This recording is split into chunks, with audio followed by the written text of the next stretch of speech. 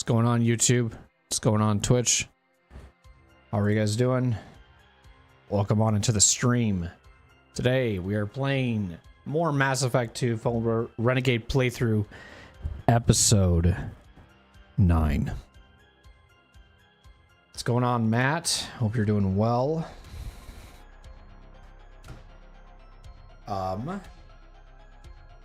Should be a doozy today, you know. I was today watching Tony Stachavuni, or however the hell you say his name, because he gets recommended on my YouTube quite a bit for like playing Marvel Rivals or whatever it is. And I was like, how old is this guy? You know, just out of curiosity, because like he has a group of friends that play with him and stuff, and they have like this really big hype energy with their streams, and I'm like, they're like, yo, thank you so much for the follow, and blah blah blah, and like, all right, chat, what do you think we should do, and blah blah blah, like that just that like energy type of thing. And I was like, yeah, I feel like how old is this person? And they're 25. I was like, fuck, man. And then I started to like recap myself a bit, and I was like, I feel like that's kind of me, you know, in some ways. Like, I used to be that way when I was like 26, 27, 28, 29. Like, I used to be a really loud streamer. And even just like listening to some of that shit that was in the intro, which, you know, YouTube, you guys don't see because it would get DMCA'd if it did play on YouTube, because YouTube's rules are a lot more strict. But you're doing okay? Yeah, I did message you on Discord because I was like, hope you're doing okay after everything that kind of happened today. But I would assume okay is the right answer. I'm glad you're here though. But if you got to lurk or just kind of do your own thing and just fucking ignore whatever you're going through, feel free to second monitor me, bro. I do not care.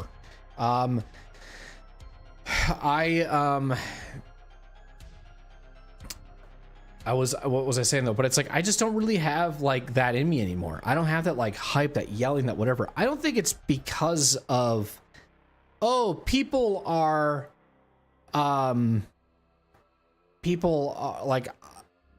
tell me to be quiet. And I you know, I always make this joke that I say every time that I'm loud, my wife is going to text me. It's usually like what I say. It's usually my ongoing joke.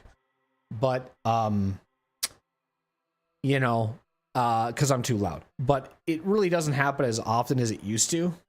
And I think it's because she sleeps not across from me anymore, but a little down the hall. Not by much though, maybe like 5 steps away. But I feel like my daughter can hear me in the middle of the night. But we've talked about that, where that's just a whole other thing, where it seems like whenever I stop streaming and I stop making noise, she wakes up. But when I am making a lot of noise, then she tends to stay sleeping. So it's like, I don't know. She one time joked with me and told me and said, well, you need to start streaming until 7:30 in the morning. That I'm like, okay.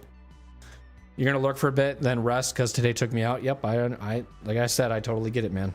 You had a rough day. So I appreciate you stopping in, even if it's for a little bit.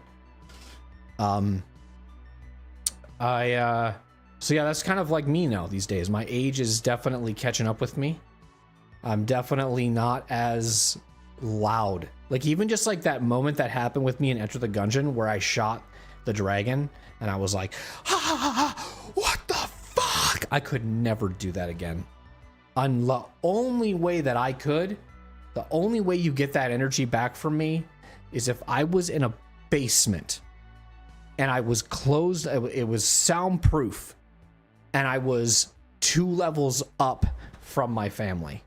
Because I do, as much as they do say like, you know, oh, like text me if I'm too loud or whatever it might be, I try to also be respectful of it too.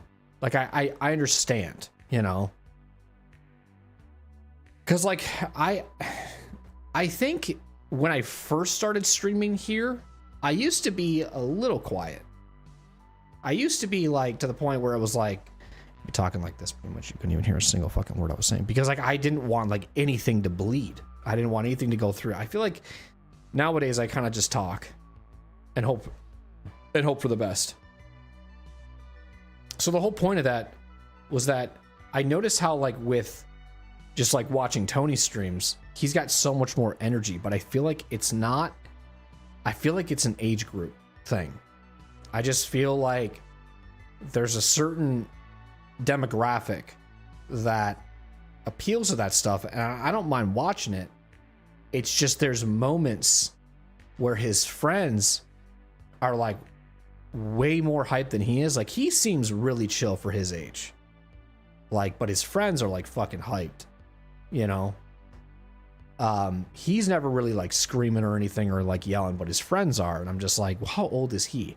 So his friends got to be in the same age group. So it's like, I don't know. I definitely prefer the chiller streamers these days. Like, there's a few streamers I'll watch and they'll be like saying like a word or a phrase over and over and over again, as if like, are you gonna shoot? You gonna shoot? You gonna shoot? Hello, hello, hello, hello, hello. And it's like constantly like that, like for 20 times at that volume, at that pitch. And I'm just like, oh my God, shut the fuck up. Now, if I was like younger, I probably would have thought that was hilarious. If I was like 25 or whatever, I'd be like, losing my mind, because it's just funny what they're doing. But like nowadays, I hear that repetitiveness and I immediately think of like my children. That's what gets in my head. Like, oh my God, you're driving me crazy. Cause like a lot of the time, that craziness, that, you know, burst of energy, that whatever it is, I get that from my kids, you know? And then when I'm like on my own, I don't want that energy anymore. I kind of want to just be like, all right, I just want to chill. I just want to relax. I just want to take it easy. I just want silence, you know? But that's just kind of how it goes, I guess. I'm trying to think if there's anything. Twitch. You know, if you guys are watching this VOD or you're watching this live, you know, currently you guys are on a 10-minute follower mode. Okay. It's really hard for me to speak in VOD term to a Twitch stream because a lot of people catch me live, but I guess I'm just telling this overall in case, like, you know, you happen to watch this on YouTube and then there's this moment that you happen to watch and you go, oh yeah, I remember when he had these issues, and it's just nostalgia for you. I have no idea. But I legitimately cannot escape the bot issue. I tried it. I tried to put it on follower mode. I don't dare to put it on no follower mode, but brother, I was on follower mode for probably 3 streams.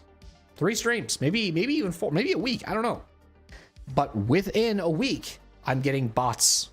They're following the channel and then sending these automated messages. It is fucking annoying. So I bumped it up to 10 minutes. If these bots are smart enough to stick around and still send some dumb shit, I'll bump it up to fucking 30. It continues, whatever. And if I have random fucking people come into my stream and tell me, why do you got this? This is such a turn away. Brother, you don't stream. Just say you don't stream. Just say you don't stream. It's okay. You don't have to. Because the thing is, for me personally, I get bots all the time in my channel on Twitch. It's annoying. Absolutely frustrating.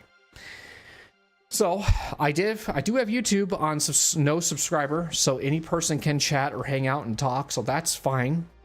I'm playing and testing the waters with that, but if chat gets annoying over on YouTube too, to the point where I'm just like, you know, every time I have people coming in, they're just being dumb and stupid and then fucking leaving. I don't have the time or patience for that. Subscriber mode, 5 minutes. And then if I get again another random chatter that comes in is like, you know, it's kind of a turn off for me to have to sit and wait 5 minutes in order for me to talk into your stream. And I'm like, tell me it's your first time here by telling me it's your first time here. There's never a reason. People always look at the negative annotation behind why you do something, and they never look at it from a positive perspective. Immediately, people always go straight to the negative. Whenever you do something, it's a negative context. I look at that person as now a bad person. Whatever they did, you don't know why they did it, what the headspace they were in. You don't know what the issues they're going through. So we just immediately just think of negative thoughts about the individuals. So for me, I put it on for that reason, because I want you to waste your time to be dumb to me, so that if you get ignored or banned or whatever, you had to spend 5 minutes to just get banned versus 1 second. That's more time wasting in my eyes. And if you really are dedicated to your craft, and I mean, if that isn't enough, then it goes up to 10 minutes. And I know that that can suck for new people, but I wish more people would understand that it's not because it's for a gain or an ego or a whatever. It's because literally I want people who want to watch this channel and be a part of this community because they enjoy being here, not to just fucking troll and fuck around. That's not a good time. I don't have fun with those people.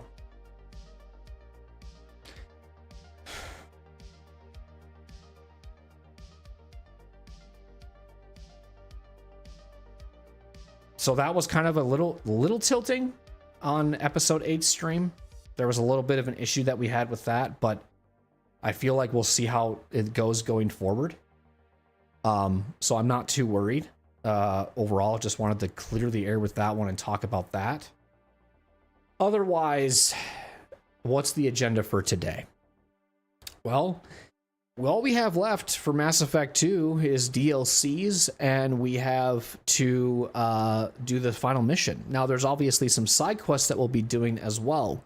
Now, I did have a chatter come in, and I have no idea if they subscribed or not, but they did kind of stop in, and I was asking them like the order of where I'm going to do the DLCs, and then they kind of like said like, wouldn't it make more sense to do like Shadow Broker first? And I said, well, I just do it based off of like preference, like what's the best to do. And I kind of thought about it a little bit, and I was like, oh shit, I forgot Shadow Broker DLC actually has content after. Even though I love the DLC, I kind of like the after content of it. And so if I do it too late, I'm going to miss out on some of that experience, because there are some cool things to do after you beat the Shadow Broker DLC. So change of plans in the order how we're going to do them. Originally, it was going to be Firewalker, Overlord, Arrival, and Shadow Broker. Now it's Firewalker, Shadow Broker, Overlord, Arrival. Now you're wondering why you're doing Arrival last, because it's the most lore heavy DLC that sets up Mass Effect 3 very well. So I figured instead of doing it based off of the tier list I enjoy, let's do it based off of a lore based. What makes sense in a lore chronological order? If this was the case, probably Shadow Broker could have been done a long time ago, but it's fine. I think in Shadow Broker by default, that DLC has to be done with just you and Liara. I don't think you can grab a squad mate, and if you do, they play a very minimal role in it, to the point where you don't even see them in cutscenes and shit. Similar to how loyalty missions are, sometimes you don't even see your squad mate. They're just kind of like there. They don't have any takes or any information on the DLC. They're just floater, and they just help you with combat. What else did I do? I picked up the Kingdom Hearts series because they were on sale. I picked up Octopath Traveler because they're on sale, and these games, for at least Octopath Traveler, like never go on sale. And I've always seen them at $59.99. Then they went on sale, and I'm like, okay, let me look on Steam DB and see if these games like ever, like what's the cheapest they've ever gone. Octopath Traveler's cheapest was $23.99, so I thought $29.99 was a good deal. And same with Kingdom Hearts was $29.99, and that's also the cheapest those games have gone as well, with it being a year-old release on Steam. So I'm looking forward to playing those. At some point, not on stream, off-stream games. I have like an immersive catalog that I like to call it, where it's games that I want to play off-stream but not on-stream. And right now, Kingdom Hearts is like one of those games. Also, JRPGs seem to always target me to like offline games, just because I don't really talk in those games anyways. I mean, what games do I really talk in? Not a lot in either. Like I do that with RPGs and stuff too, I guess you could say. But I'm just saying, like, overall, I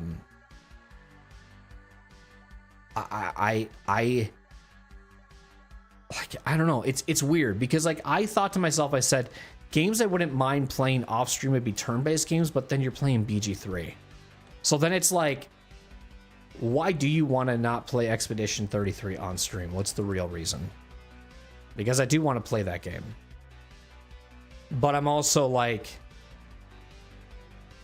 worried because I hate people trying to spoil content and shit and just, you know, but it's got such a passionate community right now that it's like, is now the right time to stream it? I don't know. I think that would always exist though. You could argue that with Undertale. You could argue that with anything. So it's like, you can't really say, well, you gotta wait to play it.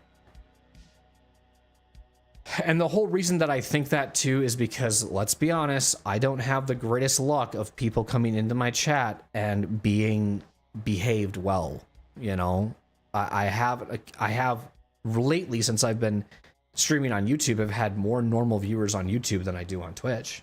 So if you're a YouTube viewer, you know, hats off to you.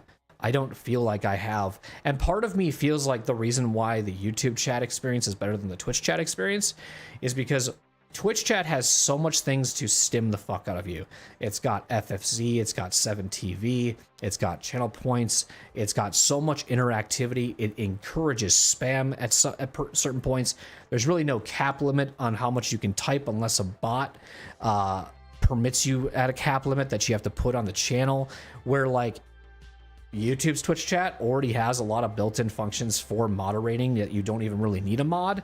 And if I have a mod on YouTube, it's just for like CTA, which is click-through rates, or CTRs, I believe. It's like, it's getting people, it's call to action, sorry, that help with the just people subbing, or just knowing that like I'm saying something I would always say but don't want to say it, so I let a bot do it for me, like a shout out to lurkers, stuff like that. So I guess for me, I like the YouTube chat better than Twitch chat because there's a cap limit of how much you can type as well. Flee for Your Lives was here last stream, and I actually saw this because I didn't see this my last episode. He got like timed out for something because I guess he said the word dick, but like I didn't see that. So like I don't know why it did that, but like just know that I don't normally get a lot of chatters on YouTube. So if something weird happens to anybody who's new, like please don't think that I did that, because I'm still trying to understand how YouTube chat works. I'm just telling you based off of my first year of experience of dealing with chatters, YouTube's chat hasn't been as aggravating as Twitch chat. I said that right? YouTube's chat hasn't been as aggravating as Twitch chat. Knocking on the fucking wood as I speak. I hope it continues. Now, anybody who talks on Twitch chat and you're saying, what the fuck, you think I'm annoying? I'm like, you know, if I was talking about you, I would say your name directly, especially if you're a longtime viewer. And if you're not, if I'm not mentioning you and you're not a longtime viewer, you're safe.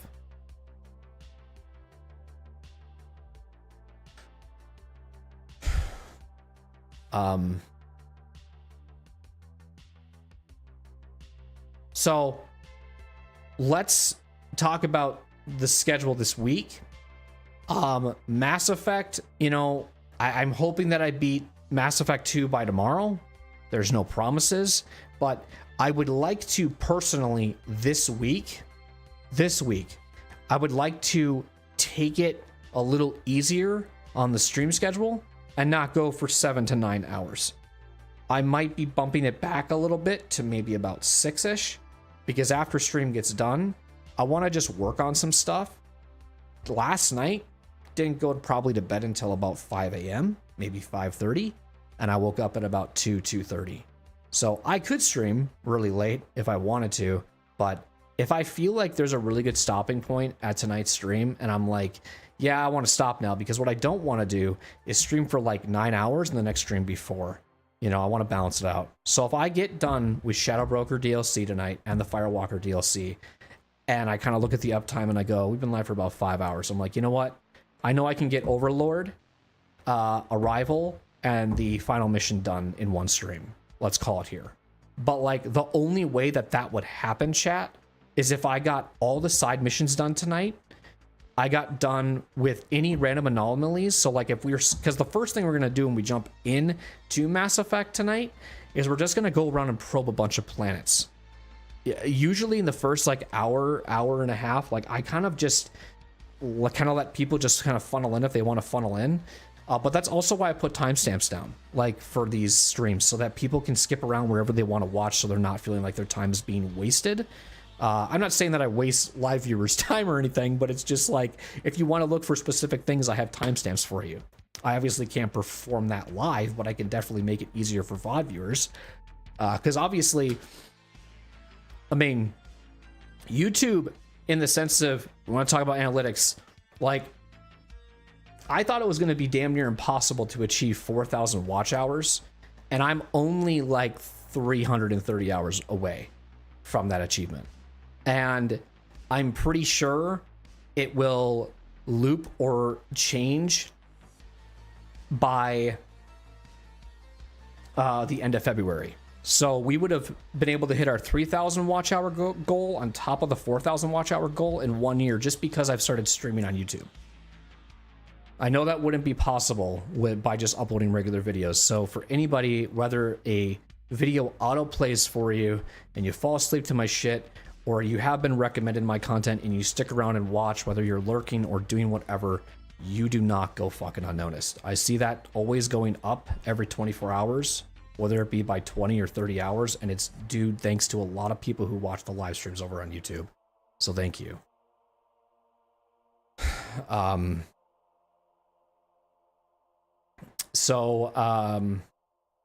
Is there anything else that I can think about? Because I am rambling and just kind of talking about whatever right now. Like, gotta go back to Mass Effect 2. I don't know how I got on that subtopic, but I do this a lot. Sorry. Mass Effect 2. I plan on getting the 2 DLCs done that I mentioned, so Firewalker and Shadow Broker, scanning planets and doing whatever. So I know how I got off topic, because I was randomly talking about I wait for people to show up, and then I somehow segued into analytics. My bad. So I usually wait about an hour, and it's kind of my comfort. Like, I like to talk for about 30 minutes from YouTube's timestamps, not Twitch's.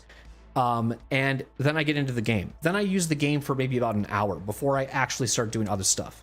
You know, I kind of just like, I like to slowly get into it. And that's kind of why my streams are longer. I'm really not that, I've never been this type of person that has ever, even when I play games off stream or whatever it is, I just kind of do everything as slow as possible to get myself more in that mood, and then I start hammering it away, you know.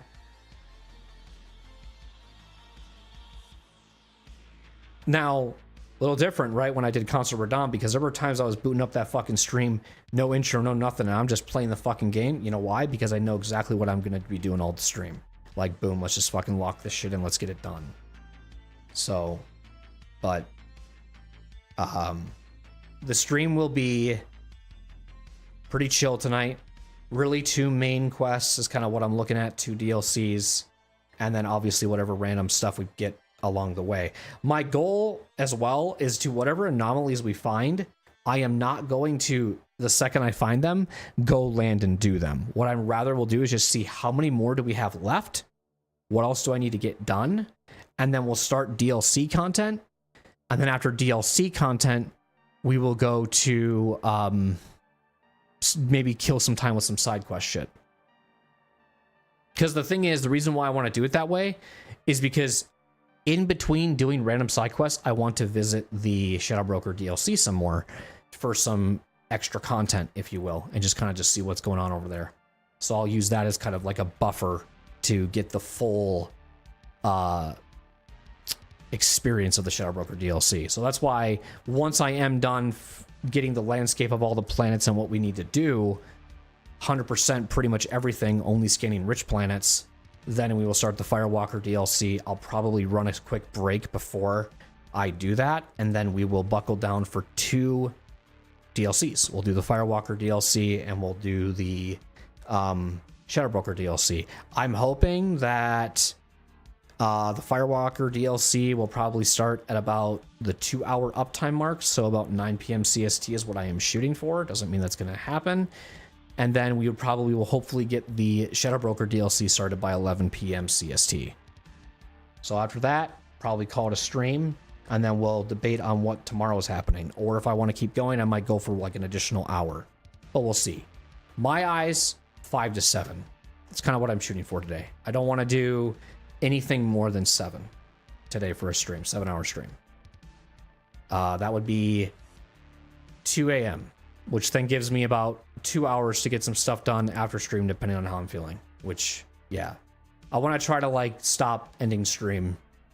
I want to try to stop ending stream, like, half an hour before I have to go to bed, because it never happens.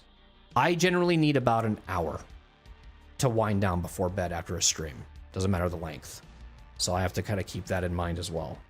So if I want to go to bed by 4 a.m. tonight, the latest I go is 3 a.m. But I don't want to do that.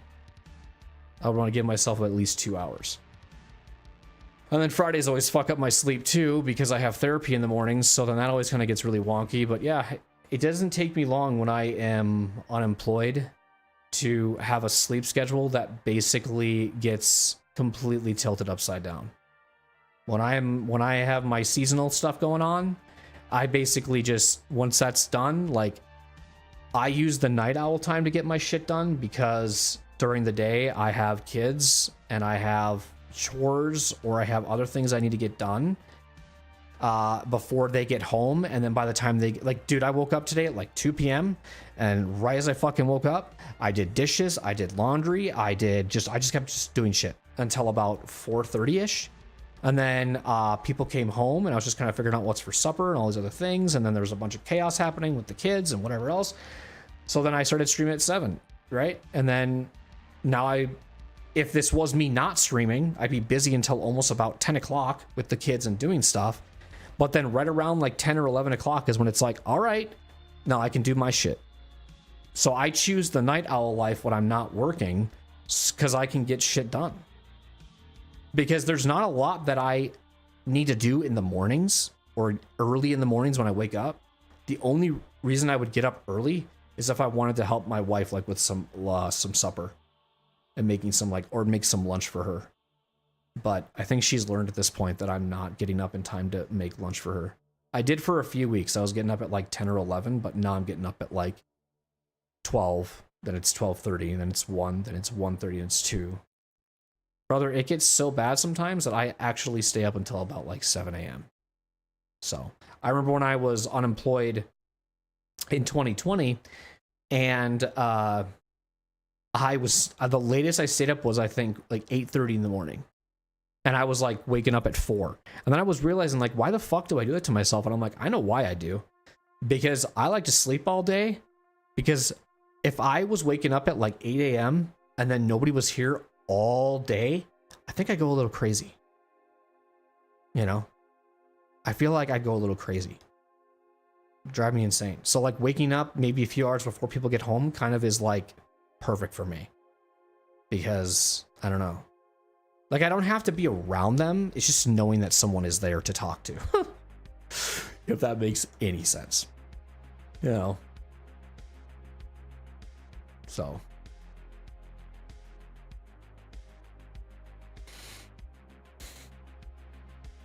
But it's been a while since we've kind of been dedicating myself to Mass Effect 2 content, or just one game for a while. I appreciate anybody that has been subscribing lately to the YouTube live streams of Mass Effect. That means a lot. It's one of my favorite games, so when I see other people that are enjoying this game as much as I am, it is definitely a blast. So I love to play this game, like I said, like once a year. You know, I love to keep doing it. Just because it's something that is very impactful to me. In other related news, just super random, if anybody likes ROM hacks, because yours truly does, my boy Panga, he's not really my boy, he doesn't even probably even know that, but I'm just saying that in the fort, like, I respect the hell out of this dude. Just finished up Dram World 3, and I really want to watch his 7-hour video of him, like, just talking about the fucking ROM hack and what he made. But he said, like, Dram World, I never really knew this much about Panga, but I've earned even more respect for him, is he basically said that he like got into, like, the reason that the ROM hacks are the way they are today is mostly because of Dram World. Like, and he's like, I know he's like, I'm not trying to like put myself on a whatever, but like once I made Dram World 1 and 2, like it inspired so many other people to make ROM hacks. And I was like, it makes sense. And it's like, it's very impactful to a lot of the ROM hack community because I know quite a bit of them. And some of these people have been around for 10 plus years. I mean, Panga's been doing this shit since 2008. He was making YouTube videos or other random stuff, but he's been doing shit. Was it 2012? Maybe 2012. But he's been doing this for over 10 years, man. And Panga is a grinder. He's just grinding all the time, uploading content daily on YouTube. Like, he's got such a strong mental, man. And I'm happy for him to, like, even just, I saw on TikTok today, the first thing I opened was Vati promoting was promoting his book that he's going to be releasing in Q3 of 2026. And it's like, just listening to him going like, I'm going to basically all the YouTube videos that you have ever listened to or watched or paid whatever to, like this is going to be, this is going to be basically that, but in book form. I'm like, fuck, man, I'm so proud of you. I'm so proud of you to be able to achieve that, make a dream like that come true. And it's like, I want to get that book so bad. Not even just because like, oh, you won't read that shit, but just for honestly supporting the fuck out of that guy, because he's, yeah, I may not watch a lot of his content, but goddamn is he's so good to listen to. And if there was any way that I could get into book reading, what better way to do that by getting into Vati's book that he created with Elden Ring's lore or whatever it might be. And I hope that he does more. I hope he does it with Dark Souls 3. I hope he does it with Dark Souls 2, Dark Souls 1, Bloodborne. It's profitable, man. He's gonna do very well in that. And so Panga, going back to him, I'm proud of him as well to be able to, you know, have this. What really inspired him to make Dram World 3 was Grand Poo World 3, and that was another very popular ROM hack streamer, or whoever you want to call him, Barbarous King. And so he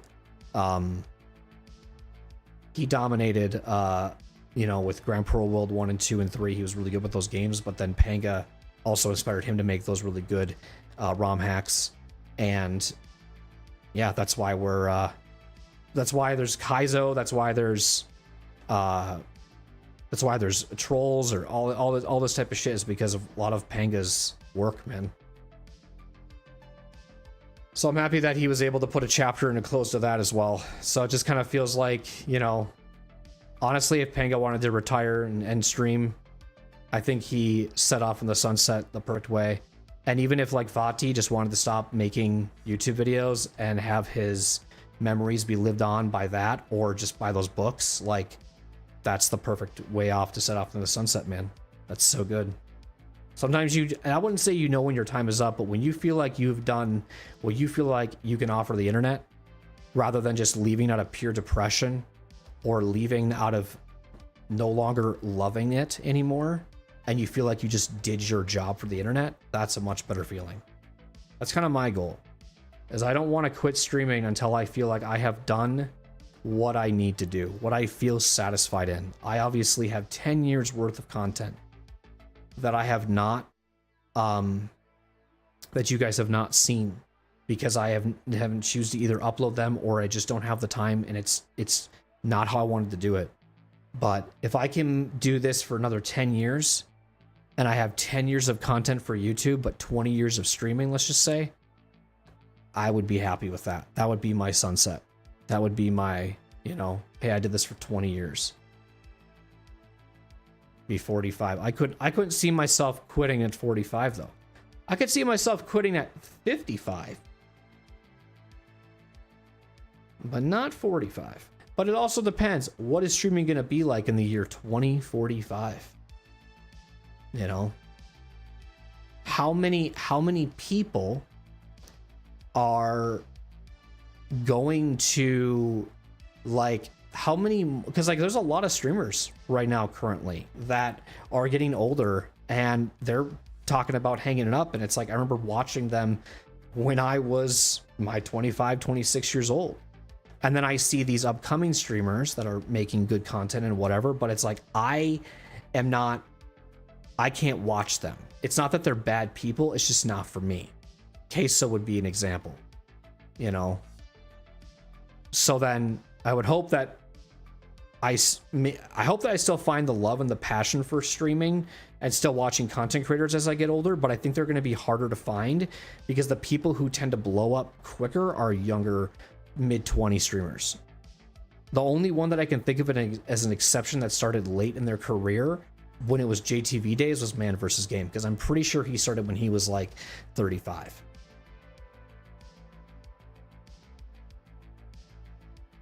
So there's nothing wrong with starting late. It's just, it's hard to find, like, Burke Black would be an exception. In-Game Asylum would be an exception. Like, I hope those people, like, stream forever. Now, I mentioned Burke Black just because I know he's older. Do I watch him? No. What's going on, Gavin? How are you? So there's a lot of, I don't know. I think when I get older, and as I get older, I might, like, watch, let's just say Burke Black is still streaming. I'd be like, I'm going to watch him now, but it's like, now I can handle him because I'm in that age group, you know?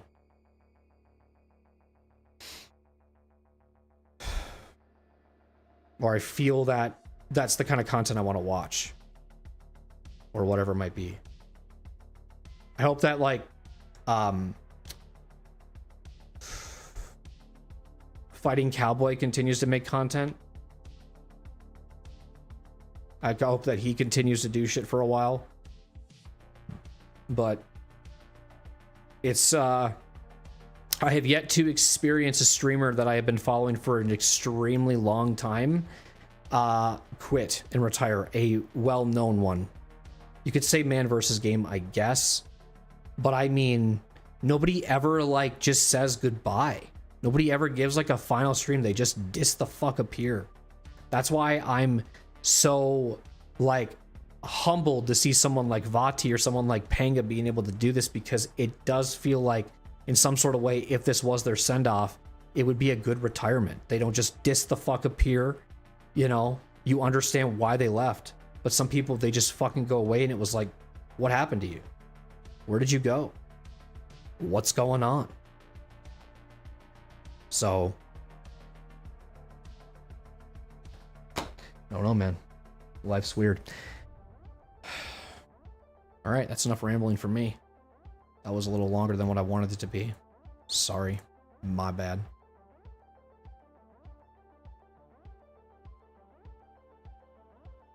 Had a good Sunday, had a good Monday, had a good Tuesday. It just was busy.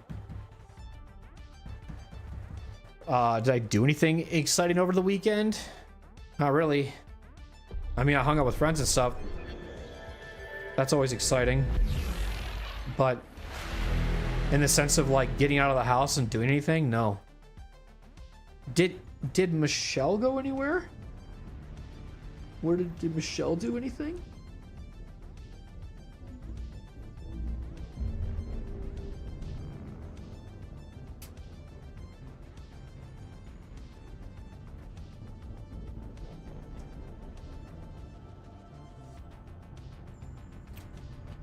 I don't think so.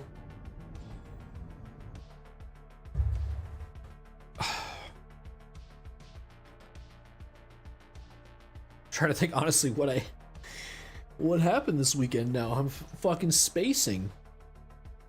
What the fuck did I do? Sunday? Oh, I watched the Vikings game, I guess. I watched some basketball. I really didn't watch the Vikings game, to be honest. I stopped watching after, like, the second quarter. Even though they lost by a last minute field goal, I'm like, I don't fucking care. But I watched the basketball games. That could be something I do before I go to bed, is watch the basketball game tonight. Yeah, man. Yeah, man. Yeah, man. Yeah, man. Yeah, I don't know, man. I don't know.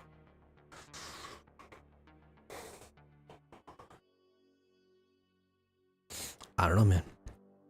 I just don't know. I don't think this is where my camera's supposed to be, is it? Am I usually on the left? I think I'm on the left usually, yes. Okay.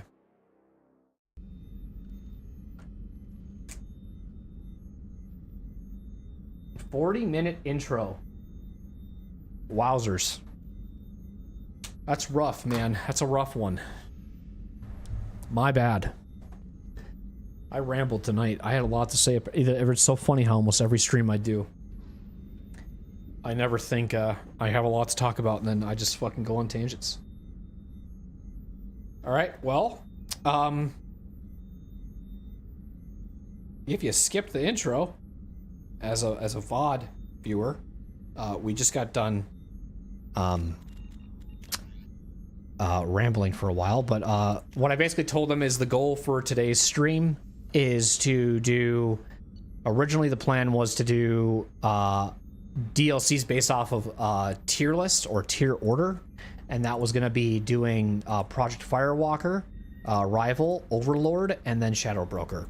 That is no longer the case because I had a chatter come in the other day and they said that wouldn't you want to do Shadow Broker a little earlier, and I didn't really, the context of it was like, I don't understand what they're saying, but then I took some time and thought about it, and I was like, you know what, makes a good point, because I always forget this with Shadow Broker DLC, and I probably would if we do this again, this playthrough next year.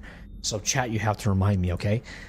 Is that this DLC has a lot of aftermath content. The other ones just kind of end. So I need to do this one earlier rather than later. So the order that's going to happen now is based off of lore, I guess you could say. So we'll do Project Firewalker, Shadow Broker, the Arrival, and then Overlord, and then Arrival. Why Arrival last versus Shadow Broker being last? Well, I kind of gave you the reason for Shadow Broker, but Arrival sets the tone for for a good setup to Mass Effect 3. It's a very lore, it's the most lore heavy thing that sets up Mass Effect 3 extremely well. So if we were to play this in the middle, we might forget the lore, so it kind of will follow it up really well. The goal would to be doing that, then followed by the final mission. So like today's stream, I'm basically just going to focus. I'm gonna wait till I'm at level 4 to do that. I'm just gonna focus on probing some planets for a little bit. After I probe some planets and I get everything at 100%, I'm only probing the rich ones, but I'm just scanning, making sure I check every planet now, figure out how many side quests we have left, then jump into Firewalker, and then jump into Shadow Broker.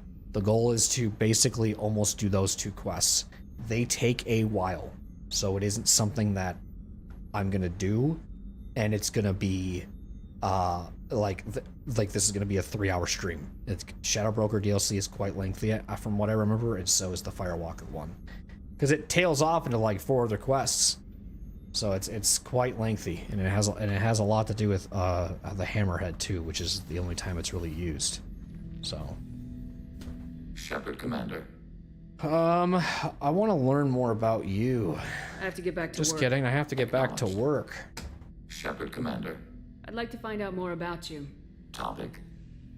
When we took you aboard, I noticed you have a piece of N7 armor welded to you. Where'd you get it? It was yours. It was yours. When you disappeared, we were sent to find you. We began where you first encountered the heretics. Eden Prime. After the old machine's attack, it was heavily defended. We were discovered. This is the impact of a rifle shot. Are you the only Geth here? How many other Geth were sent out to find me? We are the only mobile platform beyond the Veil. Organics fear us. We wish to understand, not incite. One platform was judged sufficient. That was 2 years ago. You've been looking for me for 2 years? We visited Therum, Pharos, Novaria, Vermeer, Ilos. A dozen unsettled worlds. The trail ended at Normandy's wreckage. You were not there. Organic transmissions claimed your death. We recovered this debris from your hard suit. Wait, what? The Geth are listening in on our transmissions? Organic life reacts to stimuli in unpredictable ways. We wish to learn. Sounds like you're running experiments on us. You are sapient life, but not like us. If we can model organic behavior, we can comprehend the Quarian creators. We do not understand their judgments in the Morning War. What's the Morning War? What's the Morning War? The conflict between the Geth and the Quarian creators. The war fought at the dawn of our intelligence. It concluded with the departure of the Creator Migrant Fleet. What do you mean by stimuli? We placed a fabricated story on the extranet that a certain arrangement of stars, viewed from the Batarian homeworld, formed the face of a Solarian goddess. Without waiting for verification, some declared it proof of the goddess's existence. Those who noted the lack of proof were attacked. The arguments taught us much. The experiment ended when a Solarian cult tried to purchase colonization rights to the stars and found they did not exist. Huh. Dialogue history? I think I did this one already. Why were you trying to contact me? You opposed the heretics, those that took the old machines as gods. There must be more to it. All kinds of organics fought Sovereign and his Geth allies.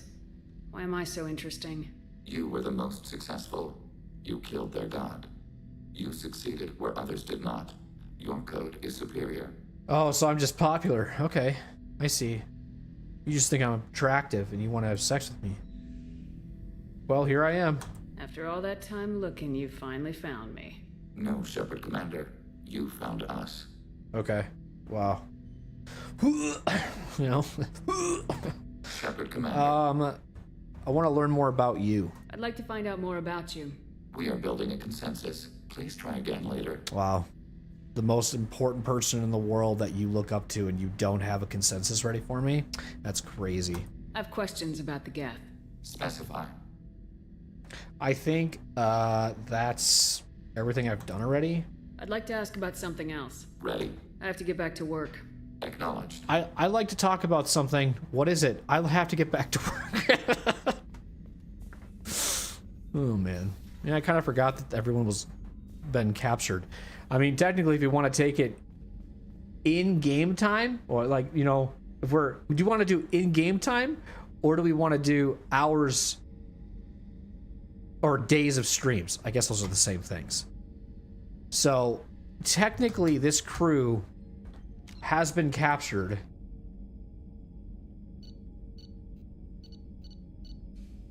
At 33 hours and 14 minutes around here, about 35 hours. And our save file currently is at 57. So they've almost been trapped there for almost a whole day. But... or they've been trapped there for 5 days. Shepard, need me for something? I just want to talk. Have you got a minute? Can I just wait a bit? I have to jack off. I'll be here if you need me. Alright, sounds good.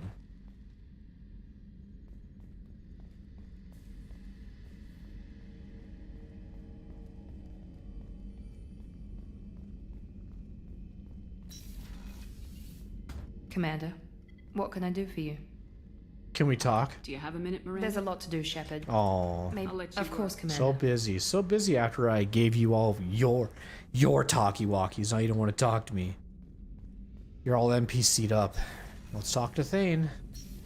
Let's talk to... What is he to me? Because he calls me Siha. Do you need something? Have a few minutes to talk? You needn't ask. Time How are for you needs. feeling? No, and you? You are well? No need to worry about me. I'm looking forward to the end of the mission. It has been We many owe years. ourselves a minute. I would very much like to see a desert. You're uninstalling Baldur's Gate now? Nice. Sorry to hear that, man. Sorry it's not working out. Get him next time. Kasumi? So quiet around here. I miss the crew. I'm really glad you got Tali out of trouble with the migrant fleet. It's hard to see her upset. Can't even see her emotions. You can only hear them. I'm not really sure what to do with myself. Not much call for thievery aboard a ship. Was that bad what I said about Tally? Am I gonna get canceled? The Normandy runs so quietly. I'm not used to hearing my Probably. footsteps when I walk. It's a good run. Good run, chat. We had fun. Come back later. I'm sure I'll have more to talk about. Yeah, Overwatch definitely is 150 gigs. Probably. It's damn near close to it.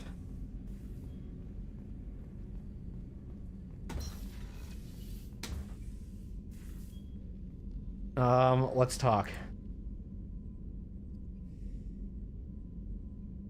Shepard. It's kind of sad How are you? that there's games like BG3 that have 150 gigs of storage, but then you're like something like fucking Call of Duty is like 198. And that game has way less more fucking content than BG3. What the fuck? You could say it's the engine, I guess, but it's kind of just weird, you know? Like, what the fuck? I should go. Of course. And I'm gonna always check this every time, regardless of if they have nothing to say, because it's habit. I just always think maybe there's a chance, and you never know. There's just a random time, but I think Tally will have something to say because we just did her loyalty mission the last time we streamed, so maybe she'll have some words of life to us. Keela, I'm sorry I dragged you into Quarian politics. I loved it. All that infighting, seeing what my father did. It's fun. You were the only one there for me, Shepard. The only cover I had against that storm. Thank you. Well, was that trial normal? Are Quarian politics always like that? No. Sometimes it can actually get unpleasant. We're a very social people, Shepard. We have to be, to make up for being stuck in these suits. And part of that means getting involved in each other's business. Will their politics shift? I imagine they're trying to fill your father's spot on the Admiralty Board. What will that do to the balance of power? I have no idea. Being exiled might have made it easier. A few people are suggesting me as a candidate. Replacing an admiral takes time, though. You may not have noticed, but Quarians like to debate. Have not noticed. So they're basically like a Reddit thread? Like a Reddit post? Like they're basically Reddit, so Quarians are Reddit? Okay, that makes sense. I understand now. You deserve better. The whole trial was insulting. You should have had time to mourn your father. I don't think life is about what you deserve. But my father would be honored that I chose to mourn him by blowing up a lot of Geth. True. I should get back to work. But thanks for checking on me. Anytime, Tally. Anytime. Fuck! Shepard, what can I do for you? Tally's work. Is the new Normandy giving you any trouble? Please, Shepard, I'm a Quarian. Give me a chunk of scrap metal, a circuit board, and some element zero, and I'll have it making precision jumps. I was worried about working with Cerberus engineers, but they know what they're doing, and they've been very polite. Okay, good. How's the Normandy running? Say what you will about Cerberus. I don't know if it can stand up to a Have you got I time really to need to talk? clean up this engine. I'll Maybe let you later? work. Talk to you later. She's got to clean up the engine. She's quoting us. She's phrasing. I know what she's talking about.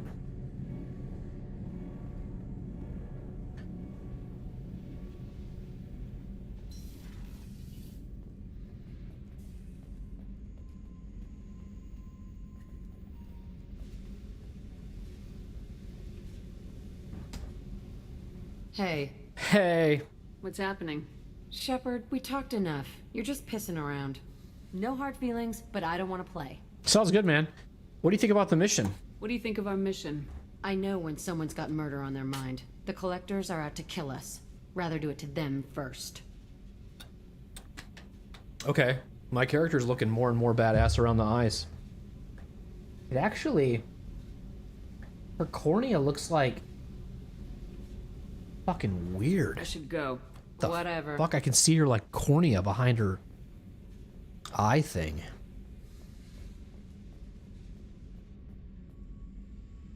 I should go. Oh, already was here. Getting lost. I'm getting lost on my own ship here, sorry. Zahid. Back for more? Can't say I blame Taylor's pop. A man does what he has to do Oh, to Pop. survive. Ran up against a Prothean camp. Not Is that how you would spell that though? Or would you say Job it? was to erase the whole thing from the map. Men, women, and the man in charge. Learned that day that despots are cowards. You show them you're in charge, not them, and they cry like little girls. I don't know if you would spell it like P-O-P? Because when you said that and I read that subtitle, I read that as you were talking about like Taylor was selling soda. But then I forgot about his mission completely, and that was, yeah, with his pop. But I just have never seen it spelled out like that when you reference someone's dad in pop form. Taylor. Because that's usually short for Papa. Or Pops. So then you would, I feel like, spell it as P-A-P. Pop, but I guess I'm stupid. You've seen people say Pops before. I've heard it, I've just never read it. So it threw me off.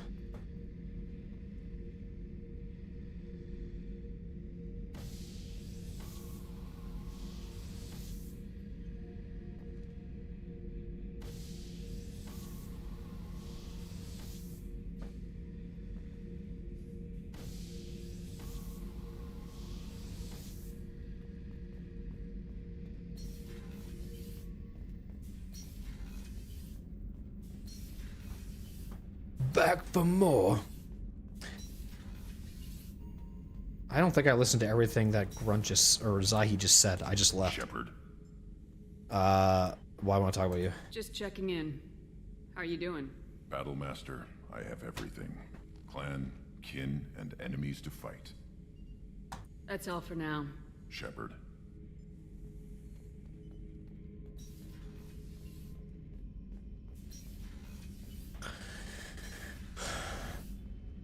Let's go back to Zahid. Hell of a mission down there on Zoria. Is that you with you? I appreciate what you did down there. No problem. Might not seem like it, but you did the right thing. Killing Vito solves a lot of problems, and not just my own. Can you be the leader of the Blue Suns now, or what does that do? Does that destroy the Blue Suns? Like, I need to know. I should let you go. Okay. Talk more later, Shep. Fair enough. I'll be edged once more with your conversations. I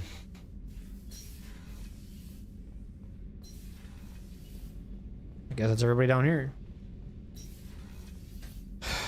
Go to here. No new messages for you, Commander.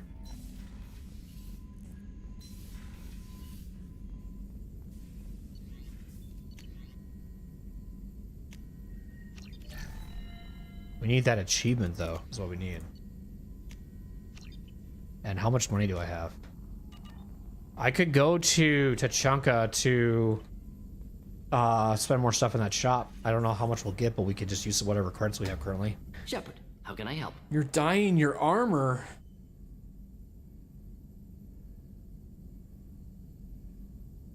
Yours or also the crew? Lab setup and squad status. Have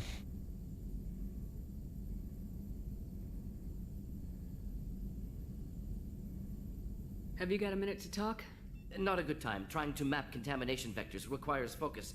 Shipwide infection of human-tailored virus possible if I slip. Anything else? Are there any medical concerns I should be aware Cerberus of? personnel in excellent condition.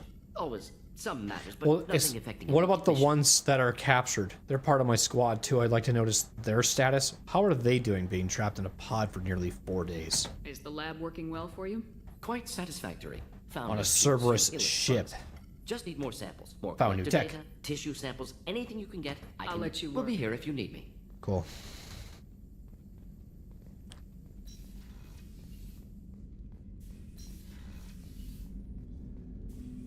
So just for you. Gotcha.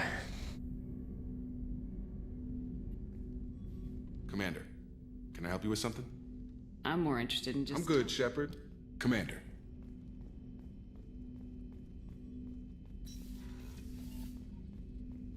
We're gonna go up to the cabin, feed the fish, and then we're gonna see if we have any emails. Are they dead? Thank God they're not. I would have been sad. Alright, sick. Pet the hamster. Squeak.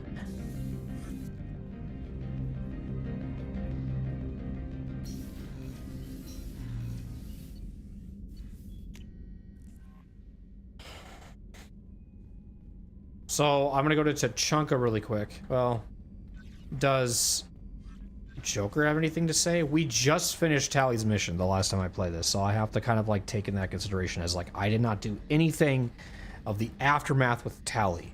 So some people might have conversations regarding that from last episode. I'm glad that mess is over for Tali, Commander. Tali? Some of those Quarians. I guess living your whole life aboard a ship can really mess with your priorities. Not that I would know. I'll just burn myself. Great. Watching. I assume everything's going well up here? Watch and learn. Edie and I are just enjoying the calm before the shitstorm, Commander. That's it for now. See you, Commander. See you later. I'm still trying to get better at like pressing the W key without looking at it, and sometimes if you ever see me do this, it's because I'm pressing the wrong button. I'm trying to like, you know, as I'm turning around, move. I'm still getting used to like trying to find out where the W key is without pressing the W key. Mass Effect has actually helped me a lot get more comfortable with keyboard and mouse though, to be honest. It kind of makes me want to like play more games with keyboard and mouse. I tried it with Avowed. It was a little fun, but the 1, 2, 3, and 4 is a little bit of a challenge for me. It just is. People always will tell me and say like, how was that hard? You just have to move the middle finger up. But when I've never done it, that's why it's hard. It's just how it goes. Controller not plugged in. Bro doesn't know how to tell where key is.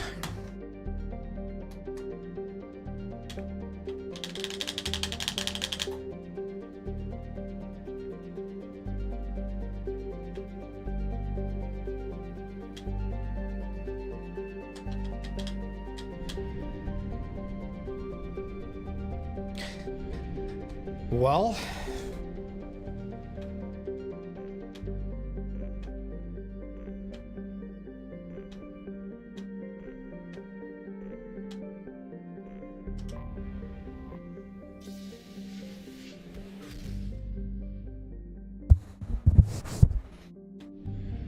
oh, I played Phasmophobia. I did my first ever time playing the game solo, and I got the ghost right. So that was good.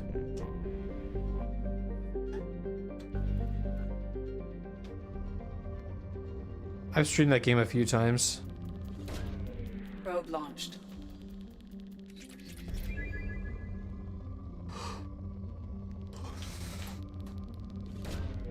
I'm actually trying to like get money so that I can do the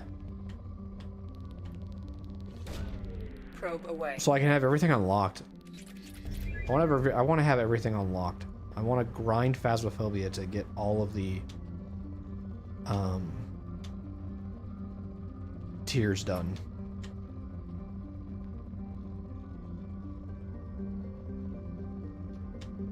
Still doing work on that game.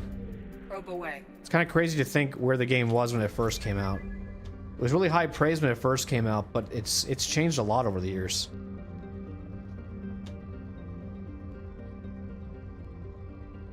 I would say that game is like pretty much done, and at this point it's just like it's like Dead Cells when they would just add random updates. Probe launched.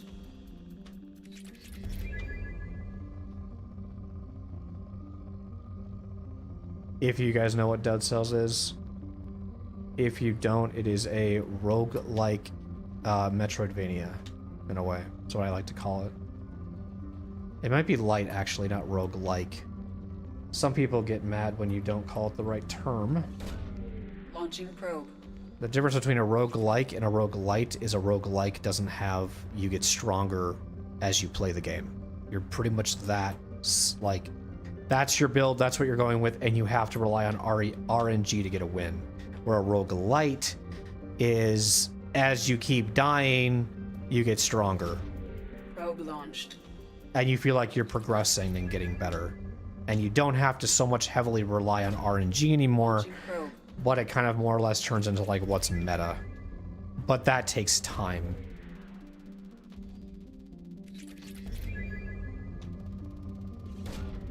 The game will get easier as you play it. Like, for example, I've been like playing like this game called Ring of Pain very casually, And like the first like hour or two I played, I was dying so quickly and getting assed. But then I've been starting to unlock more gear and like more stuff to my run, and it's made it Probe away. it's made it easier because I'm getting those items now. Oh, it's depleted. So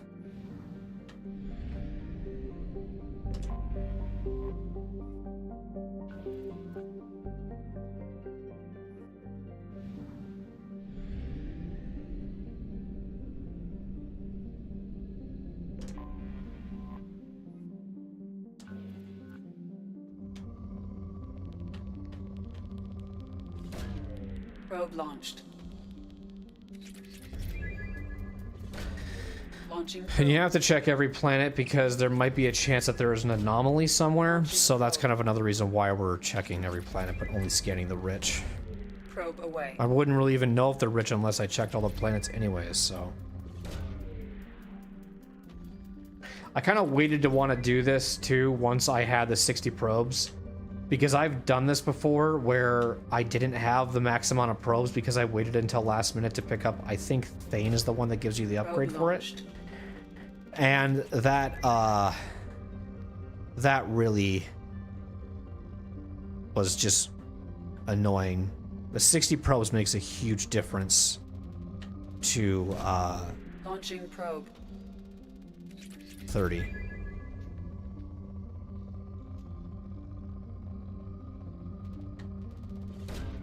Probe away.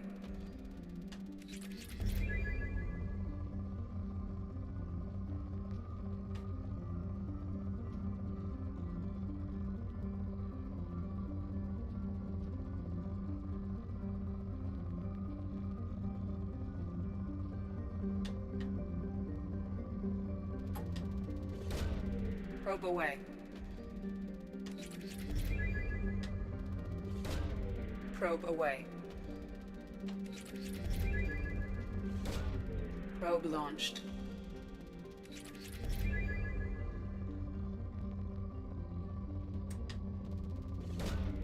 Launching probe.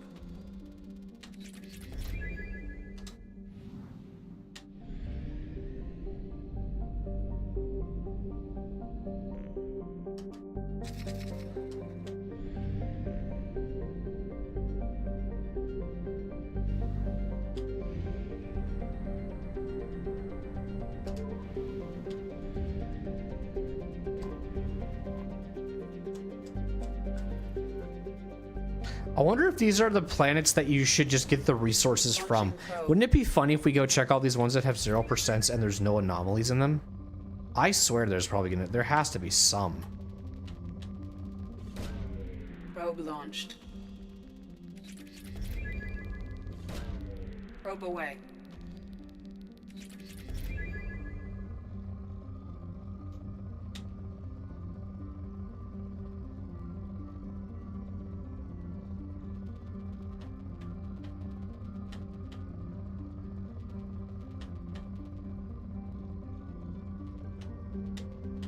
I don't like that level.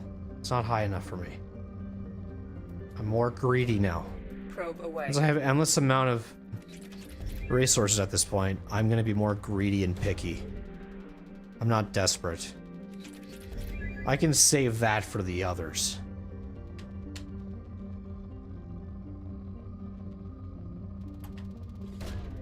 Launching probe. I have a hard time thinking about this because I do kind of think in a black and white sometimes. Or most of the time, depending on who you're talking to. But when we shoot this probe down to the planet, because I'm guessing we are in outer space, we're scanning the planet, and then we're shooting these probes from this outer space into the system. I want to know, how does it get sent to my ship?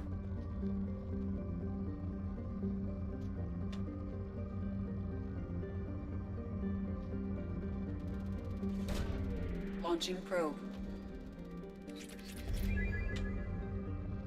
That's what I want to know. What time is it? Okay. Hang on.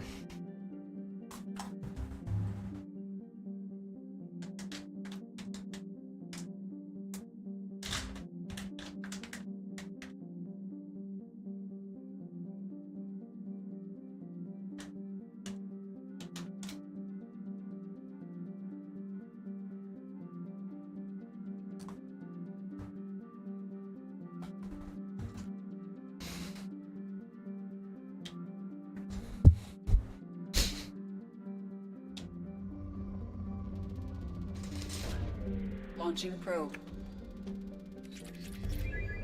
I want to know.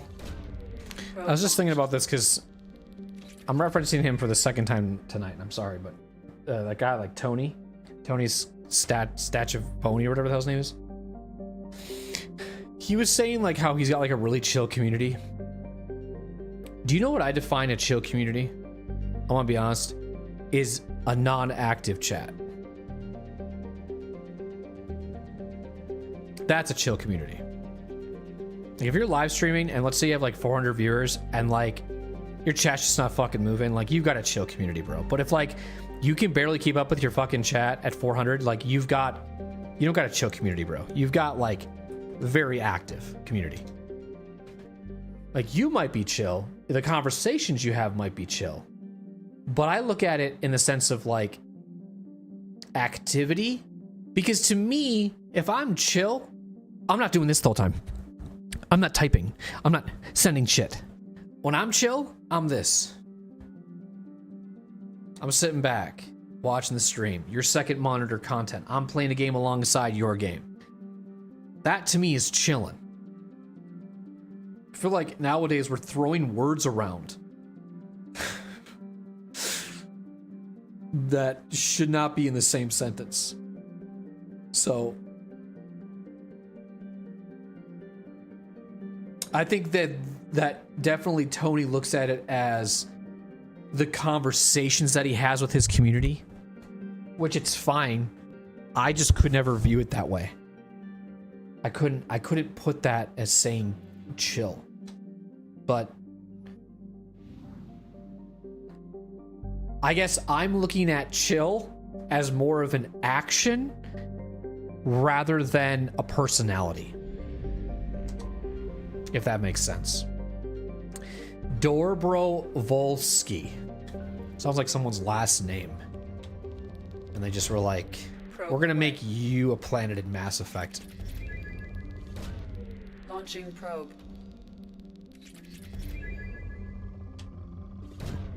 Probe away. For every probe on that planet, we will pay you $10 million. Probe launched. Jesus Christ, that'd be crazy.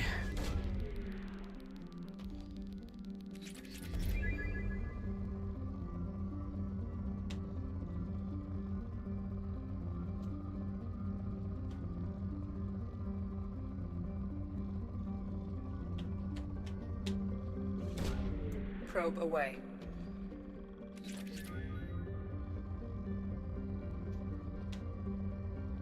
This is gonna sound really weird though, from a perspective.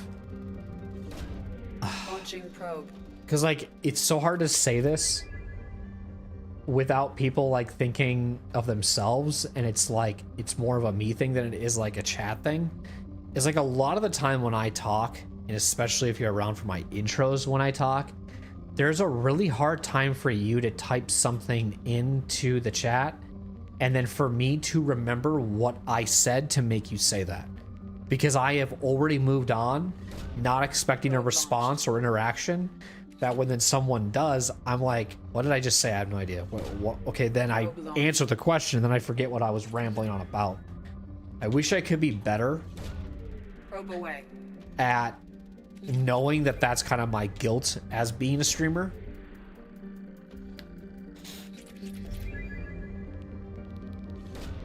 Probe away. So I feel like I've gotten better, but there are times where I definitely, someone says something and I'm just like, nowadays it could be anything. Because now that if you have Twitch Turbo or you're subbed to the channel on Twitch or you just watch on YouTube, there's DVR settings. And sometimes you can be watching a live stream on YouTube and not know that you're behind because it doesn't buffer or anything, or it doesn't feel like it buffered. And so you're responding to something I said 5 minutes ago, not because that's how much I've talked and it took you 5 minutes to type that message, but because the DVR on your the stream is puts you that far behind.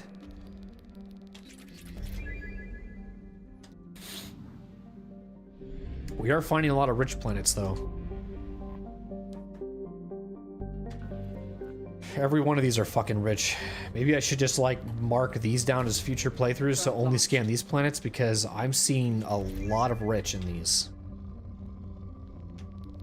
I bet there's a guide somewhere that would tell you which ones you should just scan for. Because this is crazy how many rich planets we've ran into. Usually there's just one per cluster, and I think now I'm running into like 2. And they're really strong too. Probe away.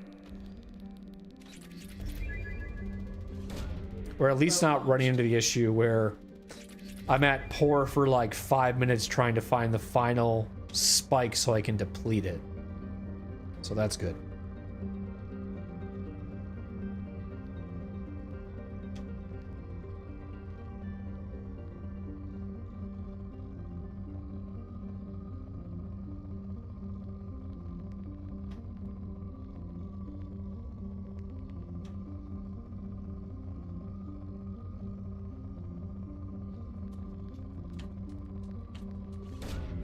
Probe launched.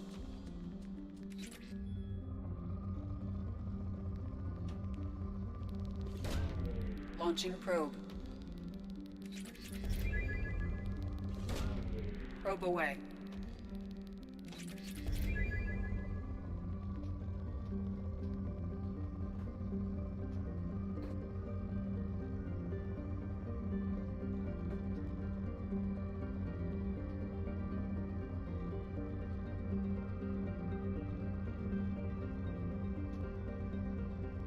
I'm gonna stay down low until it spikes.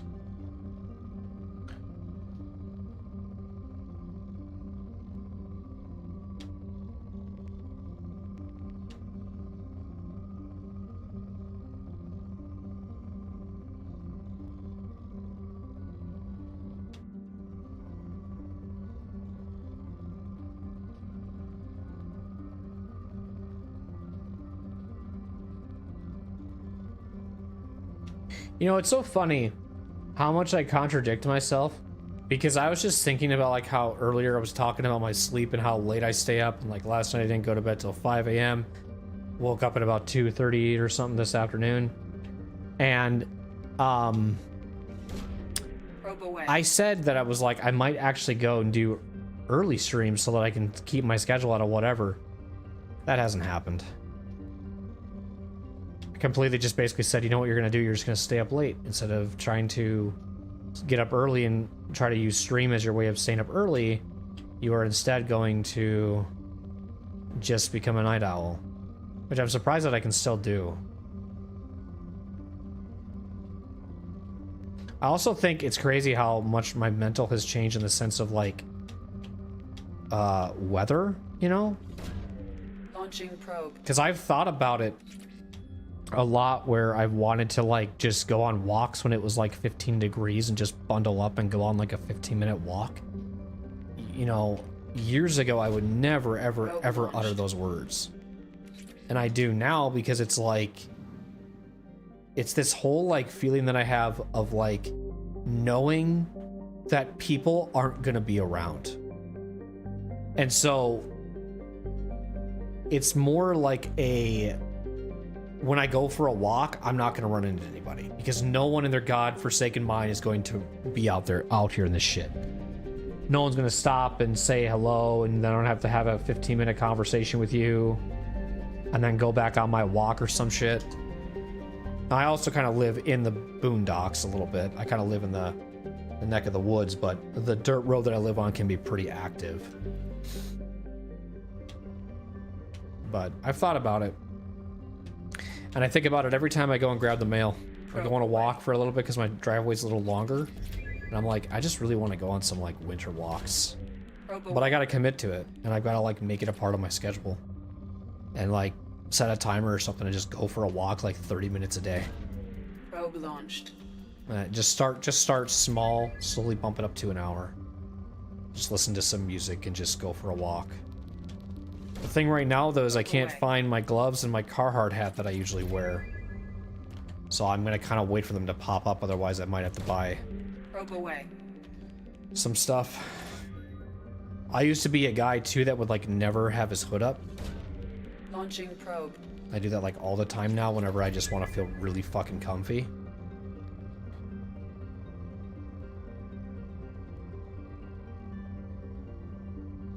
I used to like, I guess you could say, care what people think too, because I would be like, what if people like make like comment on it and stuff? I'm like, if they comment on it, just say thanks for noticing and move on. Probe launched. But I would always get in my own head. The worst critic is me. You are your biggest critic. So I just get those shitty dumb thoughts out of my head and just say, just do it, and if you fucking hate it, then you at least tried. I'm gonna get more probes here really quick. I feel like there's gonna be 2 rich planets and I just don't want to risk it here. I'll fuel up as well. We do need to go to Tachanka as well. I gotta remember to do that, so.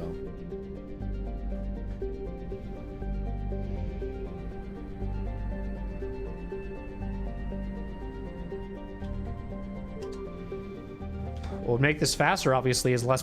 Anomaly detected. Okay, so there's a side mission, but again, we're not going to do it right now. Probe launched. We're going to hold it off till later.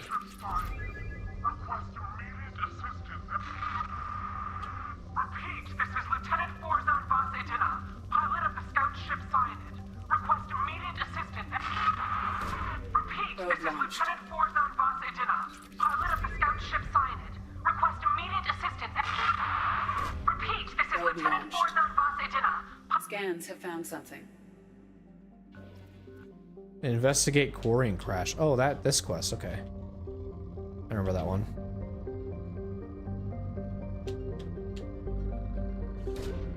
Launching probe.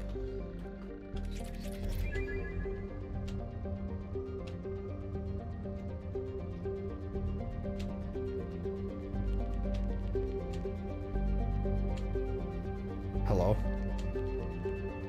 I know it's...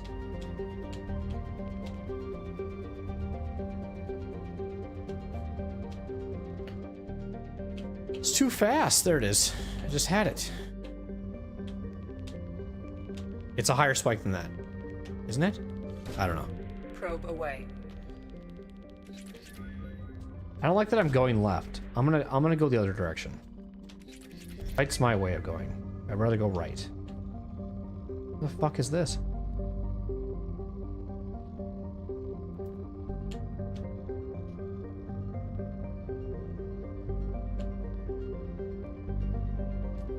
For me, I think the reason I have a hard time, like, just honestly playing games sometimes off stream is because Launching probe.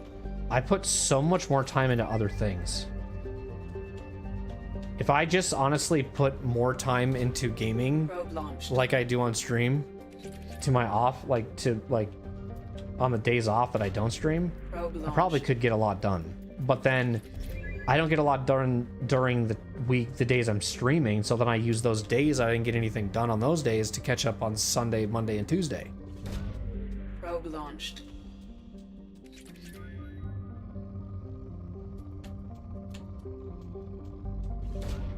Probe away.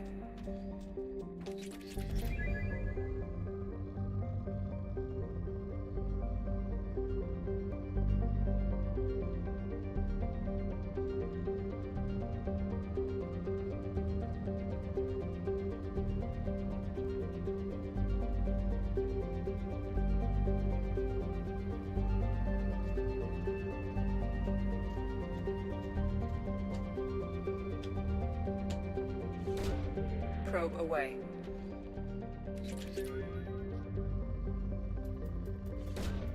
Probe away.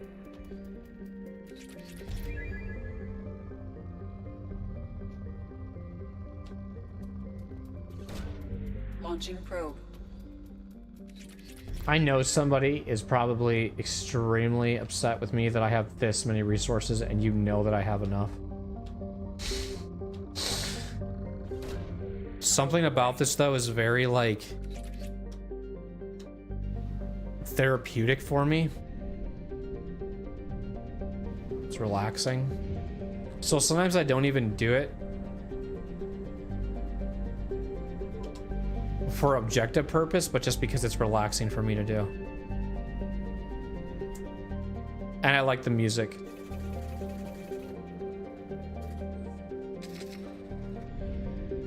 good galaxy music.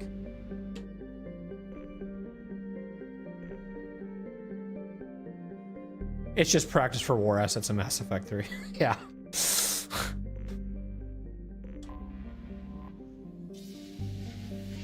What's up, Moon?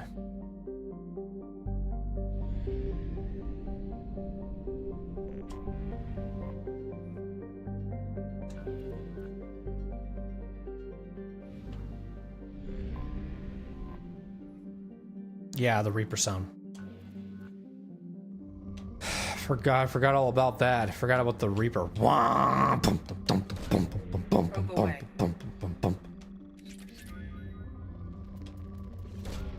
Probe launched. You probe every single planet, so even the poor ones? You're more dedicated than I am. Launching probe. Nothing wrong with that.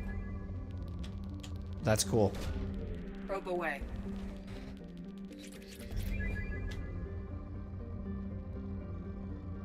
Part of me feels like they buffed how much resources you get in the Legendary Edition, but I could be wrong. Launching probe. Oh, they did? That makes sense.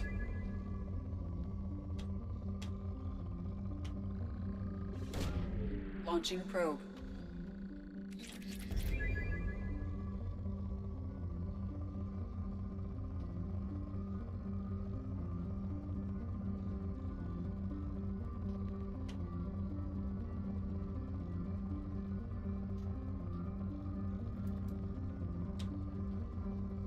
Hello?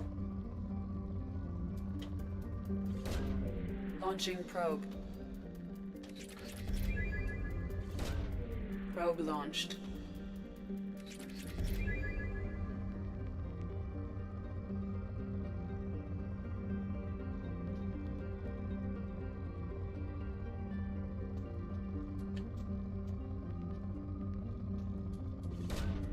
Probe away.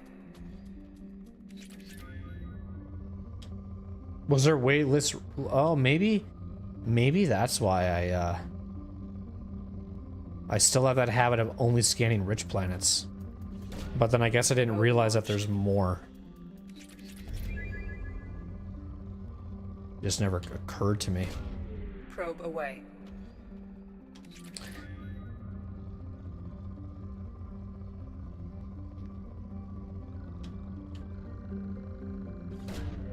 Launching probe.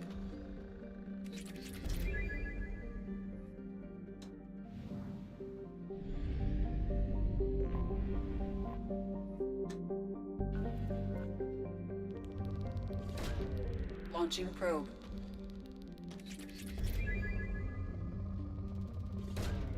Probe launched. Launching probe. Probe launched.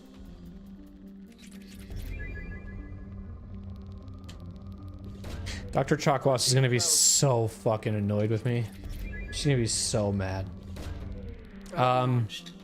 There's way less rich planets in the original. I have no idea if I ever read that, but I feel like I did.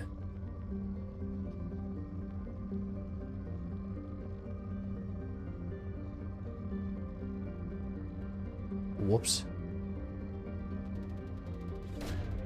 Probe launched.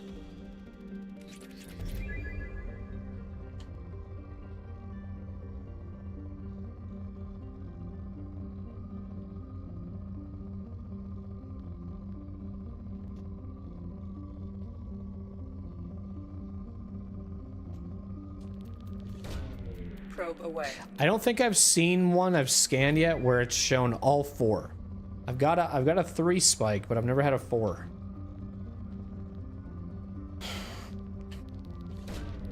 Probe launched. Because I feel like Mass Effect 2 at least took me a good 70 to 80 hours because a lot of it was due to scanning every planet.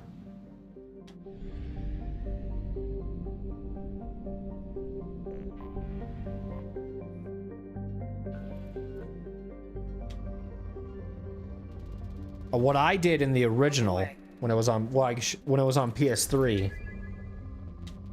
is I would always scan the rich and good planets. Probe launched.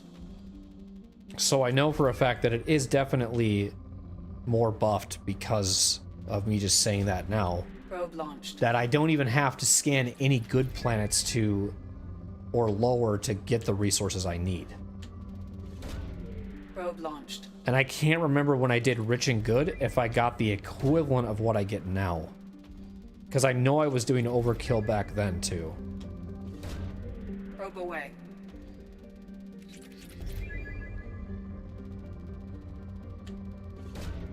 Launching probe.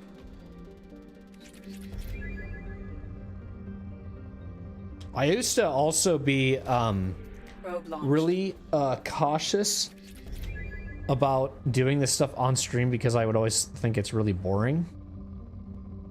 But I think ever since I kind of started playing BG3 on stream, it's kind of like taught me to just not be so worried about playing things slow.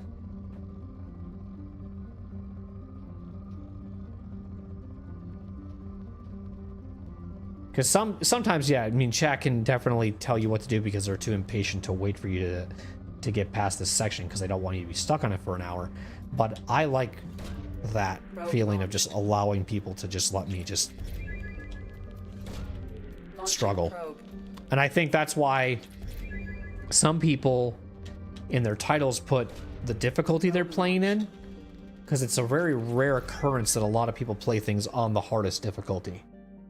And so when they see you struggling at something that you did really easy at, the streamer doesn't want to always have to explain, I'm playing this on insanity, I don't know what you want me to do, or whatever it might be. Like, I can only, I'm trying, but... Probe launched. I keep thinking I have a text on my phone, but it's just a basketball icon.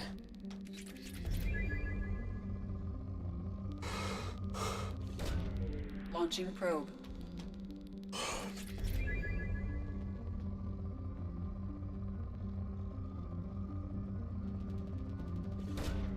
Probe away.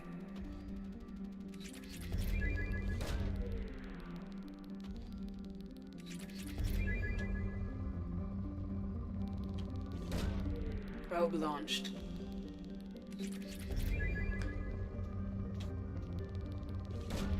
Probe away. I'm either gonna wait until Michelle tells me that I need to feed the cats, or I'll feed the cats when I'm done probing. But I feel like it's gonna be she's gonna tell me and I'm just gonna have to stop. Because usually in about 20 minutes is when I have to do that, but I know I'm not gonna get this done in 20 minutes.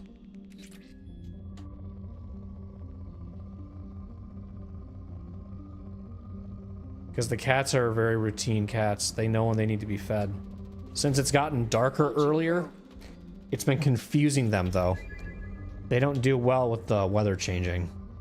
Like, one of my cats, Hunter, wants to keep going outside, but then forgets it's 25 degrees outside, so every time I open the door, he just, like, curls up like this and then runs away from the door because he's like, fuck that, Jesus!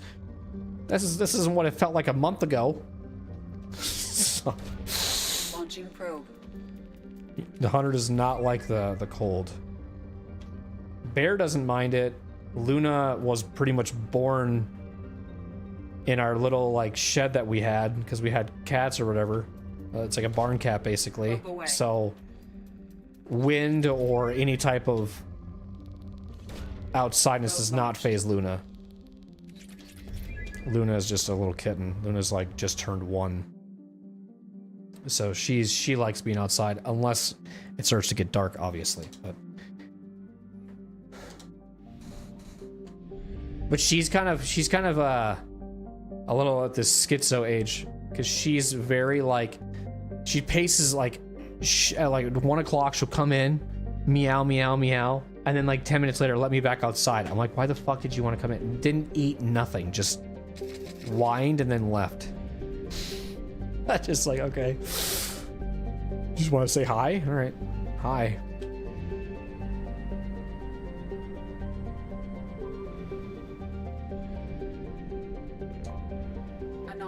detected. Hell yeah, more missions. Let's go. Welcome to it. Repeat. There's Probe away.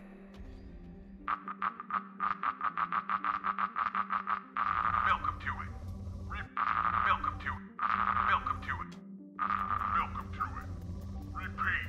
There's a piece of crap back on this planet's surface. If you think you can get it to work, you're freaking welcome to it. Welcome to it. Repeat. Launching There's probe. a piece of crap. Welcome to it. Repeat. There's a piece of crap back on this Probe planet's launched. surface. If you think you can get it to work, you're freaking welcome to it. Welcome to it. Repeat. There's a piece of crap mech on this planet's surface. If you think you can get it to work, you're freaking welcome to it. Welcome to it.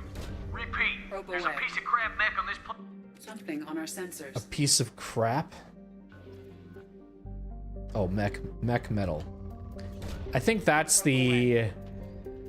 What do you call those quests that basically you have to just guide this person through Launched.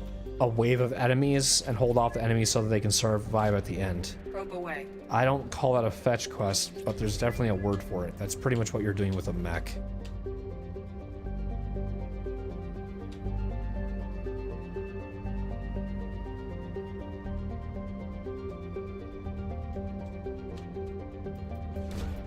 Launching probe.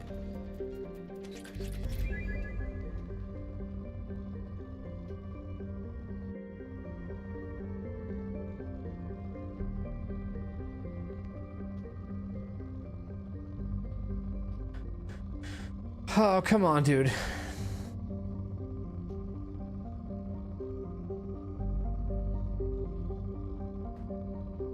Welcome to it. Welcome to it.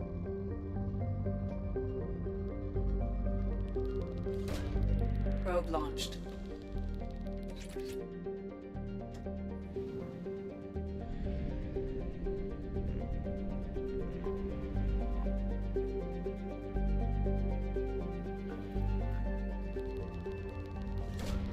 Probe away. These ones that have 0% quests on them have a lot of rich planets.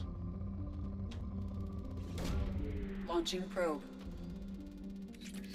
We've been here, like, this is only my Probe launched. third. A lot of the quests that we've been doing in this game have been just because they've popped up, not because we've searched for them. So now that we're kind of searching for them, I've noticed there's more rich planets that we're scanning in the areas we're searching for quests.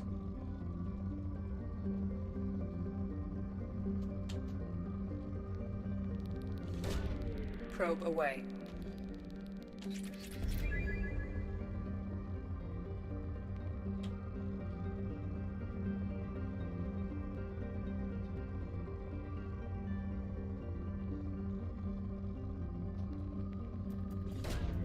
Launching probe.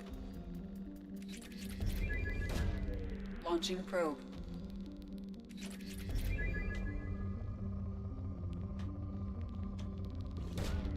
Probe launched. Probe launched.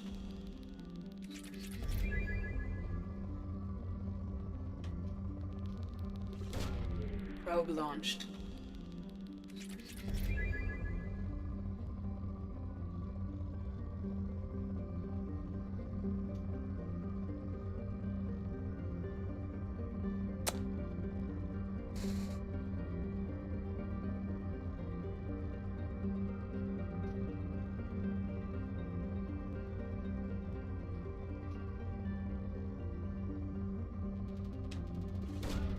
Launching probe.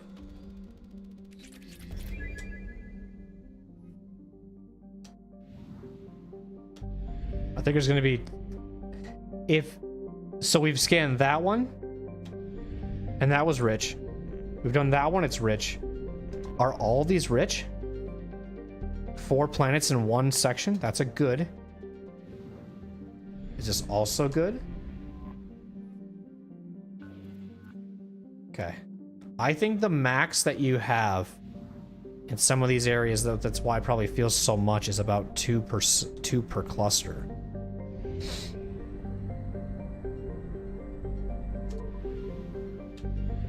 This will probably have one. I think it might be the small planet, but I don't... This one looks rich. It could be rich. Also good, maybe.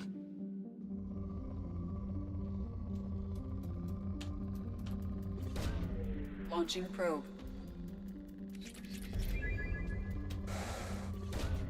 Launching probe. Probe away.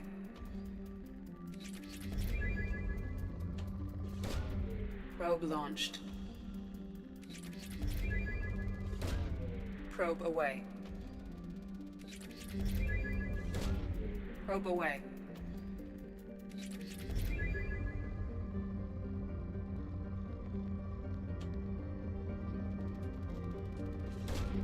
Launching probe.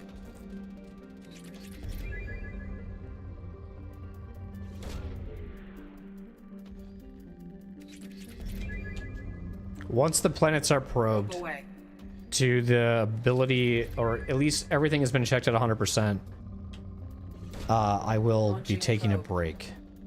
Then we'll do the Firewalker DLC, and then depending on how long that takes us, I might run another break, and then we'll do the Shadow Broker DLC. I have detected an anomaly. Please just be a good planet, though.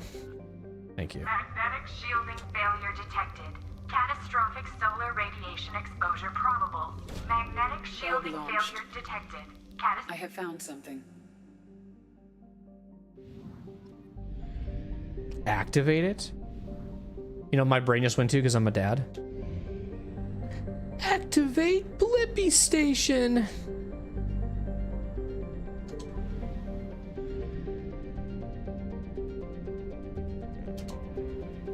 Dads will get it, don't worry. You guys will get it.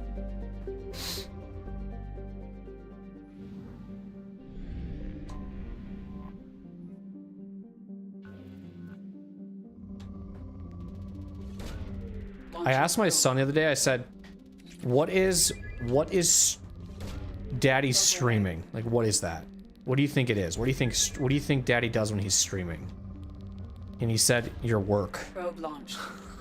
So I guess he thinks I work. And then he also knows that I spray bugs. Probe away. So he thinks when I stream, I'm working. Which, and that's like exactly how I want him to think it is. Probe away. I don't view streaming as work, but for a kid to think that I'm working is perfect. And I don't really know if he can tell. Probe launched.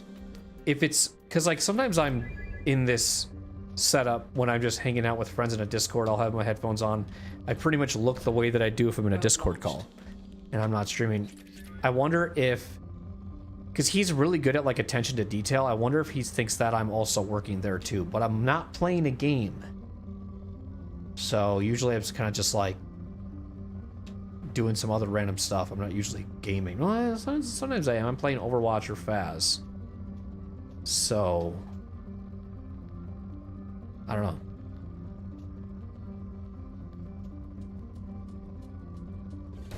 And they do the classic thing when they're on camera, they act so goofy and weird, they can see themselves and are like, what's going on? All these movements, I can, that's me, what the fuck? Probe away.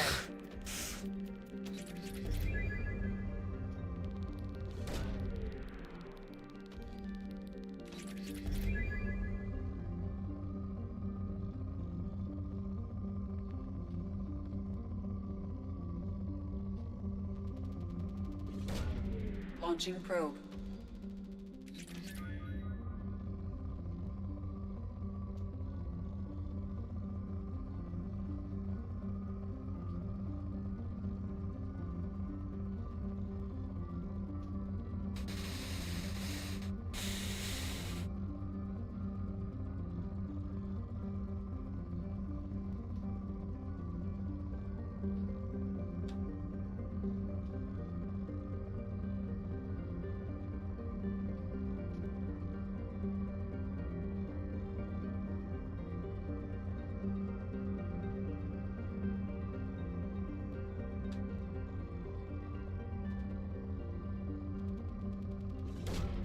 Probe away.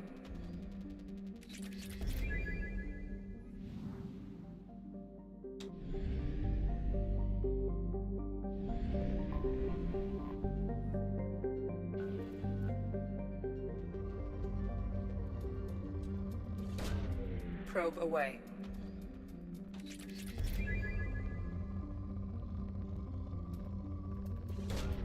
Probe away.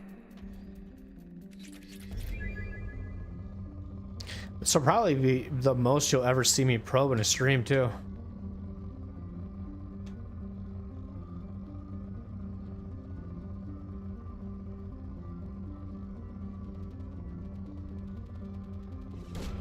Probe away. You know what? I have a really good idea. Hang on. And I can't tell you out loud. I just have this thought, I need to do it.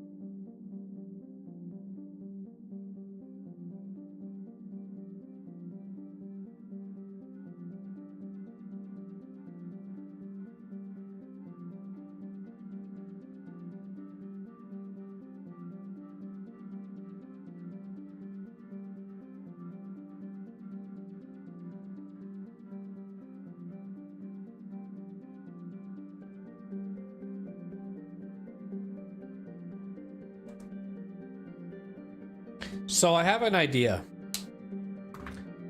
I thought another one. Is any games that I put on YouTube and it has a sick fucking track to it and it fits the mood of what I'm doing, so like in the sense of like talking in the beginning of my streams or at any point, Probe away. I want to use that as background noise instead.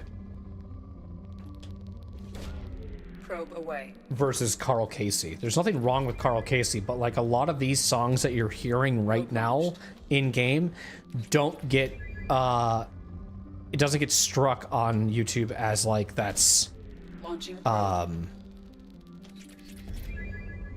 demonetized content, unless there is a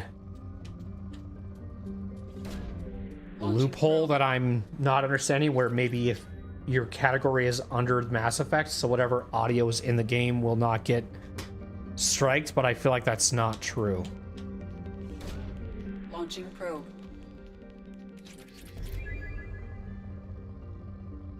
Like if I ever got around to playing Persona, and there were certain songs, like there's one specific song in Mass Effect that actually gets demonetized, and it's the end credits song in Mass Effect 1. I don't know if 2 or 3 have that same issue, but if they do,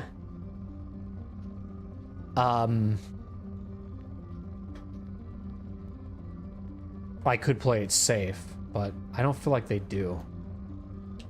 The way you generally know is, like, if you know a song is safe for YouTube, you just have to look at, like, the record label. And if it sounds like a record label that would do that, it's probably going to be bad. But if it's just somebody's name, like Andromeda, for example, I think is pretty good with its stuff. But there are specific songs that Andromeda has that if he collabs with somebody, is probably going to get a demonetization of your video. But if it's his own music, he probably doesn't care.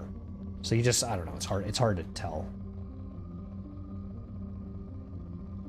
But I think the way to play this the most safest is by just whatever playthroughs I've done recently, I could just create a stream playlist for beginning of my streams of music that I've played in the background of these streams, and they haven't gotten demonetized, use those as intro music instead of Carl Casey.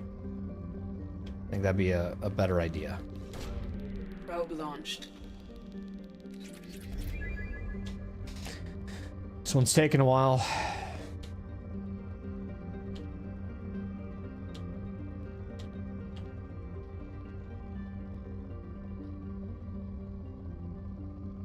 And sometimes you gotta play with fire, you know? You gotta kind of just test it and see what happens. Probe away. You might get burned, but hey. At least you tried it. You know, I say this a lot like a broken record, but I always like to experiment. Like, one thing that I'm currently doing on the YouTube channel is, just for now, it's probably gonna be maybe like a month test, even if that. But I have a different layout on the YouTube channel now where you're gonna see posts at the top.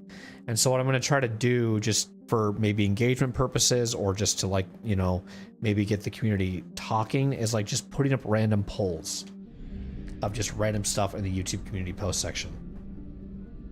And it's just something to engage with and interact with. That's how I look at it. So like the one I posted like last night at like 4 in the morning was a really simple question of basically asking, what class would you choose in Mass Effect? So it was either Renegade, Paragon, and or Paragade.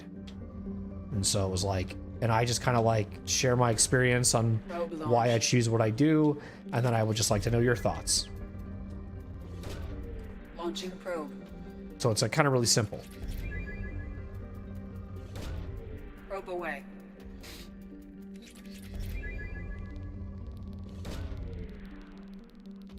And I could always, if I wanted to, on YouTube, oh, I'm all out of probes. I could always, like, maybe create a pinned message for you guys to maybe go to that post and use that as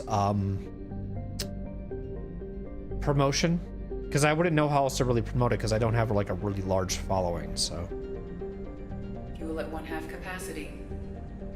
it might be an idea that I could always do.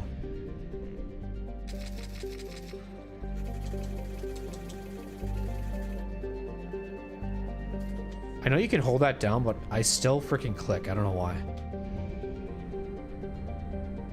There's 2 quests here in this little section, so that's good to know. It's good. It's good. It's going to be good to see what we have left to still do, I think. Because obviously the main content is just DLC in the final mission.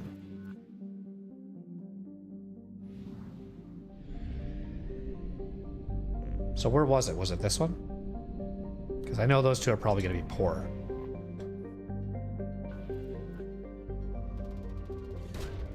Launching probe.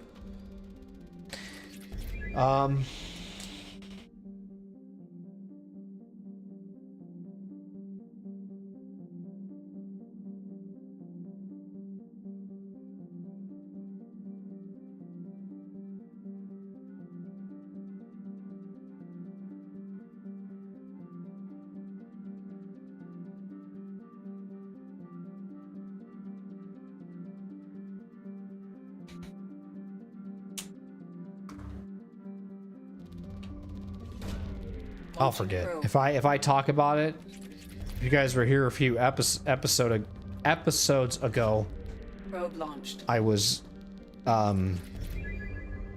discussing the we were talking about games to play on stream. We talked about a lot of older games to play, and a lot of them were RPGs and just whatever else. And Probe away.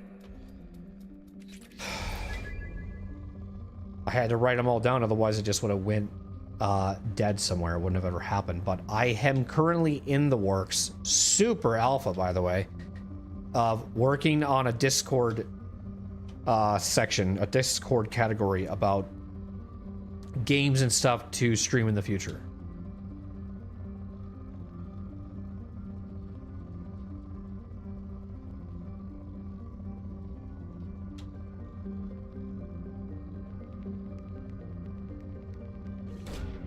probe away. I should even put nose. You think I could put nose on there? I wouldn't mind repeating myself in the sense of going, if you join the Discord, you'll see a list of games, blah, blah, blah. Like, I'd rather repeat that than just saying yes or no. Maybe that's more wordy, though. I don't fucking know. Probably a little more wordy. I could probably answer it. If someone did, I don't want to use it as a promotional thing. Probe launched. It's more work to just answer it. It's less work to answer it, more work to try to plug. If there's a way I could do it faster, I would, but...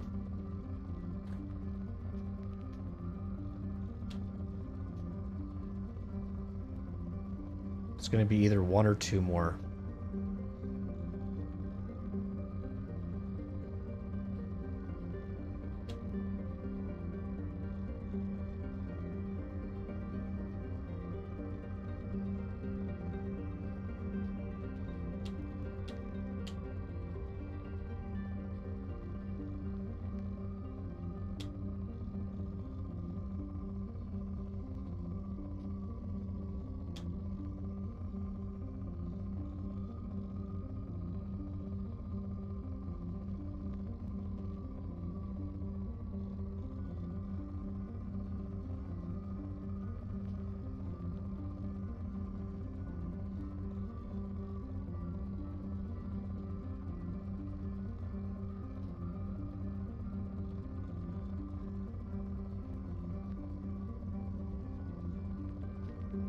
Come on.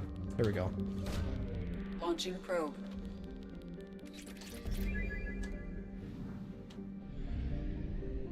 This last one has to be a bad one, I would say. It'd be weird if it was rich. It could look rich, but I don't think it's gonna be.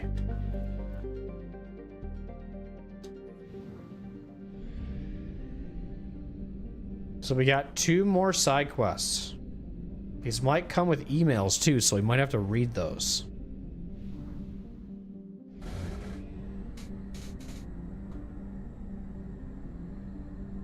Okay, so that's all 100%.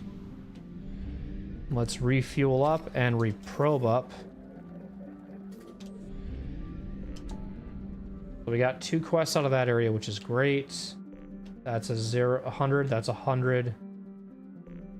That looks like 100 after through all that reading. This is 100.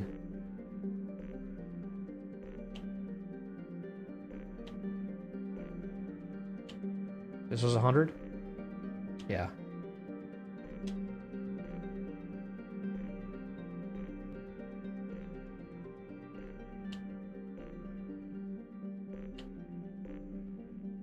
Okay, that one's next. Is that the only one?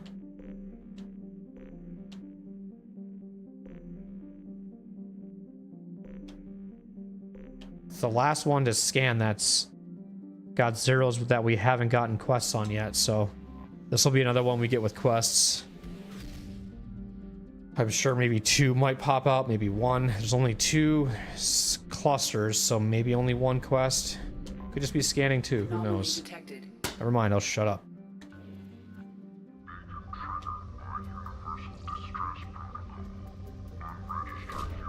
Launching probe.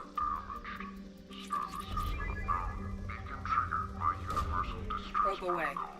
Unregistered user or record damaged. Status is not known. Beacon triggered by Universal Distress Protocol. Unregistered user or record damaged. Probe Status launched. is not known. Beacon triggered. I have found something.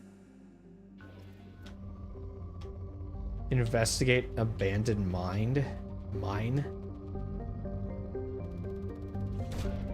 Probe launched.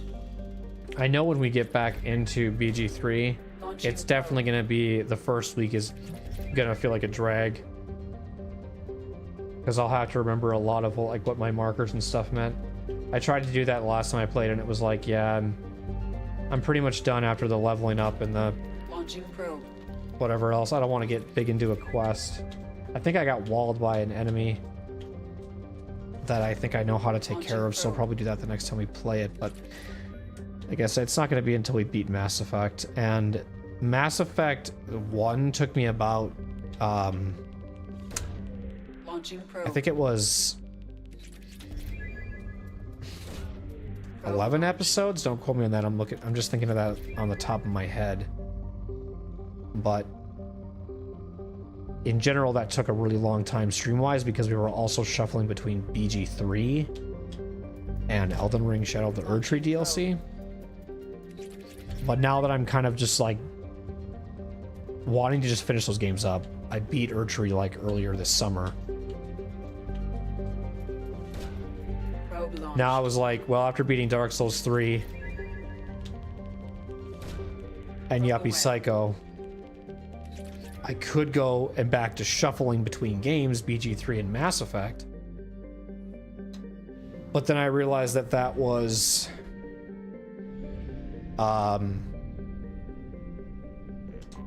just more work. And I didn't want to drag on these playthroughs anymore because it's almost been a year, you know? So I'm like, just focus on Mass Effect, focus on BG3, do Fallout New Vegas afterwards, figure out a plan from there. In all that time frame, though, I don't know what games I'm going to want to play off stream too, because, you know, I really want to play Expedition 33, but I also want to deliver what I said I was going to do on stream. So if I want to play Expedition 33 right now, without changing plans and dropping games and not sure why, that first playthrough might not be streamed. Because I don't know if I can wait. Let's just say Fallout New Vegas is done by fucking March. I don't think I can wait till March to play it. I don't know. I might even just start Fallout New Vegas by that point. If I can get BG3 started in the middle of December, maybe towards Christmas, I will probably have that done maybe by March. I think that would be sick. That would make me happy. Launching probe. Probe launched. So that's why I'm saying, like, I feel like then after that Fallout New Vegas, like, we're gonna be playing some stretchy games, man. Launching probe. Which I'm fine with. Like, I like RPGs. I feel like these days I do better sticking to one game for a while and then swapping, but I need to not think so much about the genre I'm playing, but just more or less the game itself. I want to just... I personally would rather get burned out of a game I'm playing and not the genre. And I think I can do that better. I know how to make that work.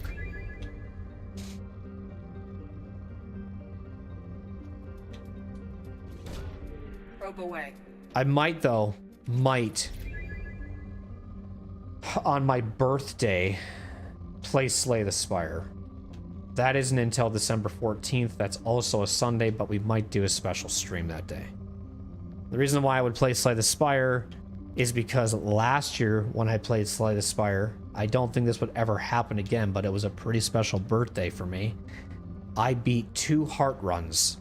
One with The Witcher, and then one with, or sorry, The Watcher, and then one with the, I think it was the Ironclad. No. The Silent. Like within a 4-hour span. Ascension level 1.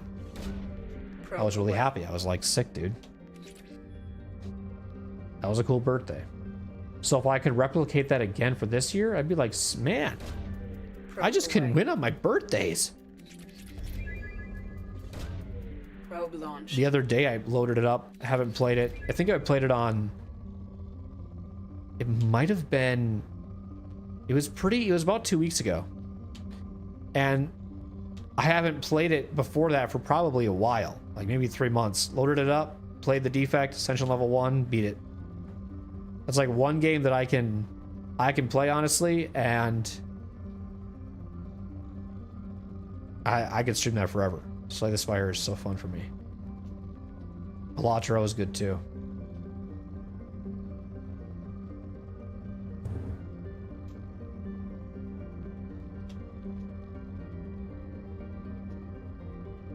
Come on, man.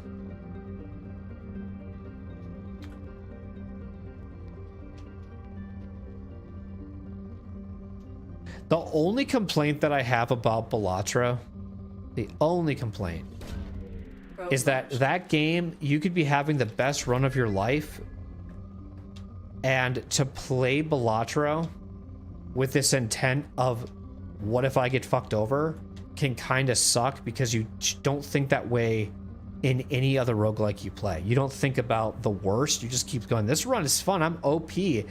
And you don't like think about that what if chance that I have this happen, my run's just over, I should build around that. And Bellatra sometimes does that. Like you're building a diamond deck build and then all of a sudden it's all diamond cards are debuffed. Great, runs over, I guess. Ante 6 out of 8, done. Can't play anymore. Like, but every other fucking ante you were doing 1 through 5, you were just beating everything in one turn. Probe launched. That's the only like depleting. That's the only depleting thing about Bellatra, is it can definitely feel like I don't get that feeling if I'm playing Gungeon. I don't get that feeling even if I were to play Dead Cells, because those enemies can just one-shot, you're dead. I don't even feel that way if I'm playing Spelunky when I was playing it. But that specific feeling just sucks, because it's like I don't want to build a deck around something that might fuck me over later. Because how can you do that? There's I don't know. Because then it feels, those runs definitely feel a lot more luck based, because if people in that specific community tell you how to beat runs consistently, it's like, how do I counter that? Their answer usually is just, that's just bad luck. Exactly. So your lessons aren't value here, because the RNG still takes into effect. You can give me all the tips you want. You can give me all the help you want. But that RNG is going to fuck you over.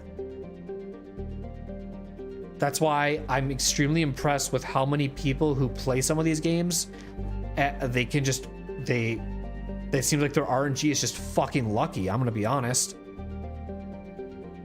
People who just can win. I'm like, I just think you just get fucking lucky and I just fucking suck.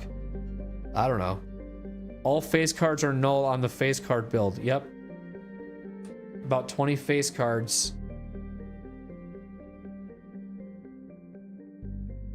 Like, all right, well, it doesn't even, it's just, and it's, you can see it before you even get to the final boss. So it's not like it's a surprise.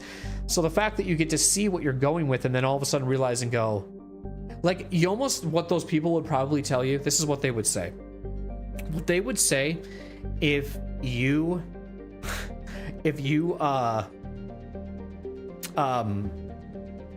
struggled with that sentiment that I just said, they would say, well, the RNG probability of that happening of this specific boss is about 70% of the time. So technically, you shouldn't ever go for a build like that. But it's a build in the game. So you're telling me now that I have to only pick certain amount of builds in this game in order to actually progress farther and be like the best and constantly win. Now I can only use 50% of what the game offers, versus, because there are people out there who want to always be right. So they say this really goofy shit that's like, oh man, I don't want to fucking ever talk to you. I don't want to talk to you. You're not normal to me. How much time do you spend on the fucking internet? That's modding shit, brother. That has, how do people figure that shit out? I don't know. They have to use like tools and shit that I don't understand. Launching probe. That's a whole level of gaming that I respect, because I don't have the patience for it. These people who find these really crazy stats, secrets, random things, it's like, man.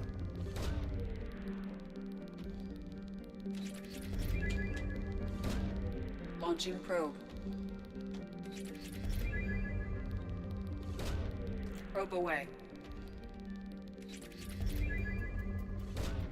Probe away. Probe away.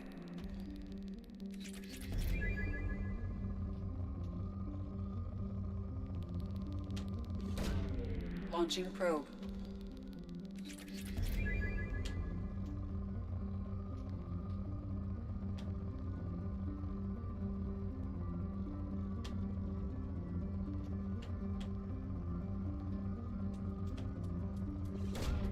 Probe launched. I did tell you guys this would be the stream of probing.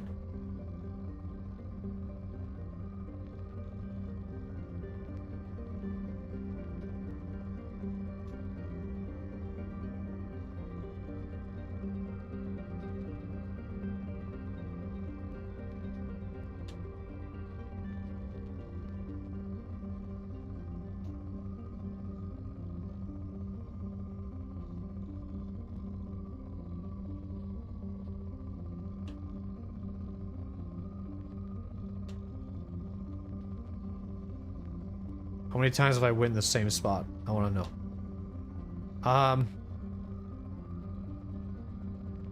That one seemed good. Launching probe.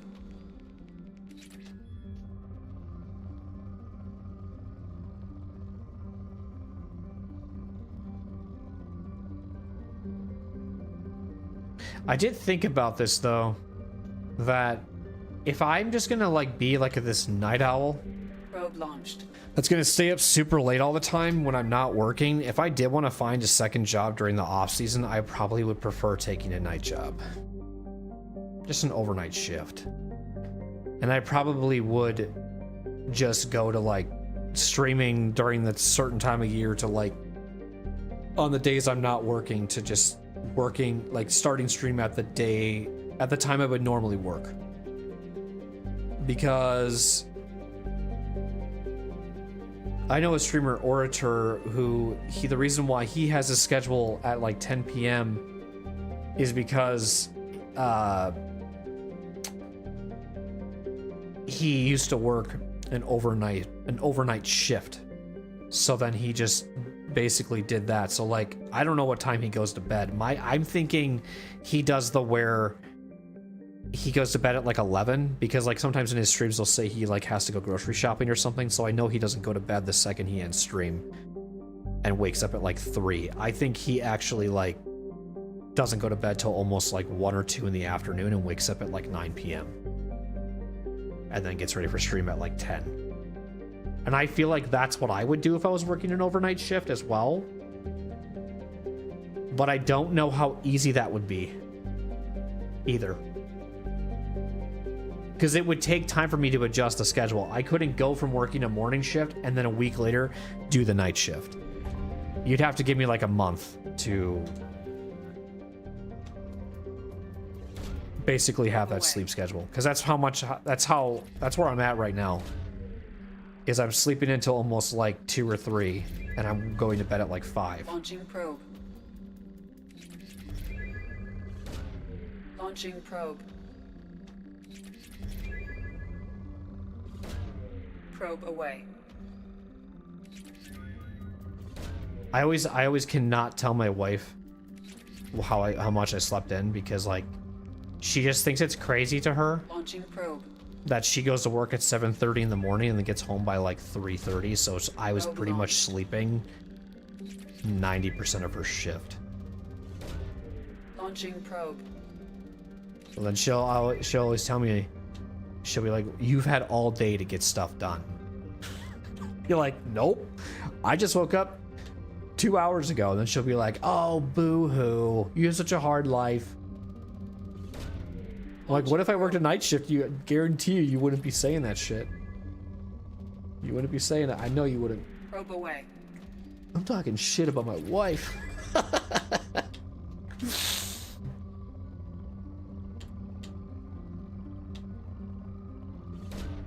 Probe launched. There's gonna be a day I'm gonna show her like something in my stream, and then I'm gonna happen it to land on a timestamp where I'm talking about something family related, and she's gonna be like, "The fuck you talking about?" Nothing. I want to show you this instead. I wanna. It's gonna happen. No, it was just a joke. It wasn't anything. Let me hear it. No, I'm good. Then I never talk about my content ever again. Probe away. Most of the time, my stuff is in good spirit. I don't feel like I'm actually... The one time I was irritated, though. There was one time I was, and that was on stream, and it was like for the intro of one of my streams. But it was only because I just was so confused on what was going on, like the information I was given. It wasn't mad that I had to keep stepping away from stream. Oh, it was when the... It was either when the credit card got hacked, that one, or it was one where I think she was going to maybe spend the night at her sister-in-law's. It was one of those two. And I just remember just being really irritated. But it wasn't because of anything specifically towards them. It was just what was happening, I guess. I don't think I can really, like, point a finger. I don't like blaming the person, if that makes sense.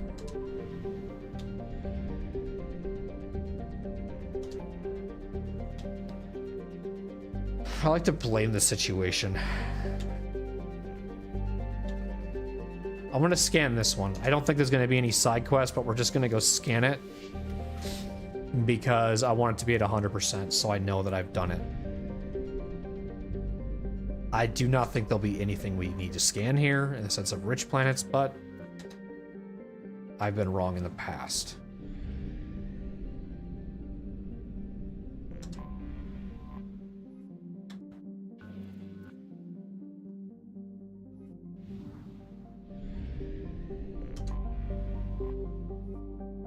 This looks rich, though.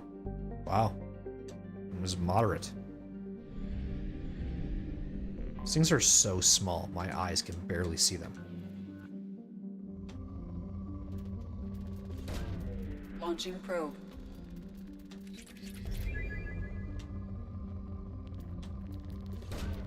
Launching probe.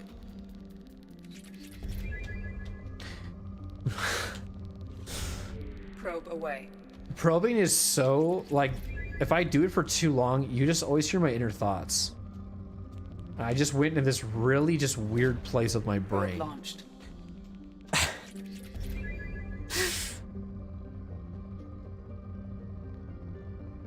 About what? Maybe the reason... Maybe the reason people don't know how to be themselves is because what if their self that they want to be, probe away, they're not proud of? Think about that for a minute. Launching probe. It will make no sense. But that's what my brain just did.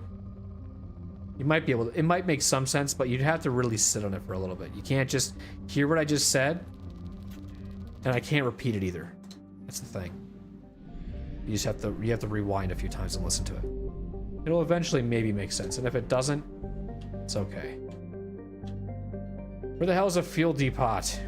Let's go to Tachanka. They might have one. I have no probes. Hopefully this is the last planet we have to probe in Mass Effect 2 of this playthrough.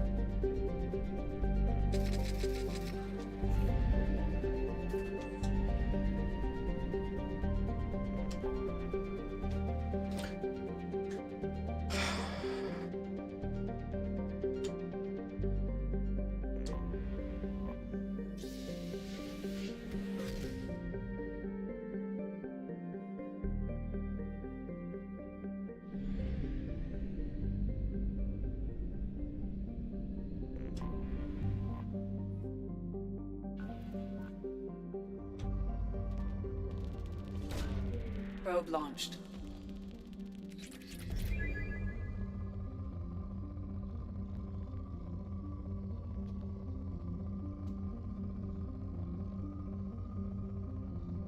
Wonder if I should make some popcorn on my break. I think that sounds like a really good idea.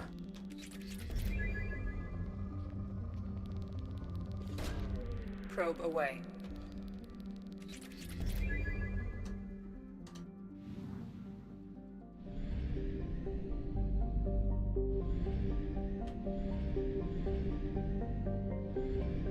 Where's the last one?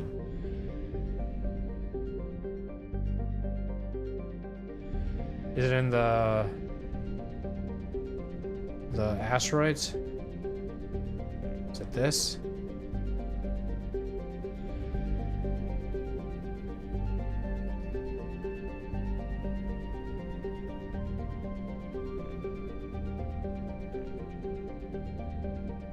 Oh, I forgot. I always have to go to the planet that's you land on, has to also be checked. That you can't probe. So we're not doing this one. We're just getting it at 100%. So now all of these should be at 100%.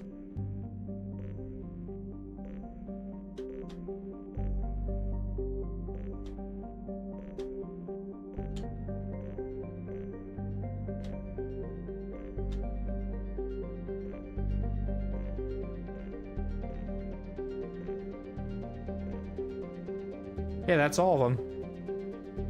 Now let's go to Tachanka. And buy what we need. Out of the vendors. With the money we have. It's not going to be much. Because we only have 116,000. Let's see what her cycles are. I like that one. Let's bring Aquarian with. And let's bring a Turian with.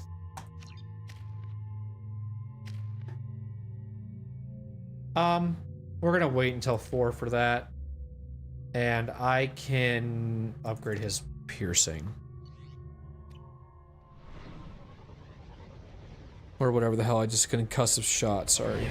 You know what I noticed whenever I'm like, I have a few edibles in me, is I say a lot of shit backwards. But I catch myself saying stuff backwards.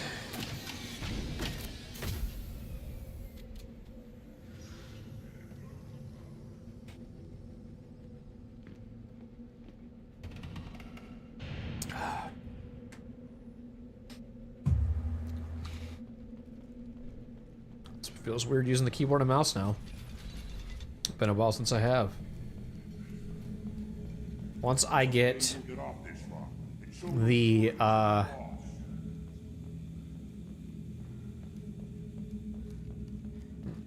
purchases I need, I guess, I'll take my break. And then when I return, we'll do the Firewalker DLC. Why bother with all the politics? You don't want anything I sell, human. It'll After the Firewalker DLC will be the Shadow Broker DLC. I just wish. I don't know. Hopefully we can get to beating the Shadow Broker DLC. You know we can. But we'll see. One wrong step, Shepard. At first I thought it was a waste of ammunition just to kill incoming vermin. Now, I think if these Urdnot can pinpoint such small mammals with these guns, they'll make short work of an incoming invasion force. It'd be kind of cool. What you could do with like live streams is if you could pause them. Don't touch anything. Like you could just press a button, and it'd be like, "This stream is momentarily paused. It will resume when ready," or something. If like an interruption or something happens. Should you be in here? Yes, I'm gonna buy some stuff out of your kiosk, or whatever the hell you call it. Do this. This is valuable. Oh, okay. I don't have enough anymore. Guess I did my math wrong. Whoops, it's fine. We did biotic damage though, at least, which is good. So I think he's the only one that has things I can buy at. These things would last longer if they didn't hit every crater. Place your bet on the pits, human. Nope. We won't regret it. That's just betting. Were you around when the female camp sent the children over last week? I lost half my stock. I lost half my stock. Shut up. One of the children, probably 5 years from the right. Yeah, my eyes, I think. Okay, so hang on. Where does he come from? Okay. So he comes with me.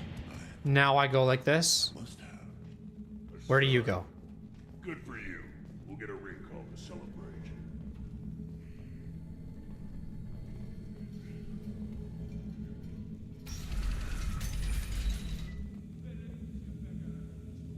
I can't tell if he's gonna run back to his owner.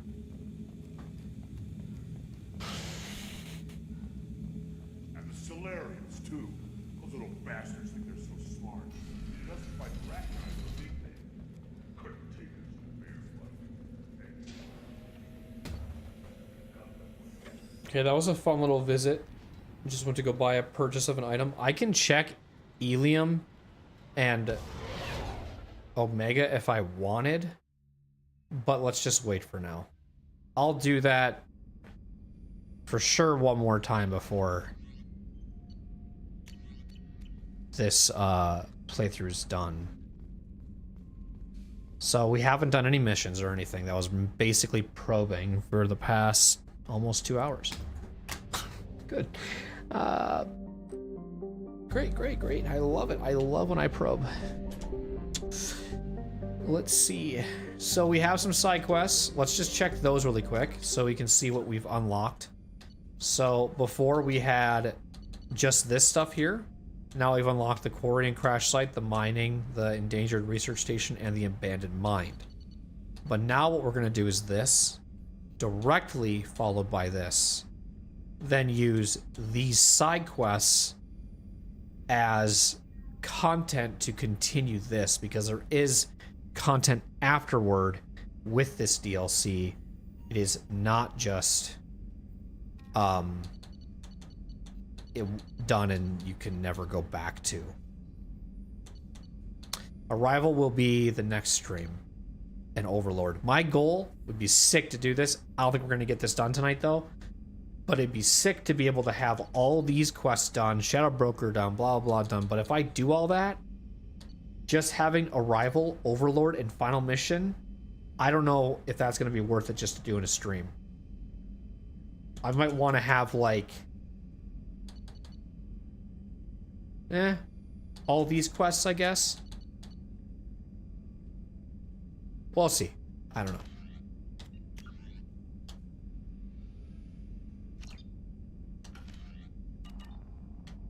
I don't know, man.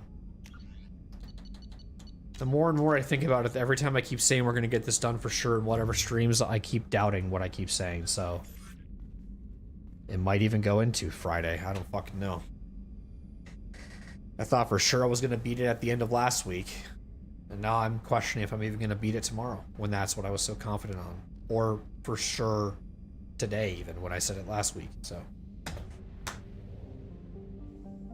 time to go to Firewalker DLC. We are not going to land on the planet per se or do any of that stuff. Just gonna at least go there.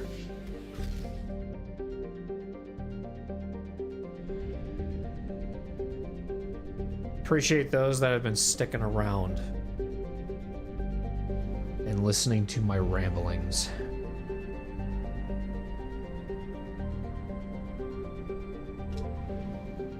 Now I'm gonna let the gameplay do the speaking. I'm done talking now.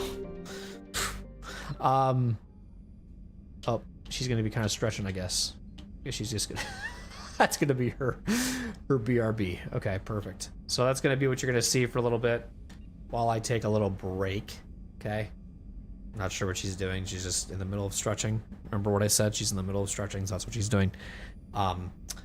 So when I return, we can do the Firewalker DLC. Again, if you've been enjoying yourself over on YouTube, please hit the subscribe button. Always like the stream too. That does go a long way. And obviously, if you're watching on Twitch and you're lurking as well and you're kind of just stopping in, I'll see it all a little bit. Hit the follow button if you're enjoying yourself and all that good stuff. See you guys.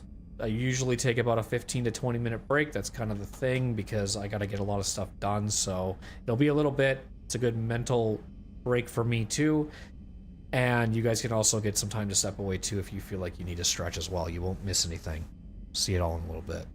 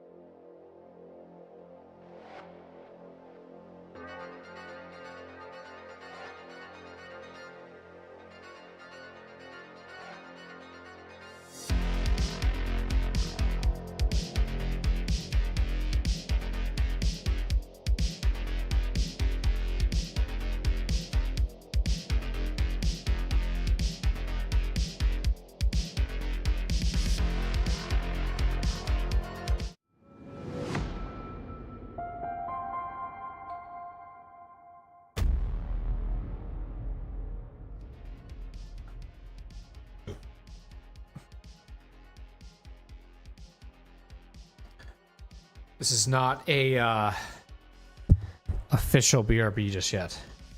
But I am back at my desk, and I don't feel like I want to get up and stretch anymore, but I don't also want to start the game either. So I'm just chilling here for a second.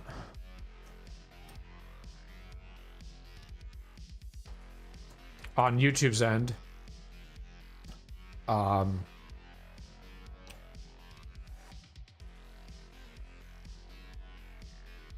put a pinned message. And I don't know if that'll show up right now. For VOD watchers, you probably see it now. But it's pretty much the post that I was talking about earlier about what path would you choose? Would you go Paragon, Renegade, or Paragade? If you had to pick which would be your path? Would you like to do a mixture of both? Full be badass or Paragon, nice guy. So far it's pretty close. It's been 5 votes. It has 2 people voting Paragade, 2 people voting Renegade, and the other person voting Paragon. So I like when they're close like that. This combat I just did was straight up like 30 minutes. Nice.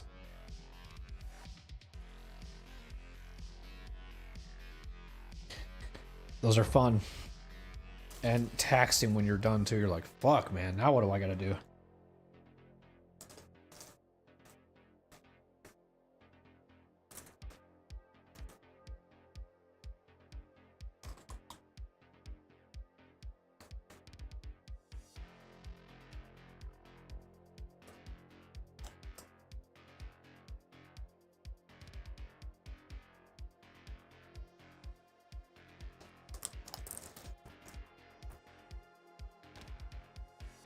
Yeah, the looting, definitely. A lot of shit to go through. I don't even have the game up right now.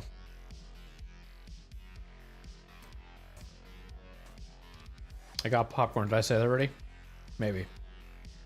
But I got popcorn. If you're just joining us, I just got back from break. I'm about to do the Firewalker DLC.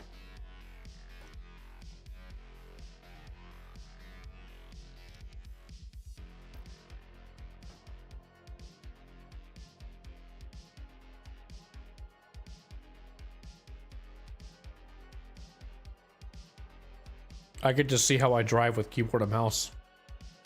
I've never really done that before. I don't think it'll be too difficult though. The hammerhead isn't. It's more like what sucks about the hammerhead is you take so much damage and then you have to wait forever to re-heal.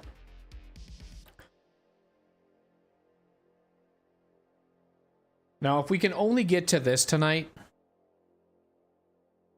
if that's the only thing we can get to and I can't get to Shadow Broker, please don't be mad at me. If you're going to be mad at me, I guess I'll let you have that, but I am only going off of what I think how long things are going to take me. I'm already like an hour behind of what I said, so that's why I'm like, just don't. And it doesn't help that I talked longer than normal today too. I was yapping too much.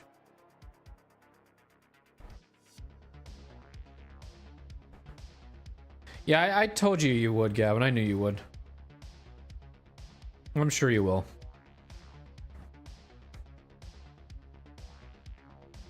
When Twitch's ads are done, which they just started, I will begin gameplay.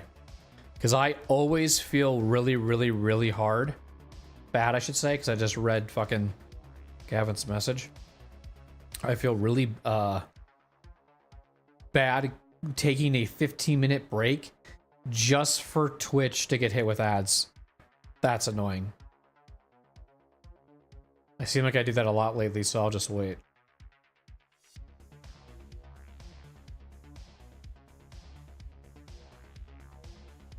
Obviously, all this will be labeled as intermission for the chapter stuff, so if you did not skip fully through it, I will put a timestamp of when the Firewalker DLC does actually officially start.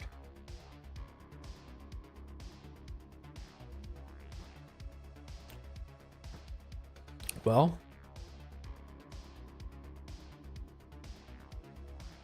I think a lot of times when anything looks harder in a video game, it's probably because of what it's describing.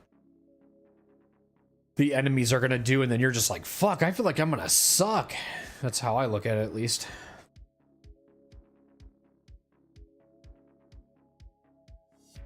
Enemies are a lot harder with thicker health, and you have limited ammo. Like, it just sounds like all super intimidating or something. Shots matter. Every shot counts.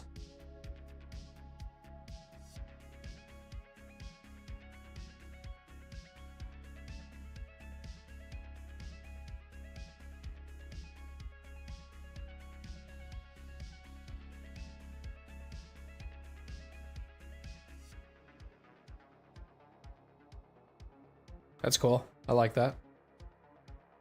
I don't know. I don't really pay attention to like my debuffs and their buffs. I guess I pay attention to more just the buffs.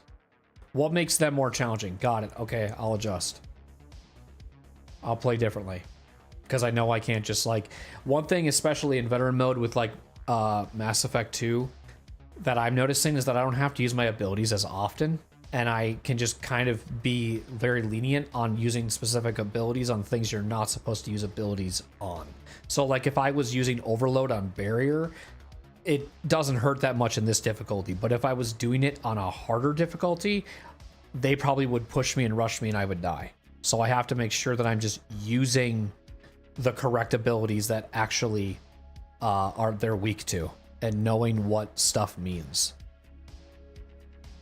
And you obviously have to poke when you're ready to poke, and not just like walk out guns a-blazing and doing dumb shit.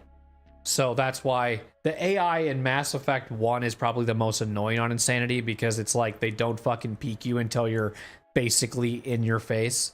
And if you don't have that experience, then it must be a frame issue, because I swear to God, that always happens to me whenever I'm playing Mass Effect 1. The combat is so fucking weird. So that's why Insanity sucks for that reason, because you could just basically get two-shotted because they don't want to fucking come out and peek. Mass Effect 2's difficulty, it's kind of the same thing. More or less, Mass Effect 2, what makes it really difficult is just getting stun locked and not being able to recover from the stun lock. So whether you get hit with flames or you get hit with the Scion's shockwave, those things are what make Insanity really difficult, because it's out of your hands, you're just fucked. It'd have that issue, I guess, in Veteran too, but it's not as punishing. It's not as brutal. Doesn't feel like you... So that's why I said on Mass Effect 3, we will be bumping up the difficulty to hardcore. Just because I feel like I'm understanding the controls a little bit. It's pretty chill. I think I can challenge myself now, but I don't want to play Insanity. The AI also goes after those with low AC first, if they can reach them in this case. Okay, that's cool. I like that. That builds your strategy up a little more. Makes you think a little bit more where you position people. Doesn't seem so bad.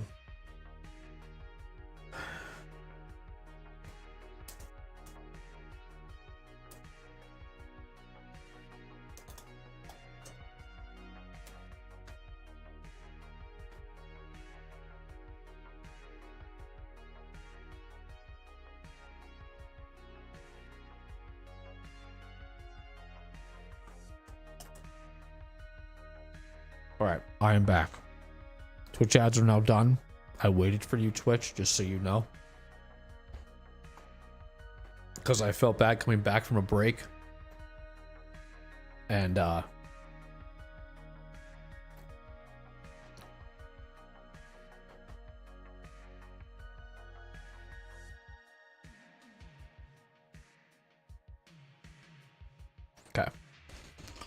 Yeah, you get it, okay? You get it. You understand what I'm saying, right? Cool. Sick.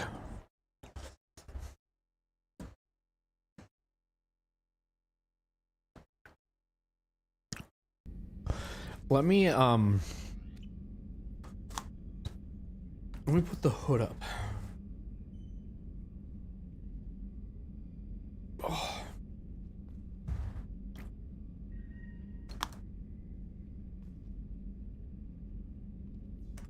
So I'm gonna, in the sense of like for chapters, I'm gonna specify which Firewalker one it is because there are multiple Firewalkers. So we're just gonna call this not a Firewalker DLC and have it be, we're gonna specify which ones they are, even though it is a DLC thing.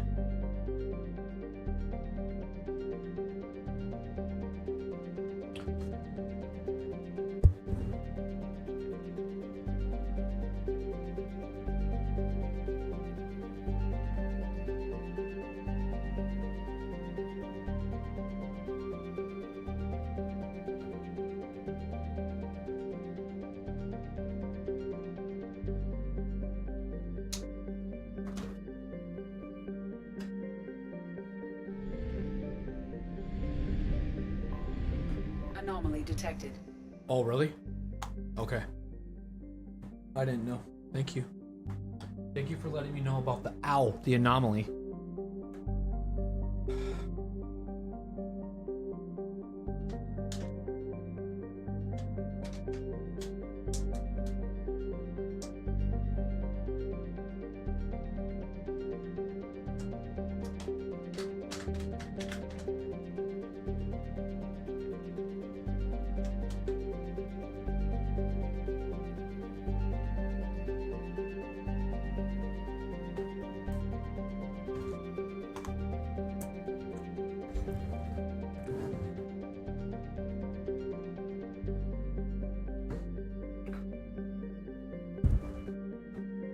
He's usually far out of reach for me, though, so it's not much of an issue. Gale's next, but he's usually also far in the back, and his AC is pretty good for a mage. Nice.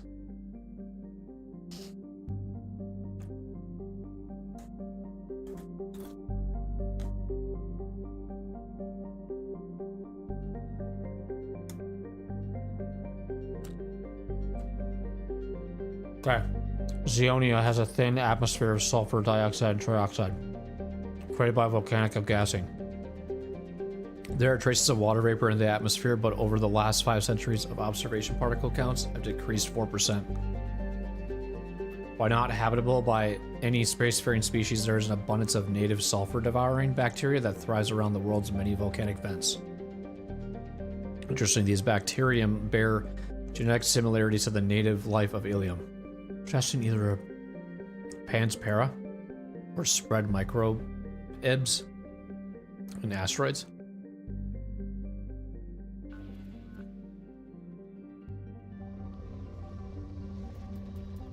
What? I never scanned this planet?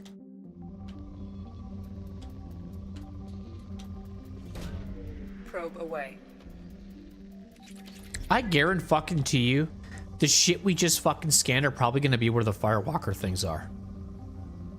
I just thought of that. But we saved 2 hours of just where we could have been doing them during the Firewalker thing. Probe away. Scans have found something. Okay.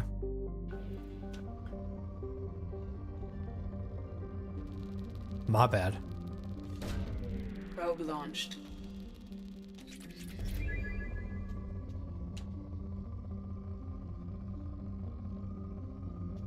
I wonder why my brain said to not scan this planet. Probe launched.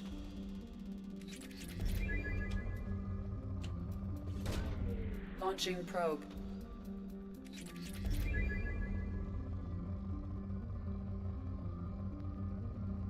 I don't know what my Gale's at, but I know it's not that high. Probe away.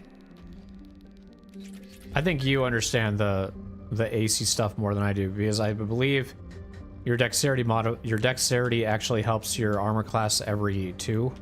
So like 14, 16, it raises your armor class. And I haven't been doing that at all. Anytime my characters get upgrades, I don't put a specific status into upgrading those things. I just keep them the same, and then I try to build armor around it, or whatever I can do, like with a ring, or something that'll just synergize well with the default build. Some of that stuff I think goes up by default. I don't know. Probe launched.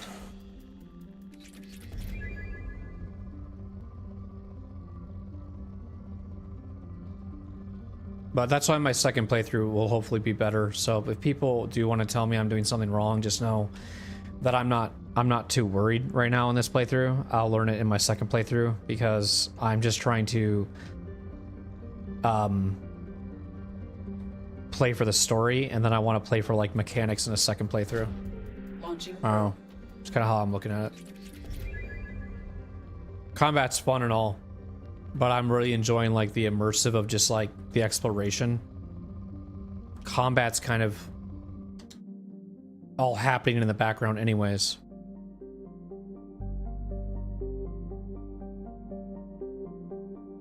Which, I mean, that's... Yeah.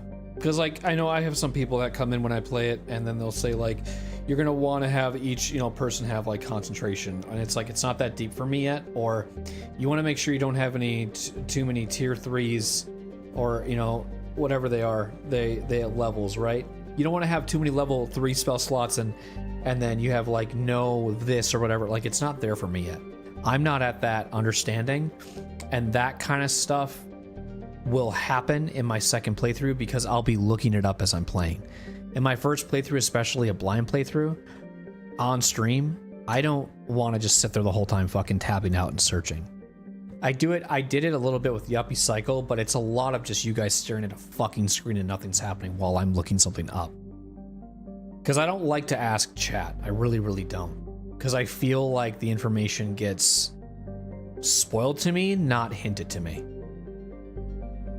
And I'm very specific on how I'm asking a question, so I just prefer to look it up myself. Then you can play BG1 and 2 and then learn a whole different system. Yeah. Like, they don't use any D&D, right? Like, what do they... Is it just... I don't even know what they really do differently in those games.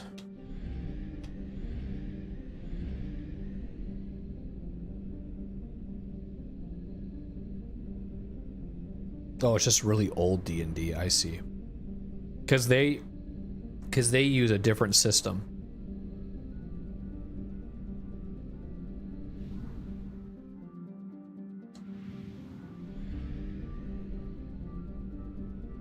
There's different versions, I forget about that.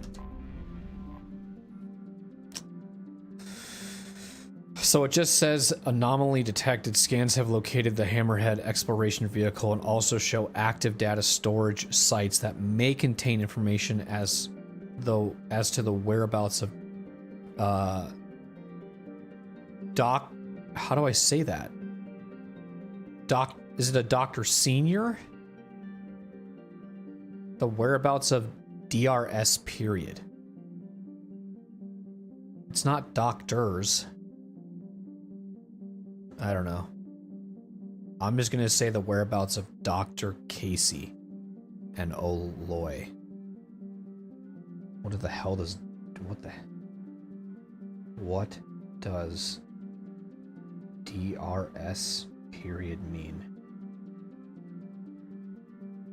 Doctors. It is doctors. Oh. Wow. Okay.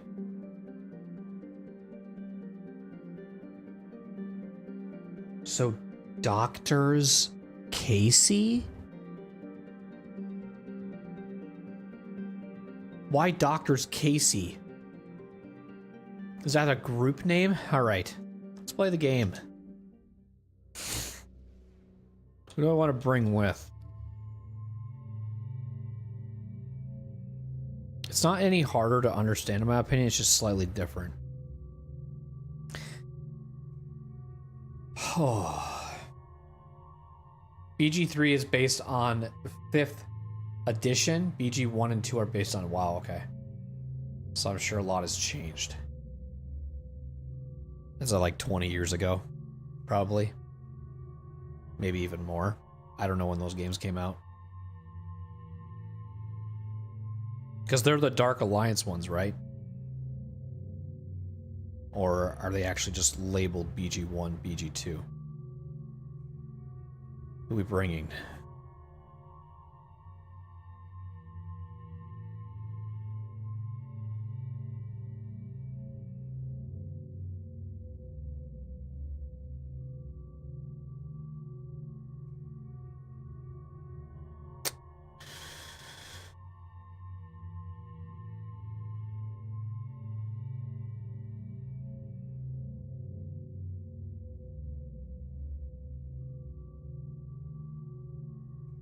Wow, that's crazy. 98 to 2000. Fuck me.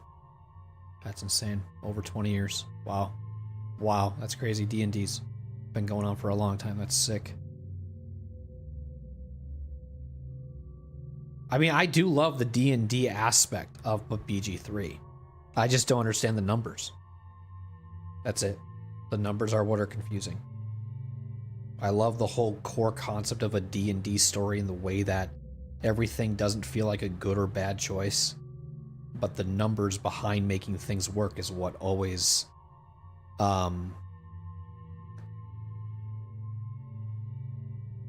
just goes over my head. So what are they just called, because I couldn't find them on Steam, but we may have had this conversation, and I feel like you told me that it's on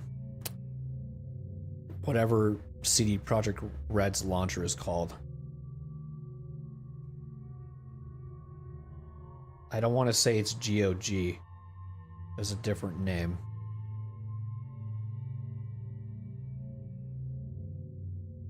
The lower your AC, the better. That's kind of weird. That is kind of backwards. Yeah, that would definitely make me feel like, wait, what? Why? That's weird. But I guess if you understand the meaning behind it, it probably isn't so bad. It's kind of like, it'd be like literally how I am doing with BG3. Once I figure it out, it won't be so bad. I feel like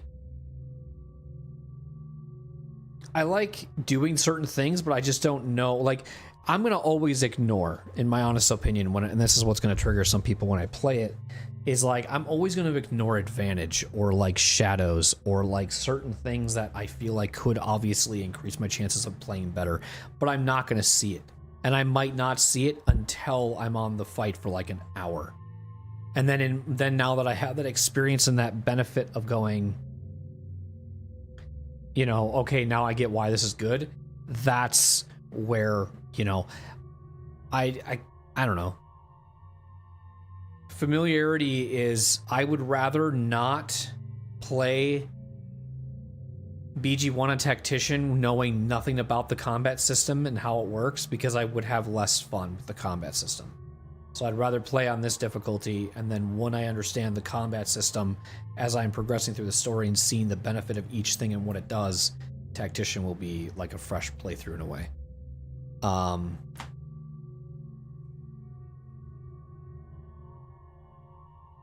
Dark Alliance is on Steam. So my question is, do they have a Baldur's Gate 1 and a Baldur's Gate 2, or are those games called Baldur's Gate 1 Dark Alliance and Baldur's Gate 2 Dark Alliance? Because I didn't see Baldur's Gate 1 or 2 on Steam, so I'm wondering if they're on a different launcher.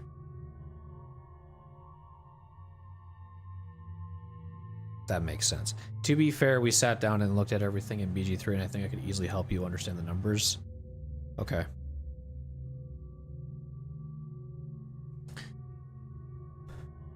Oh, is that what it's called? Okay, okay, thank you. I'm gonna add that really quick. I knew she'd fucking say something. I knew she would. When I just took my break.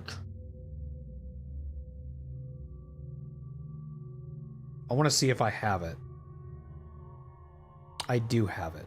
Okay. I do have it wishlisted. Good.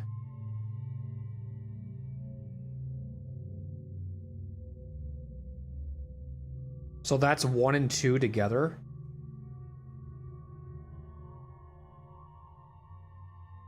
Oh, I'm sorry.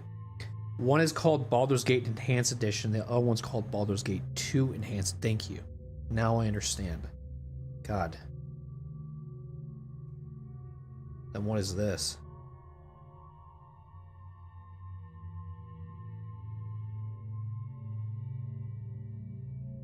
Okay.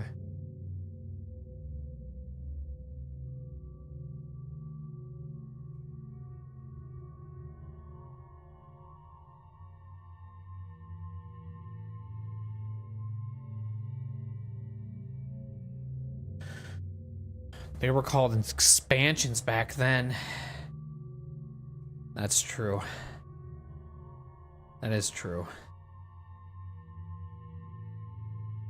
1 and 2 plus their DLC. Okay.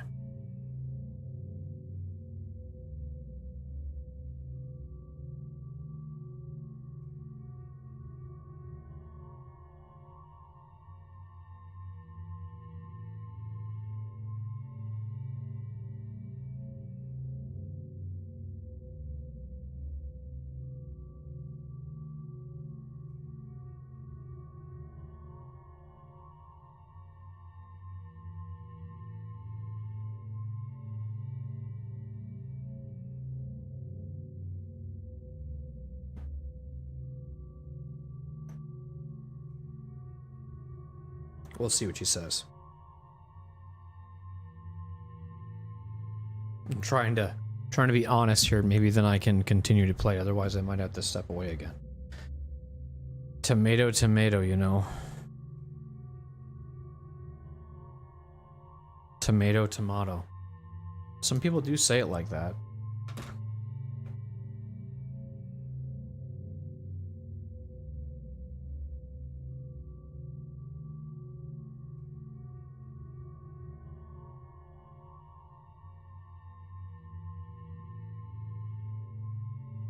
I wonder if it would be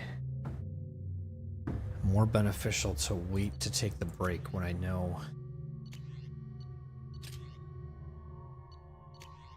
I don't want this.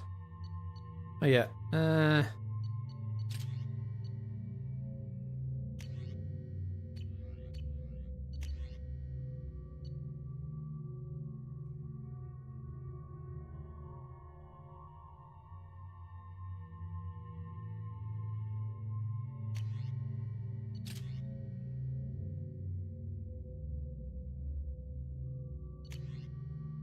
Am I just doing the Thane's weapon right now? Why does he have 2 sniper rifles? What? Oh, okay, I have... Jesus Christ. Where's the heavy? I want the one that does, this one. That's the one I want him to have. I want him to have that. Perfect. That's fine, that's fine. I want to change my pistol to this. Because I want to try it. That, and I want... What am I doing? Firewalker? I don't even know if any of this is going to matter. But let's do the missile launcher this time. And then we can go back. And everybody should be good.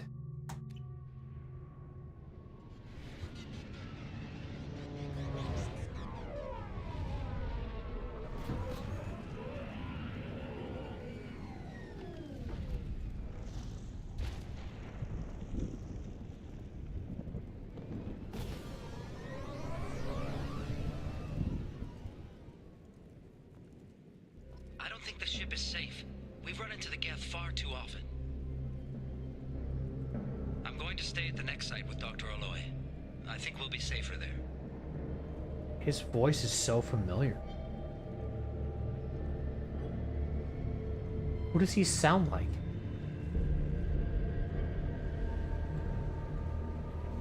He's another Mass Effect character.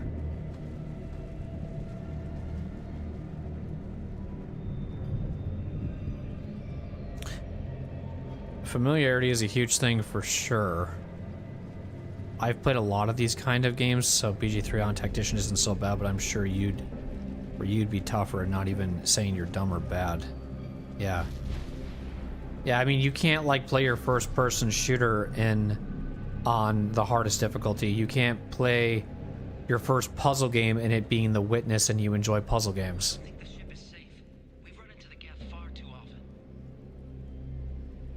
I'm gonna explore. Most of the time, that's why I'm able to like play some games on harder difficulties because, you know, I've just gotten better over time.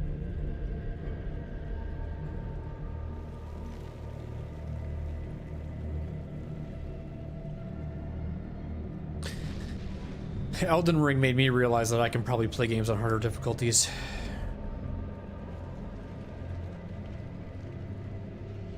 I guess you just bypass the thing, and I don't know if this is just the quest ending, or do I do stuff now? I feel like I go up, and I fly around with this thing once I bypass this.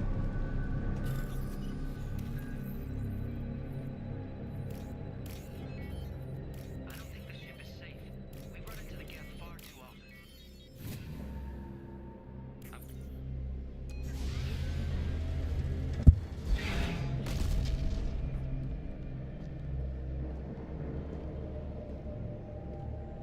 Todd Howard invented the DLC? That's funny.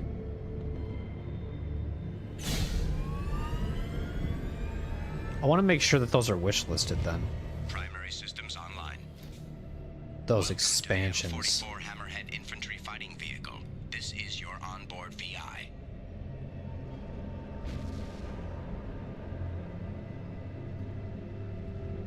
These expansions. Caution. Guided missile system active.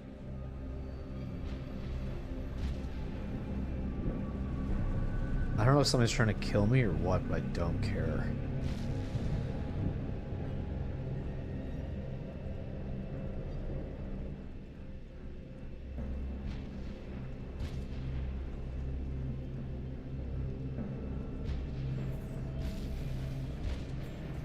There's many.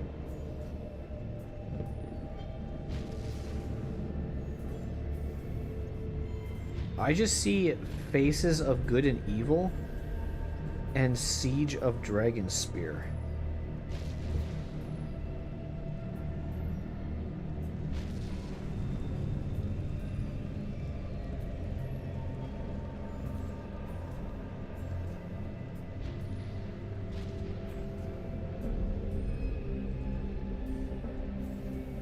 Let's see why I'm not finding your thing. I'm gonna type it in literally what you said. Knights of... I don't see it on Steam. Unless you're talking Elder Scrolls. Oblivion. This might be Oblivion that you're talking about, aren't you? Sorry. I don't know what those are from. I've never played. Okay, so it's spacebar to go up. Shoot. Okay, so it doesn't seem horrible. Shift is to go faster. Yes.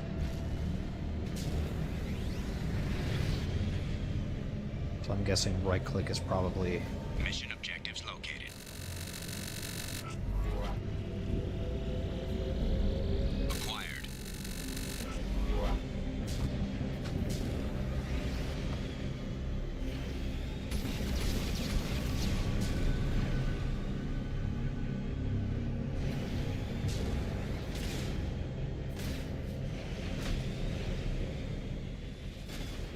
Interesting. Let's take a closer look.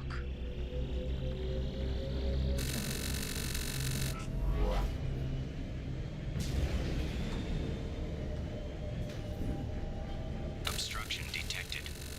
Path is now clear.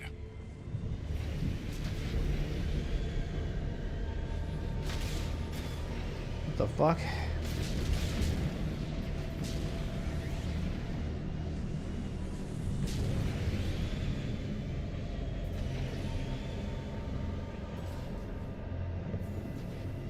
So it just literally tells you where they are from a distance.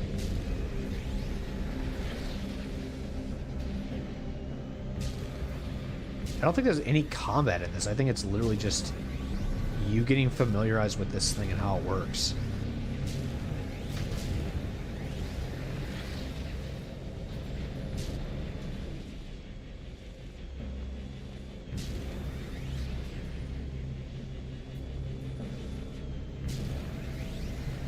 I think what's really fun about, you know, I feel like we have this conversation a lot about difficulties and stuff, but I think what's fun about doing stuff on a harder difficulty is when the game knows that you're knowledgeable enough. You're smart enough to do it. So it feels even like more rewarding because like you have to use your brain even harder, if that makes any sense. I think this is it. And then it's really cool when it ends up working out that way, I guess. I have a feeling my wife is gonna text me when I need to scratch her back, but then I'm not gonna see it, and then it's gonna make it even worse. The fuck are these things?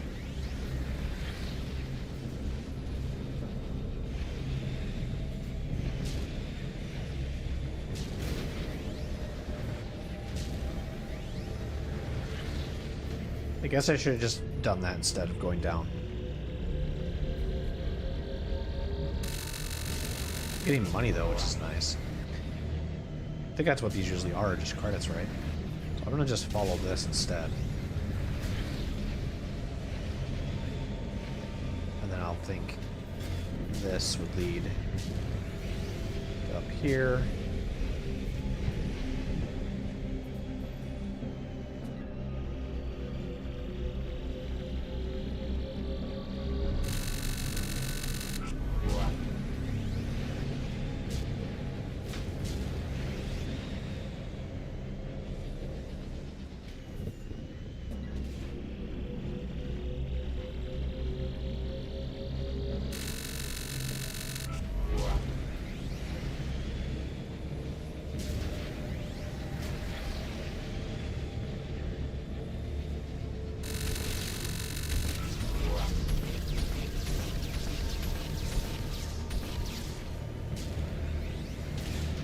Ouch.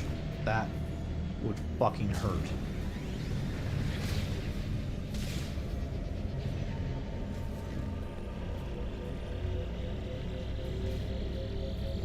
We've done it. Mission objectives completed. Press F to hold mission. F mission. Press F to F the mission. Cope. Cope. Kobe.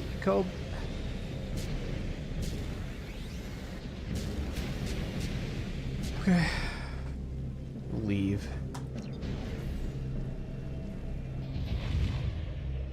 We stole the ship. We stole the hammerhead. It's ours now.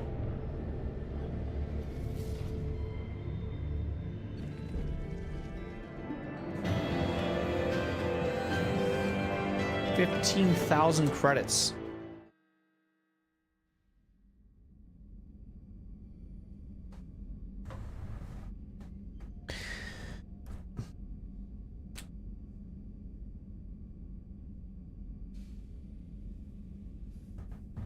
Guarantee you that's what's going to happen. We're going to go to all these places that we were just at. It's exactly what's going to happen. Let's see what this says in the on-road messages. It is, yes, I can read them in my...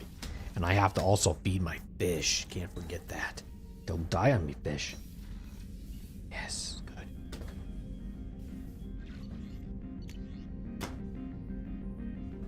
I will say watching Critical Role helped a ton with understanding, for sure. I can see that. Yeah. And maybe I'll watch Critical Role after beating Baldur's Gate 3 or something. I don't know. Probably not. Unless I made it a routine. I'm not a spontaneous guy. I wish I was. Alright, let's eat this with a face full of popcorn. Or read this with a face full of popcorn. Admiral...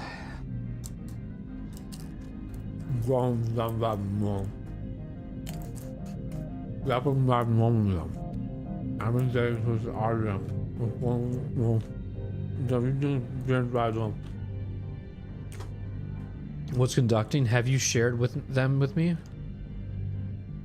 Humanity might have reaped the benefits. Said one of my own experiences are complete. You and your people will watch from a distance as the Korean people reclaim not just their homeworld, but the largest synthetic army in the galaxy. Rouse or death will not. I've been invading. I will complete what he started. Cordially, Admiral Daro Zen Bass More. I am Project Firewalker. Good work on recovering the hammerhead in one piece, Commander. It'll prove useful. Also, the data you've recovered from the Hemisphere Rosalie emergency beacon contains significant intel on a few planets that Dr. Casey and Dr. Olor. Now it's Dr. Casey and not Doctors Casey. So that was then at this point to me believe that that's an error. That was a typo.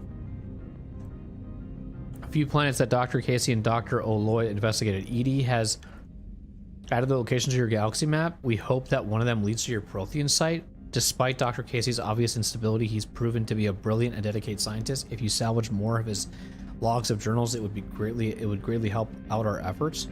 We still don't know how the Geth are tracking Dr. Casey, so be careful. Was Dr. Casey okay?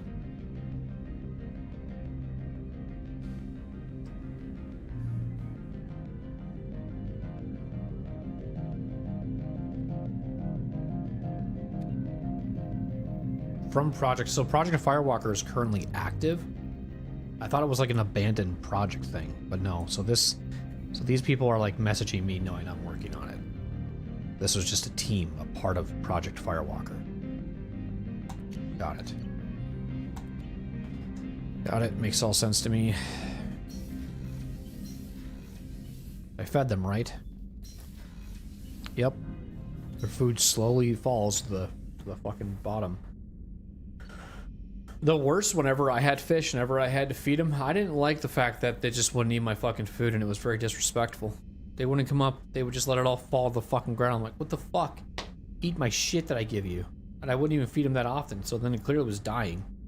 Anyways, it's quite the commitment. The animated series for Campaign 2 is apparently really good, but I'd rather watch actual D&D. I wish there was like a channel like on TV just designated to D&D. That'd be kind of cool.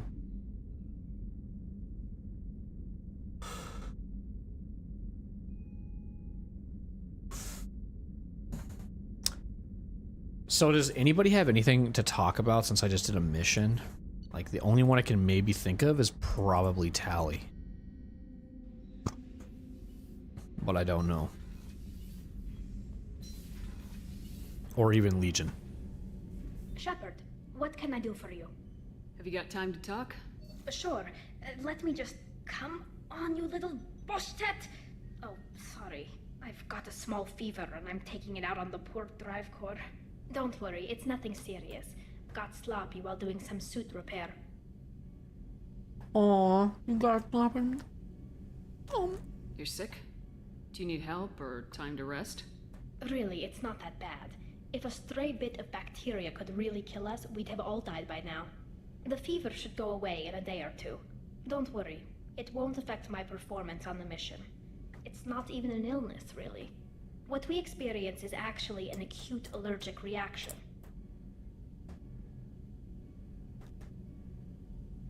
How exactly does the sickness work? It's an allergic reaction? Right. Say I get exposed to a human disease like... Isn't that just what she fucking said? And then I just re-asked the question? I wouldn't get chickenpox, but I'd run a fever as my system reacted to the foreign presence. Depending on where it hits me, I could get other symptoms. Nausea, vomiting, everything you'd expect from being sick.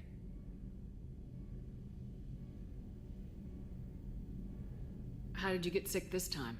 I took some fire in a fight back on the Allerai. Nothing serious, but I needed to open my suit to check the wound. I disinfected properly, but one of the section seals had taken some damage, and foreign matter got out of the disinfected zone.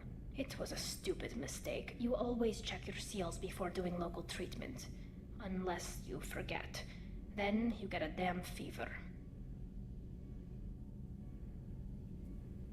You can seal off part of your suit?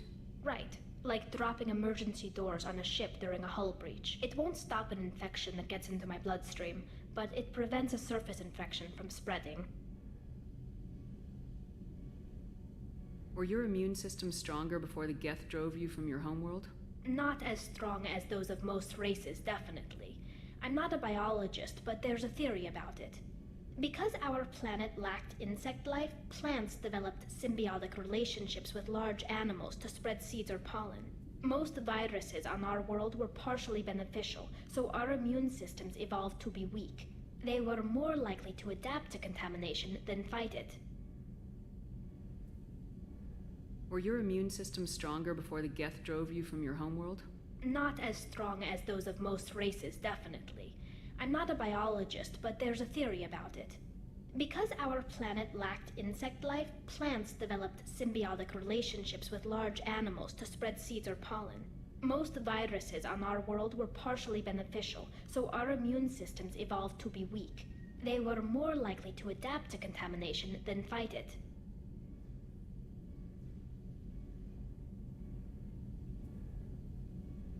But Quarians colonized other worlds. They couldn't have all been like that. They weren't. Most colonists went through a period of mild illness before adapting to the new environment. When the Geth took the homeworld in our colonies, the sterile environment on the flotilla ruined our immune system's adaptability. Even if we colonized a new world or reclaimed our own, we'd need a long process of bioengineering to recover.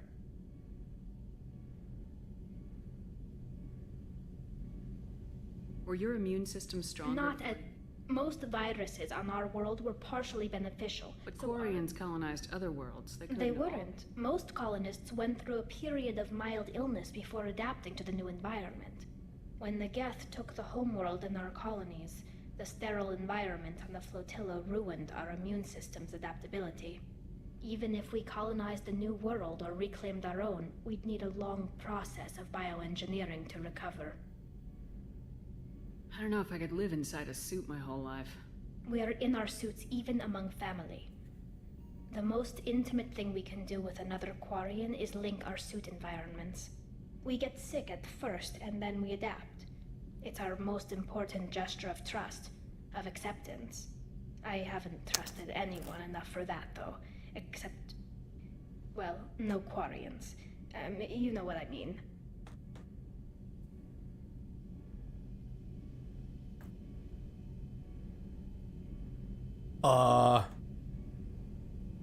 I trust you too. I appreciate the thought, Tally. And I feel the same way. But you don't have to prove anything to me. I know. Nevertheless, I'd be honored to link suits with you, Shepard. You know, if you were a Quarian and we weren't already on a suicide mission. I'm going to tinker a bit more. Thanks for coming by. Okay, so that's the, like, flirty option. And saying that, like, you know, you're not a Quarian. But if you were, I would.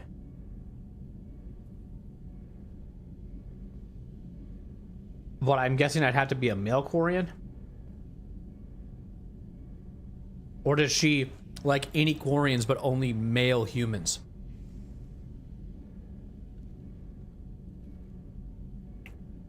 I don't know. All the campaigns are 4 hours vids with, oh Jesus Christ, that would be, let's do 170 times 4. That would be 680 hours. So you take that divided by 24 and that's 28 days.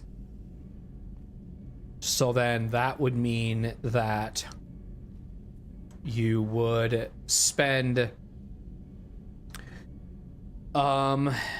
you would have to, like, I guess, multiply how many days if you spent just remotely 2 hours a day on this. We'll do 680.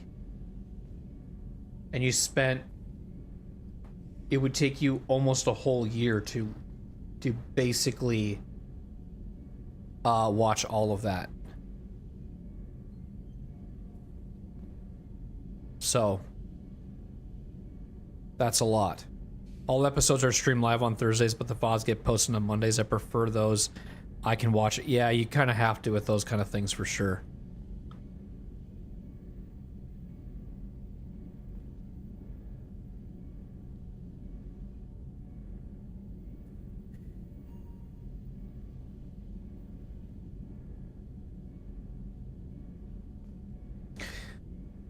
Yeah, I'm not sure what Tally just told me. But I don't like the option. So we're resaving. I'm going embarrassed. I just want to see what she would say.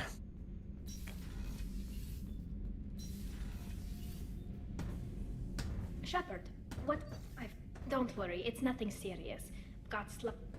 What we experience is actually, depending on where it hits, it was a stupid. It won't stop an infection. How did you get sick? It was a stupid Most viruses, even if we colonized a new world or reclaimed our own, we'd need. I haven't trusted anyone enough for that, though. Except, well. I think if I'm male shepherd, she says, "Well, maybe you." Well, maybe you, but you know, like. She's so hard to turn down when you're male shep. You're embarrassed? Wait, I can't tell under the helmet. Are you blushing? Oh, this is even better. What? No, it's the fever. Last time I tried to pay a compliment to my Boschtet captain, I took the ship name and everything. I'm going to tinker a bit more. Thanks for coming by. That was playful. I liked that way better. That matched my character's tone.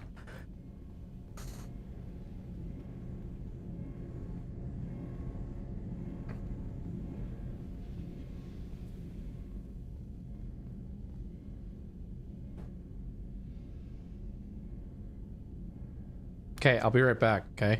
And then we'll continue. I gotta do the scratch back thing, so I'm just gonna do it. I was attentively looking at my phone, and I'm glad that it's happening now, because we're about to start Firewalker. When I return from a quick break, I will not be long. BRB.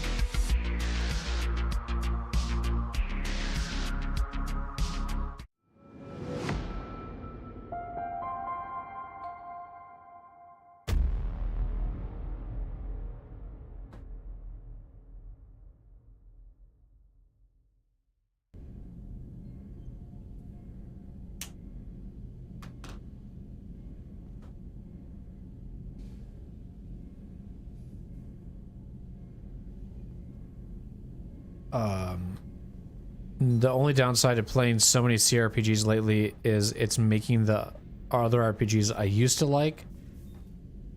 Yeah, that can happen. That can happen. Sometimes playing some of the best games, what you've been missing out on. I don't know how to word that, but I get what you mean.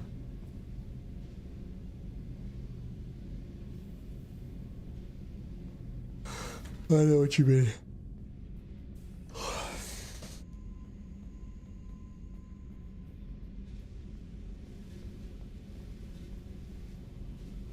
Hey. What's happening? Shepard, we talked enough. You're just pissing around. Whatever. You're just pissing whatever.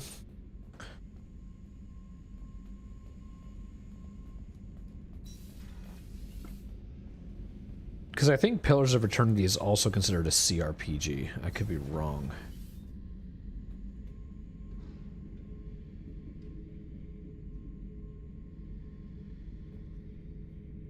Or is CRPG just a term for D&D?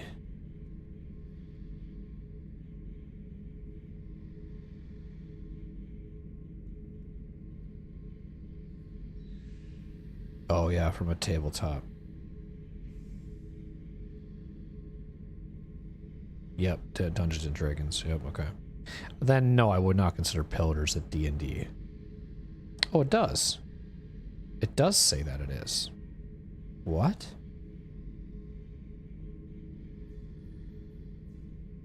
How?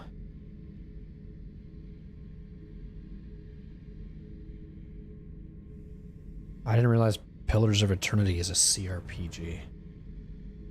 Technically means computer role-playing game, but it usually applies to stuff like Baldur's Gate and Pillars. It's so interesting. CRPG is kind of vague, to be honest, but usually it's a certain style. Isometric RPGs. Okay. Shepard, I was just waxing goddamn nostalgic. Ever been to a Batarian prison? They don't trust you enough to sell you into slavery. That's where they send you. In there you got two choices. Bash your head open on the wall, or kill everyone. The fade out. Legion, yeah. He's like the only one that probably will maybe have some lore. Maybe. Shepard, Commander. I'd like to find out more about you. Specify. I've never encountered a Geth that had more than animal intelligence. We are a unique hardware platform. Most mobile platforms can run up to 100 programs. This platform can run over 1,000 at once. So, I'm talking to 1,000 programs, but not 1,000 personalities? Each individual is equivalent to one of your virtual intelligence programs. Together, we form a single Gestalt intellect, what you refer to as Legion. As individual programs, we are no more than your software. Only when we share data do we become more. So Geth have to be networked to get enough computing power for intelligence. Yes. The creators wrote Geth programs for specific tasks: construction, protection, domestic servitude. However, they allowed self-optimization. Early software builds discovered that multiple hardware platforms sharing resources were often more effective.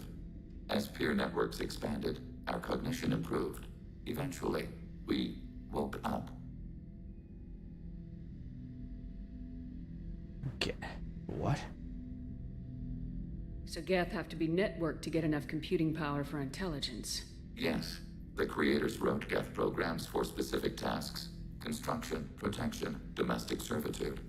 However, they allowed self-optimization. Early software builds discovered that multiple hardware platforms sharing resources were often more effective. As peer networks expanded, our cognition improved. Eventually, we woke up. These damn Quarians don't know how to build bots. CRPG doesn't have to be tabletop, but yeah, they usually... Yeah, I think isometric just means a camera angle.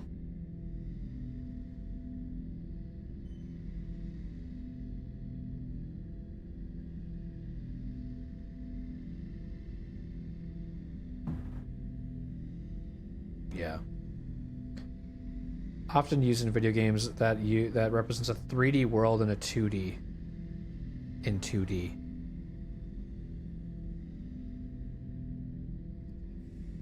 At a 45-degree angle and rotated 45 degrees, where yeah, like something like this. Yep. And I do like that. I have not truly played like a lot of RPGs like that, but those are cool. You're more sophisticated than the average Geth. Yes, we are a network within our own hardware, capable of operating alone. We are still connected to the greater network for data sharing. Okay. So you're in contact with the rest of the Geth right now? Only when we require access to data not stored within this platform. If you want to convey a message to the Geth, we serve as a terminal. So you're in contact with the rest of the Geth right now? Only when we require access to data not stored within this platform. If you want to convey a message to the Geth, we serve as a terminal. How many other Geth are like you? None. This platform was built to operate within organic space. This task was not suited for a network. Geth installed in mobile platforms always operate in networks. However, most Geth remain within server hubs. So you're in contact with the rest of the Geth right now? Only when we if you want to convey a message to the Geth. Geth installed in mobile platforms always operate. Geth installed in mobile platforms. The hubs on Vermeer improve the performance of Geth near them. How do they work? They are akin to organic cities. A hub can run millions of Geth in communion. If you destroyed them, it is likely the number of heretics you killed was much higher than you imagined. I wonder if I watched one of those videos that say Mass Effect lore you can fall asleep to.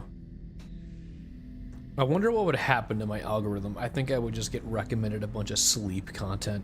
I wanted to click on it to actually see if it helps me fall asleep, but I don't know. Pillars is basically a modern BG1. It was really good. I can't say anything about 2s, so I didn't do that one yet. I think Pillars would be fun to stream. That'd be a fun one to maybe stream.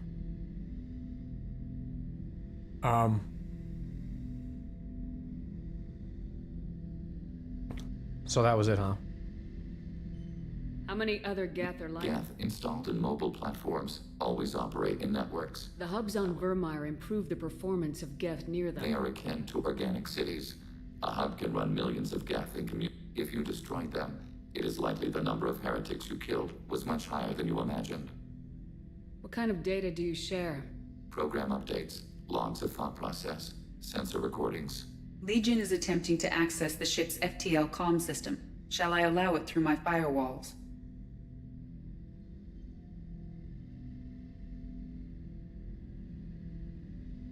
No. Keep blocking it. We cannot provide examples without access to our databases beyond the veil.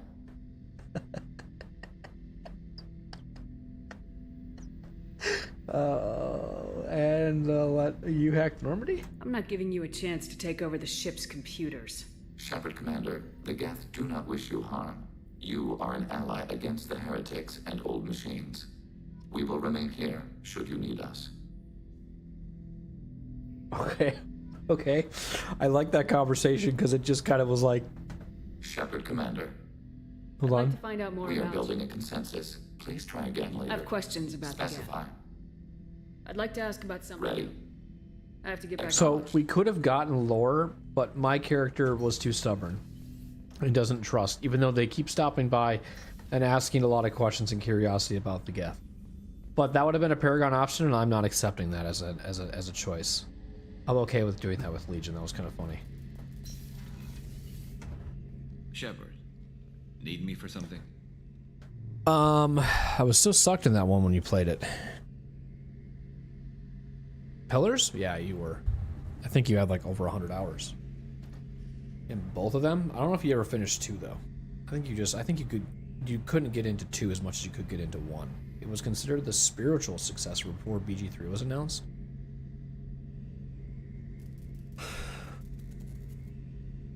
Yeah, I think that'd be a fun one to stream. Would be Pillars. I think.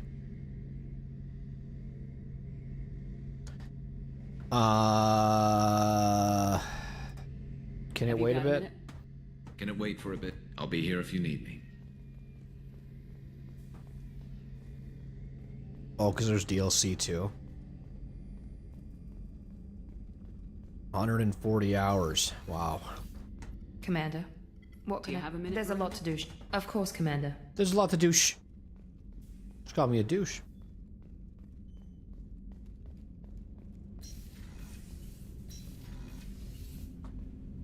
Too scared to talk to him. I think everybody else is done. Feed the fish for the second time. Make sure they're really well fed. Double check the emails, acting like I didn't just come up here for the fish. And then, everybody else should be good. How much money do I have? Not enough. Shepard, how can I help?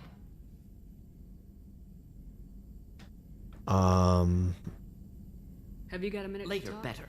Think I've cured Joker's condition. Simple treatment would... No. Would cause liver failure.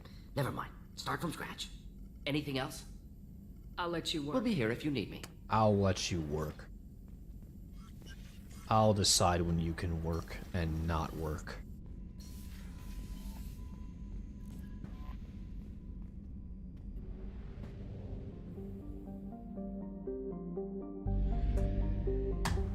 Alright, where's the next planet I gotta go?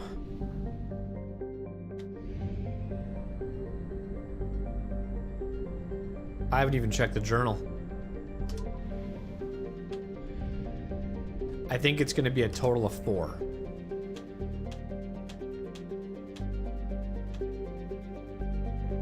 The fuck are these goddamn writings?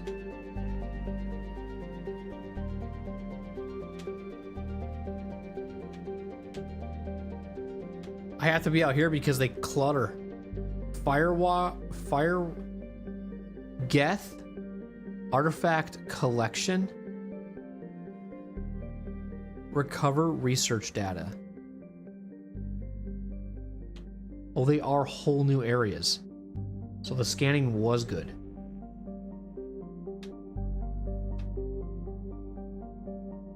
What order should I do this in? I kind of want to recover the research data, then do the artifact collection, and then do the Geth intrusion.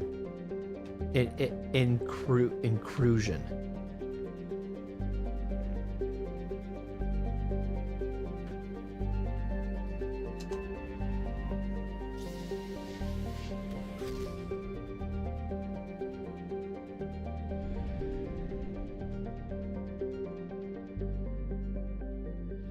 So yeah, it's a whole new cluster.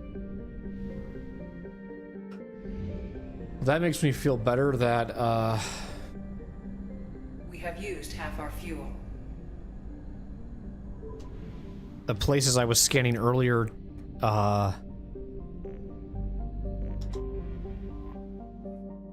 didn't duplicate this DLC. Oh, there's rich planets, though. Fuck! Maybe we will when we get to Firewalker tonight, man. Probe launched. Probe away. I just don't want to do a long stream. I don't want to be up. I don't want to stream till 3 a.m. I'll maybe stream till 2 a.m. Launching probe. But I'm not gonna go until fucking 4 a.m. It's not happening.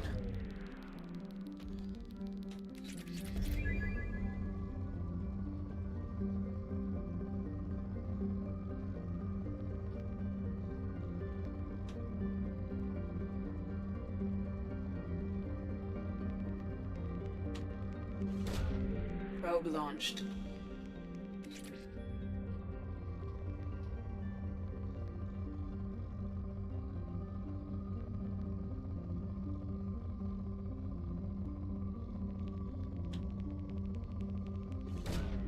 Probe away.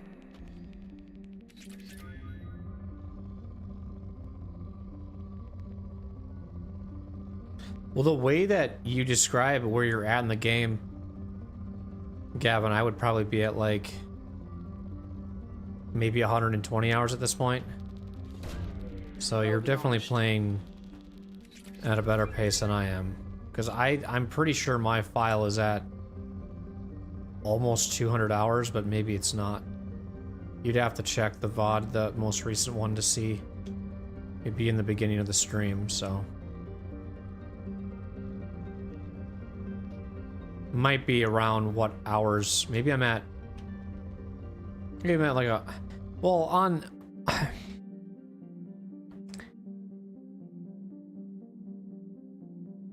hold on, I'm gonna check something. On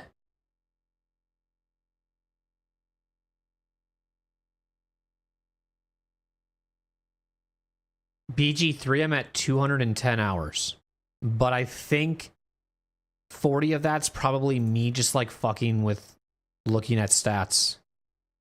But in game, I think it's got to be like 160. So I think I didn't get to the Underdark until about maybe the same pace as you. Maybe. So maybe we are kind of playing at a similar pace then. Because I've been in Act 2 for... Hang on. I'm going to check my own channel for this. I have 9 episodes of... So I would say I'm like maybe 30 hours into Act 2.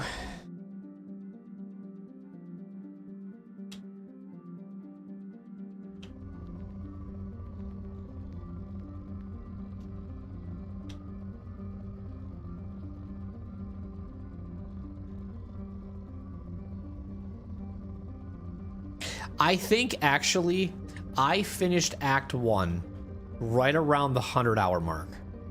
I think it was like 110 hours. Launching probe. I figured almost every chapter is going to take me 100 hours to beat. That's kind of what I thought in my head.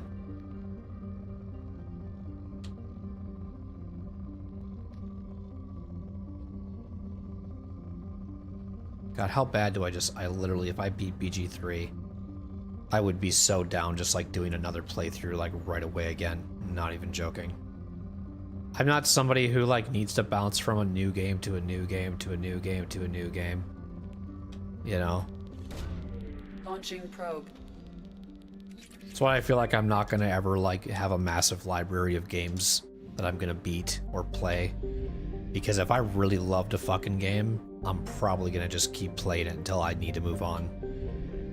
Elden Ring did that to me. I played Elden Ring, got all the way up to basically the like top right of the map and did a lot of shit, probably about another 80 hours into it, and then I streamed it too. And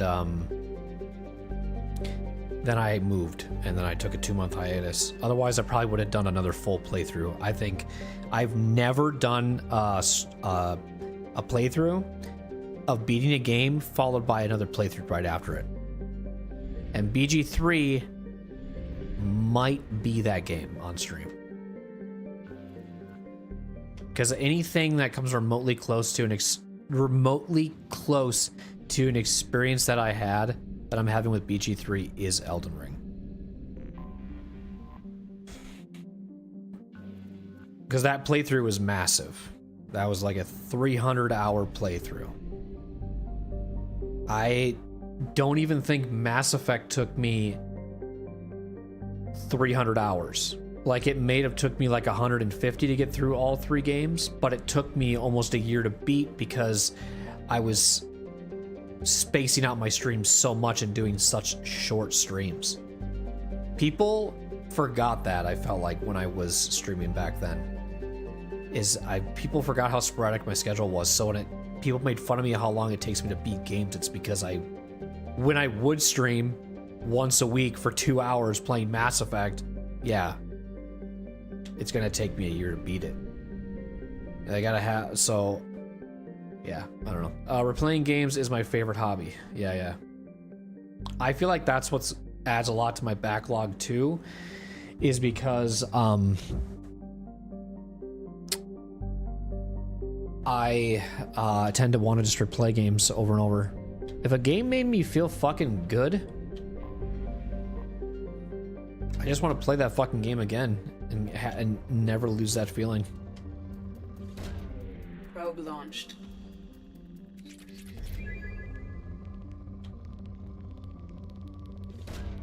Probe away. Launching probe.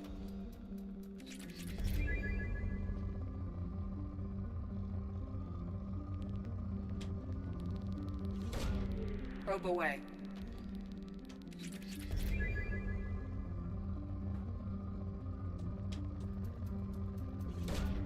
Probe away.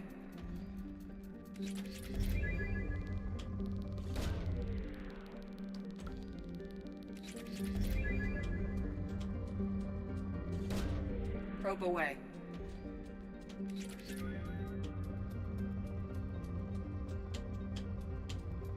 I do have to make sure though what I'm doing so I don't get burnout from like doing this long game trend back to back to back or whatever's is I am playing something off stream because it will definitely get to me if I don't. Probe away. It has to be just something else.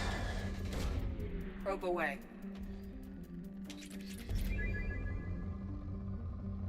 I'm doing okay right now with just like Mass Effect being one of like my main games I kind of play. But I could see myself definitely like getting burnout if I do too many long games.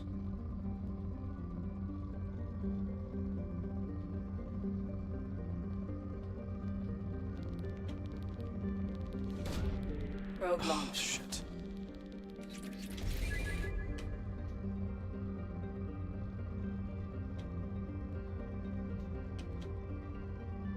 What if I have 3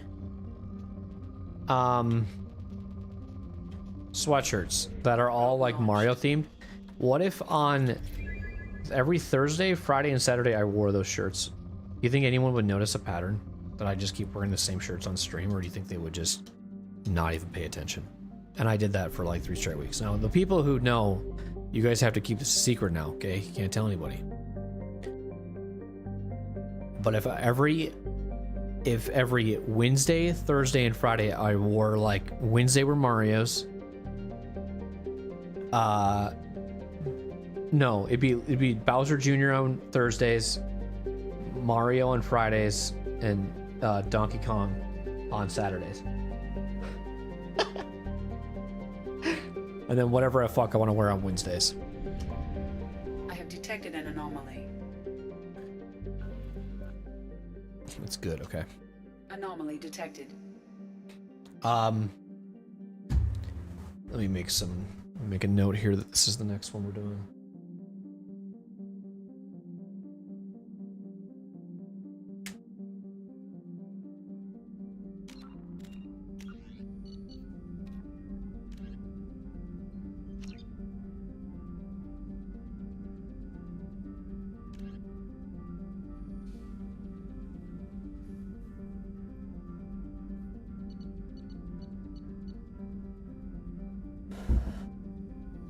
Project Firewalker Volcano. Which one am I doing right now?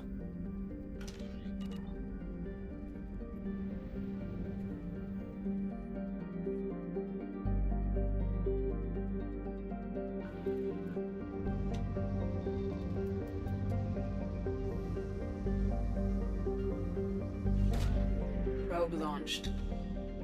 Scans have found something.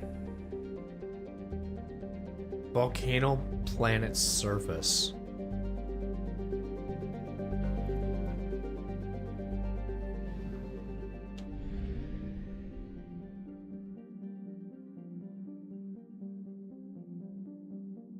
I feel like I always do that one first.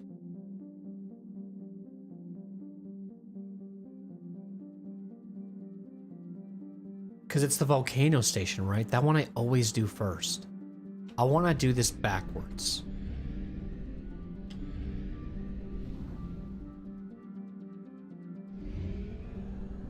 So do the Geth thing first and then do this.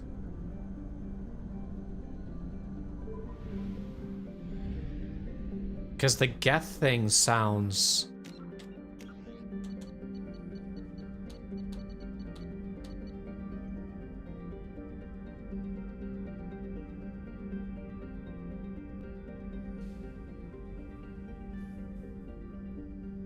Yeah, I think that's the one I usually do last. If it's the one with the big beam. The big, like, turret.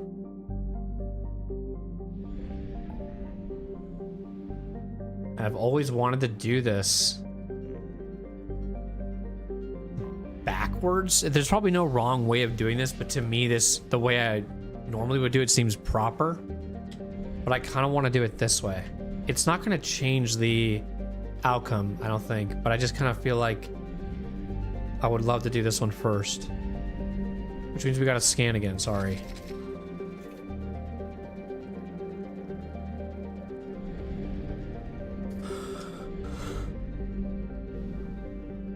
At least we got one of them done. Maybe there won't be any scanning.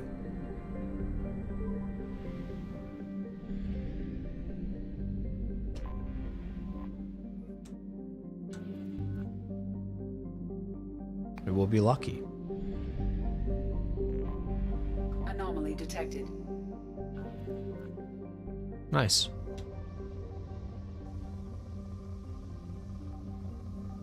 No words, just... Launching probe. I have found something. Oh, have you? Okay, this is the actual start of this now.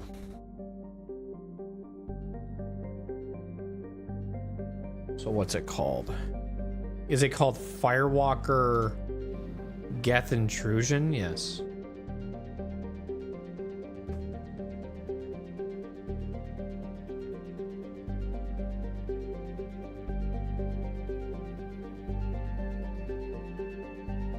Not Incursion. However the fuck you say it.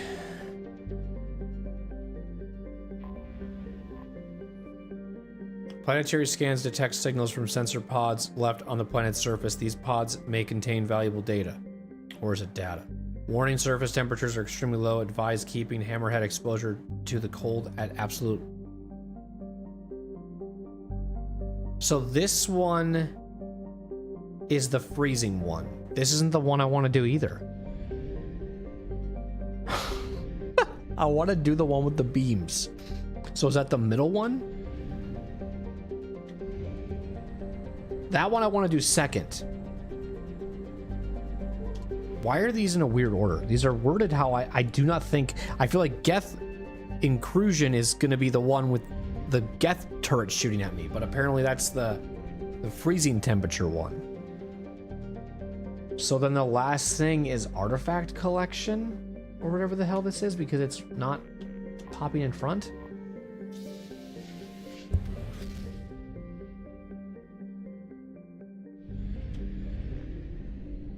So is this the correct one?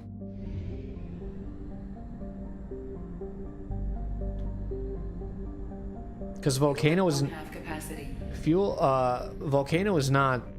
I know which one that is.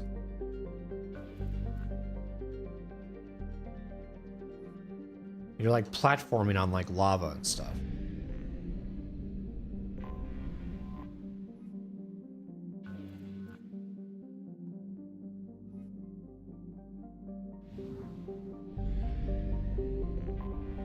Anomaly detected. It's rich. Probe launched. Richy bitchy. Probe away. I have found something. Yeah, so that's the one I want to do. Oh god. I almost spilled all of my popcorn on the fucking ground.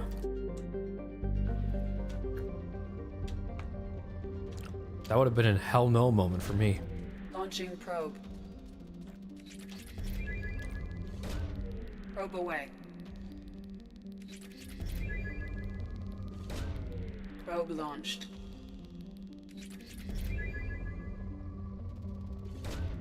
Launching probe. Probe launched.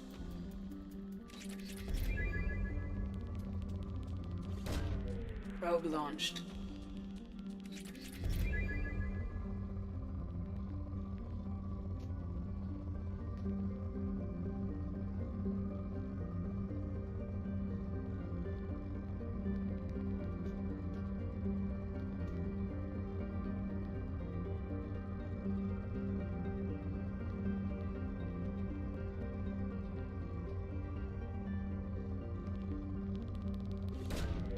Launching probe.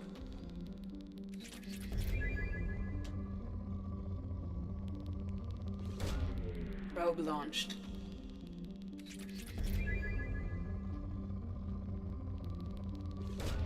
Probe away.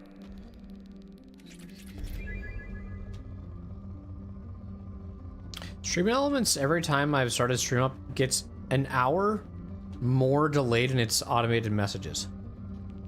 I'm gonna make it leave again and see if it fixes itself, because I don't know what Stream Elements is doing with its timed messages on YouTube, but it makes 0 sense. Because last stream it was 3 hours. Now it's at the 4-hour mark and it's like, okay, I'm gonna start sending those messages you want going out. So if I go live for 5 hours tomorrow, that's probably when's gonna pop up again, so it's weird.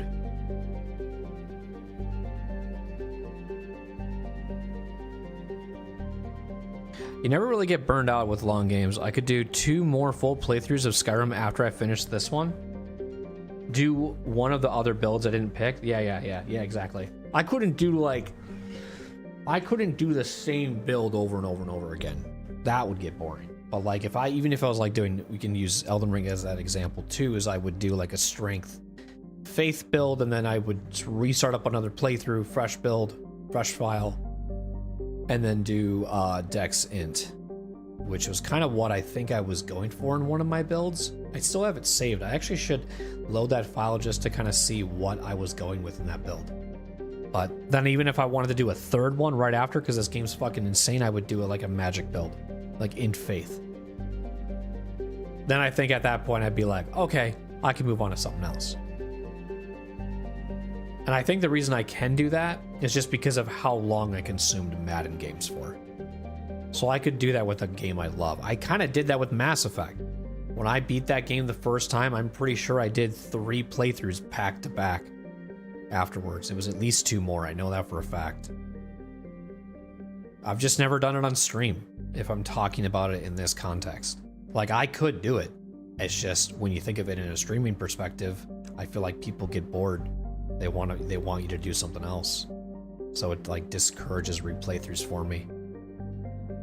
But all those feelings are out the window is what I'm trying to say, so fuck your opinions.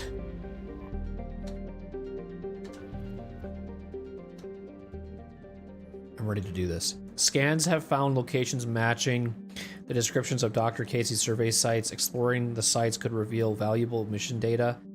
Or is it data? Warning, Geth presence detected on planet surface. Use extreme caution. Alright, I can play with the keyboard and mouse again. Why do I need to bring people when I'm gonna be in a fucking thing the whole time?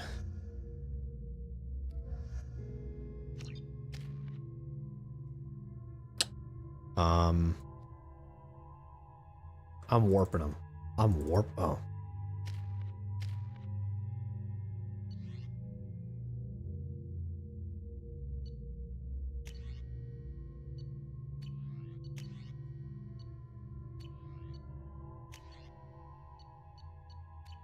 I want to try this pistol out and see how that goes.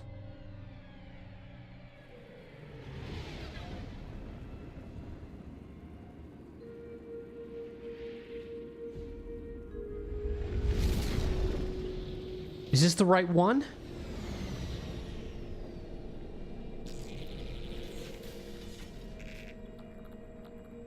Scanning for mission objectives. Mission objectives located. I don't remember. We're doing this though. At this point.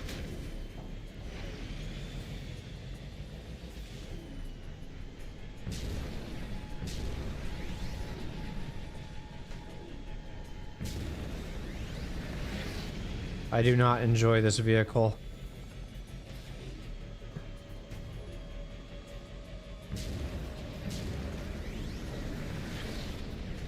Geth dropship detected.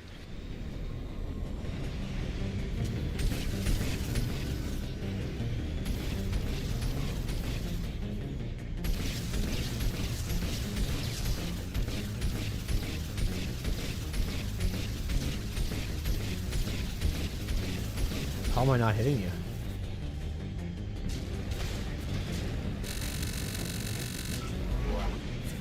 That's me thinking I have to aim with right trigger. You don't have to with this thing.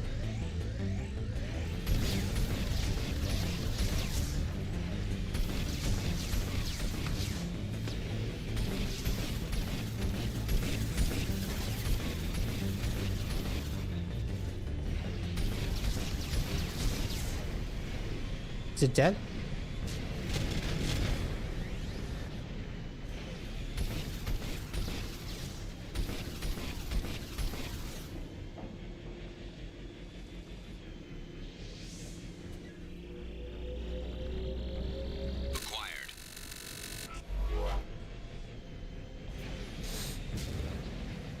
I did have Red Dead on that list too.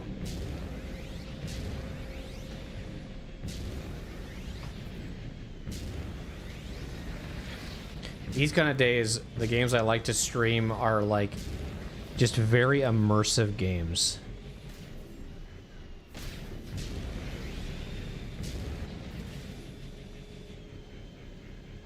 Okay.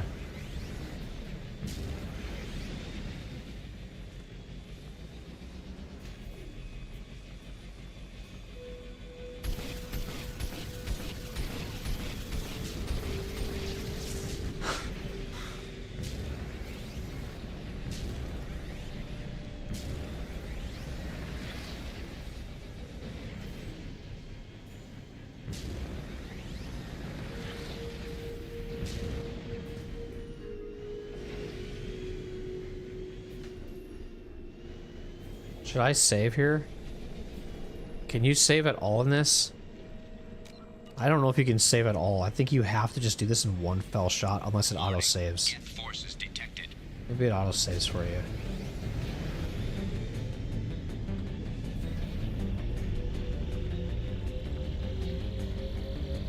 Extraction complete.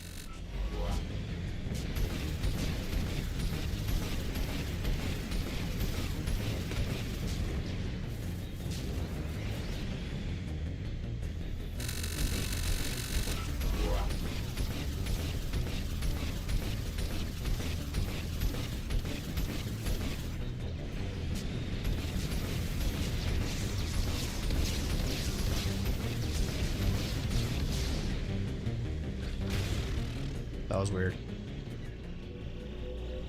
Does it save? I don't think I've gotten a save indicator yet. I do feel like I have to do this in one fell swoop without saving, which kind of sucks. Driving feels very weird with keyboard and mouse. I don't know why.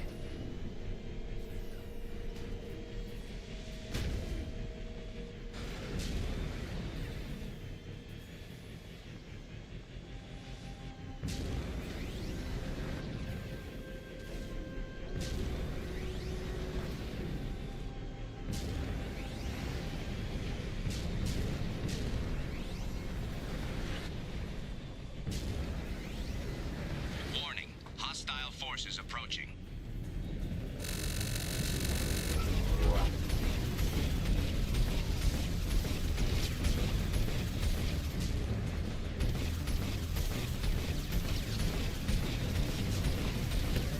Oh my god.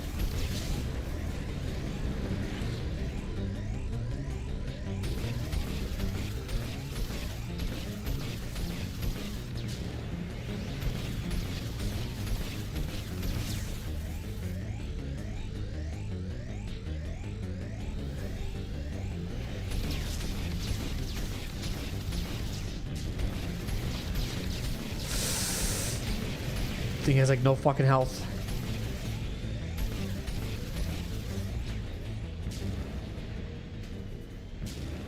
This is definitely, I don't think, the one I wanted to do. Unless it does happen later in this quest, but I don't think this is the one I like.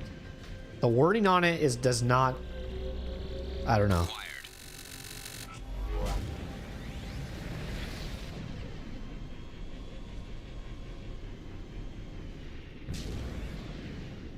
Where do I go? Which way is out? Right here.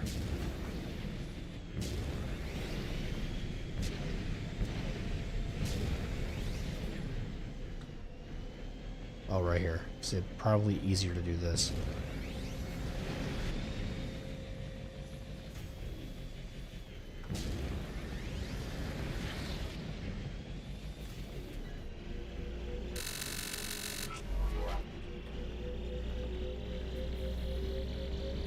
Extraction complete.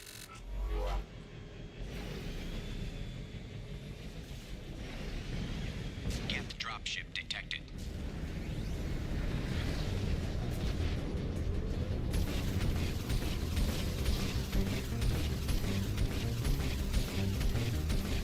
I think it's not even shooting at me. It's great. It's kind of how you have to do this combat. I think that's why a lot of people hate it, because this thing has no HP, but you basically have to fight at a distance where these things can't damage you. The Mako was definitely much stronger than this is.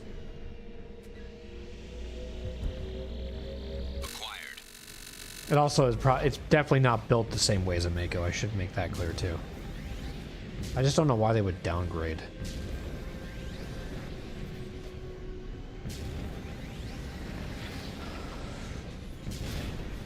It's fast, I guess. I mean... Oh fuck, oh fuck, oh fuck, oh fuck, oh fuck.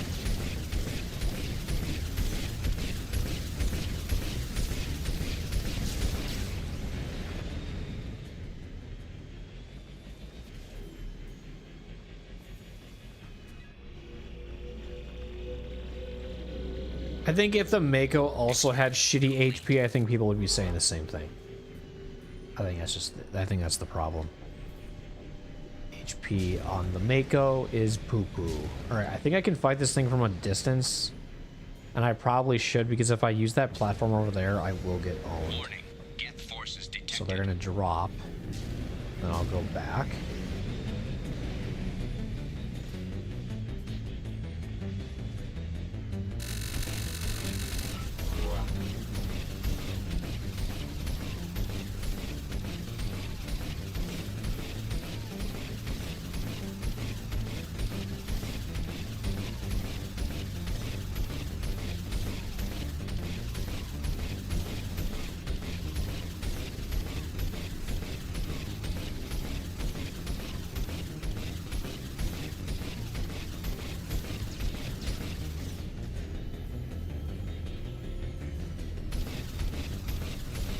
I don't know if it's gonna make it. Oh, it is sick.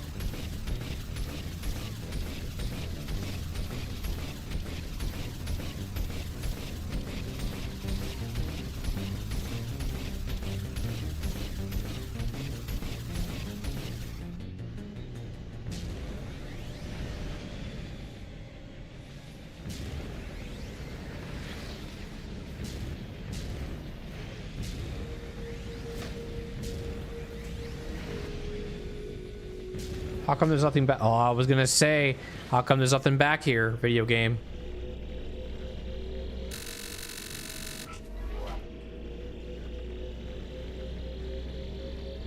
Extraction complete.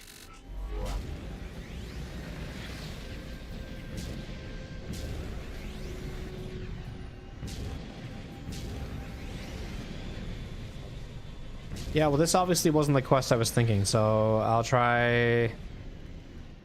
Maybe it's the... I feel like there's more to this. Acquired. Mission objectives completed. Come and mop up, boys. We're done here. Would you like to return to the Normandy? Yup, I would like to leave.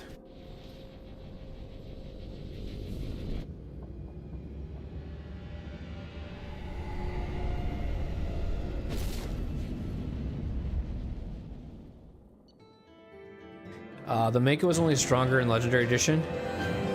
In the normal game, you get hit once and all... Yeah, you know what? You know what? You might be right. Now that I think about it, I do kind of remember having to use a lot more repairs. Yeah, they really did a lot with that game. So in that game, they made the Thresher Maws and the Mako better, and then Mass Effect 2, they just buffed resources. That's the only things I guess if we want to say what's different between the games. Data recovered from planet's surface. Historically significant artifacts recovered. Dr. Casey's location not found among recovered data. So Geth presence on the planet is eradicated.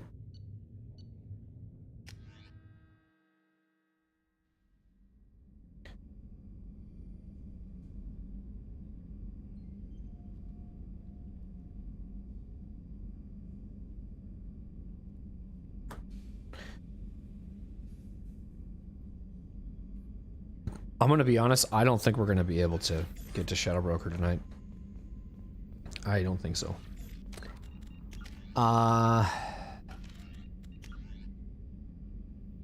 So, hate me all you want. But we will definitely, for sure, get to it tomorrow. We won't have any probing to do, okay? We won't have any, like, distractions like we had tonight that took up time. We'll get right into the missions. So, it'll be... We could maybe get 3 DLCs done tomorrow.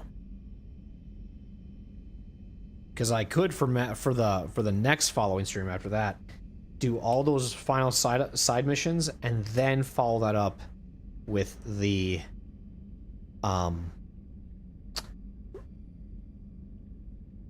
suicide mission. Otherwise, another option we could do is when we do start the DLCs, we could find out how many we have left after Shadow Broker and alternate between them. Hang on. My brain's going. So we finish, let's say, the Broker quest. Then all we have left is Arrival and Overlord.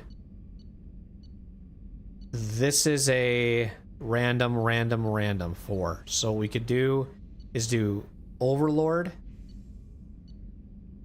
these 4 side quests, Arrival, and then call it a stream for tomorrow. I like how I'm talking about tomorrow's stream when I'm probably going to stream for another, like, 2 hours. Project Firewalker takes a while. I guess, to me, is this the one that I'm thinking of then? Because I know it's not this one. So I'm going to do this one, and maybe it is this one, but the wording on it didn't make any sense. So what was the one we just actually did? Survey sites located.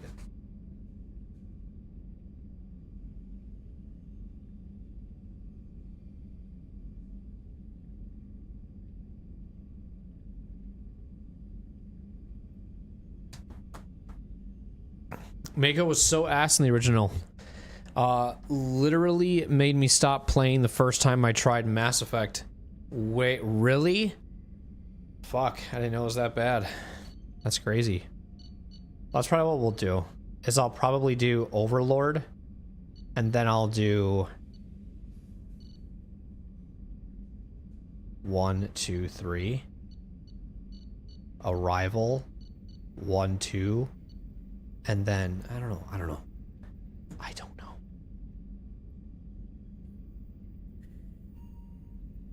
Let's do Overlord.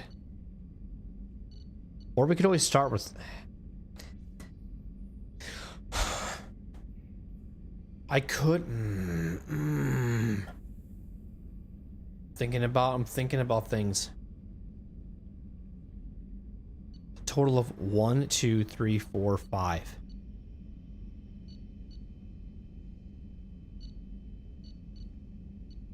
Overlord. You would want to save... Oh.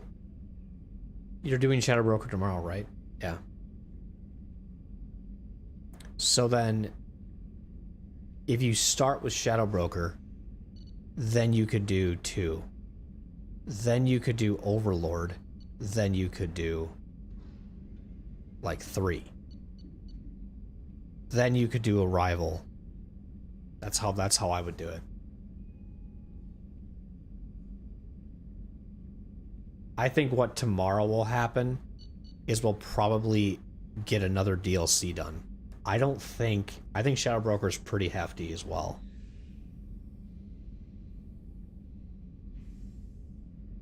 I don't know.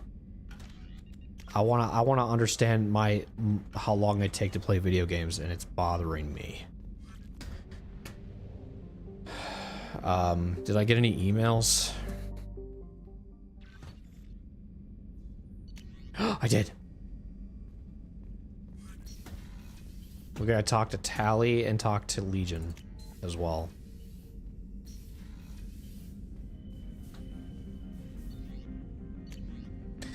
Project Firewalker, the artifacts you gathered might give us a lead on a larger Prothean site. They have incredible value for historians and might be instrumental in building our understanding of the Prothean legacy. Excellent work in mitigating the Geth presence. Will keep you apprised of Geth activity should it threaten integrity.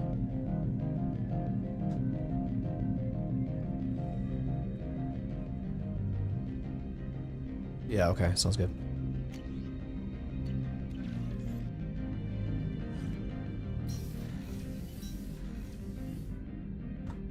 Fucking save. There we go. Watching. I hated it, but that was also a long ass time ago. My patience wasn't the same. Oh, I see. Mako was horrible. Fighting Thresher Mods in the original ME1 is the worst thing ever, because they basically would one-shot you. You know. The tracking, though, always is still right now is fucking with me. Like, the Thresher Mob will shoot some juice at you, and like, I swear, I remember, like, if you just wait for it to shoot it, you can then drive away with a boost and it won't lock onto you. But for some reason, when you do it in Legendary Edition, unless I'm just not understanding it, the second it shoots out and I try to boost away, it like cones to me. But it doesn't kill me as quick. Because if that shit happened in the original, I would also... I don't remember hating the Mako. I don't remember the things you guys remember. Because the PS3 version, unless they fix those, I don't know. I'm always hearing that Xbox and PC had a really rough time with it. Maybe PlayStation was the only one that was okay. But, Moon, you also played it first on PlayStation, so that's not necessarily true. I don't know.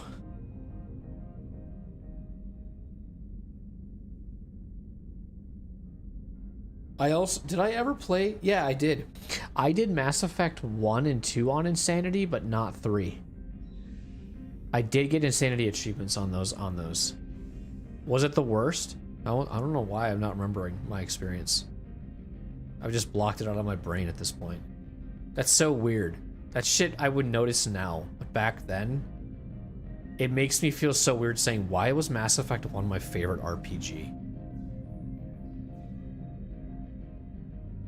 Like, it's still a good RPG, but like things like that I would have called the fuck out when thinking about the game. I think the way I looked at the RPG elements back in the day was how much dialogue you have with games. I think that can be a part of it, sure, but I like the combat. Like, I don't want a game to be heavily just this one thing. That's why I think, like, we can go back to Baldur's Gate 3 as the perfect RPG elements, because it has amazing dialogue, but on top of that, also amazing combat. I would rather have how Baldur's Gate 3 makes RPGs, but I feel like those are hard to come by. Because, like, in Mass Effect 3, I love the combat, but I hate the dialogue. Sometimes the dialogue is just so straightforward because you only have two choices. You don't really have as much to, like, talk about and say. Mass Effect 1, your character would literally utter every single line. Mass Effect 2, I think you still do, but the choices got less. And then 3, it even got worse.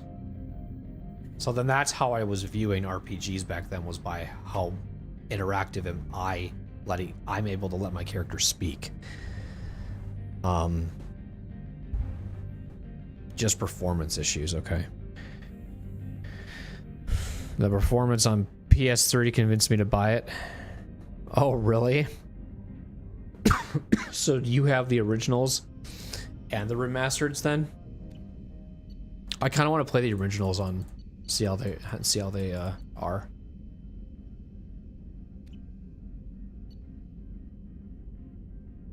I fed my fish, right?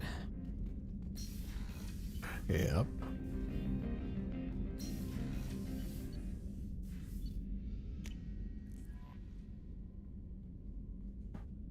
Nice.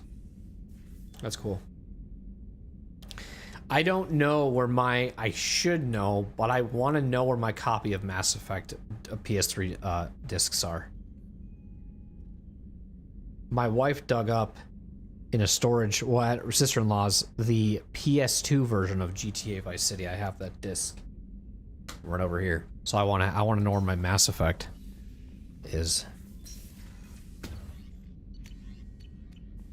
I'm pretty sure it's in a box in my closet. I never thought about that. I own the originals too. Nice. Okay. So I'm gonna do the one that was...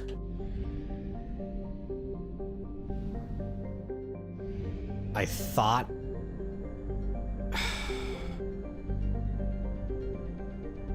I'm looking for the one. Is there gonna be 3 now, or is there gonna be just 2 left?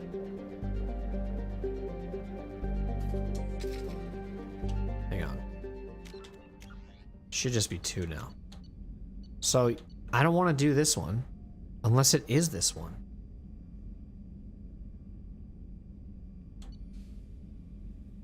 But this one doesn't make any sense because it talks about the cold, and I know that that one's the cold.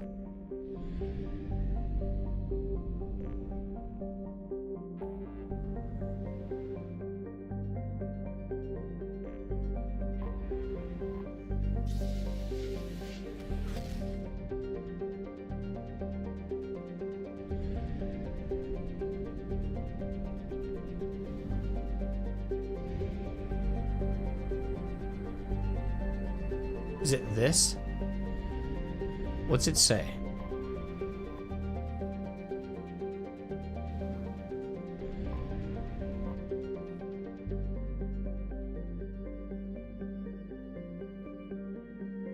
That's not the... Okay, that's not even a Firewalker quest. You're looking at the wrong thing, idiot. If this one says cold, I'm not doing it. If this one talks about freezing temps, that's the one I want to do last now. Because I thought the one I was doing was the first, but it's not.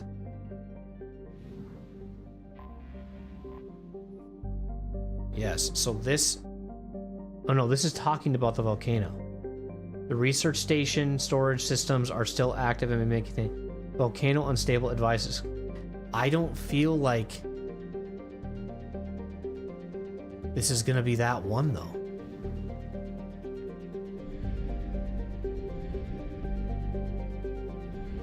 Fuck it.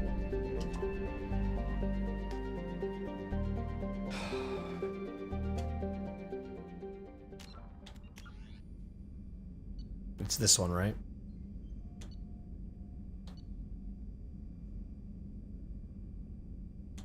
What's it called when I look at it? I don't remember.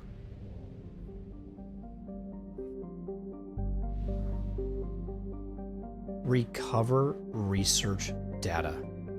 It's none of them.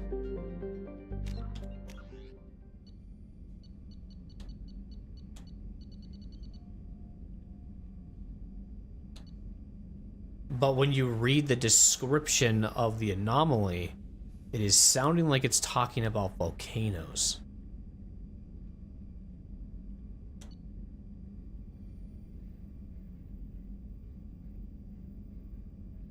And then this one...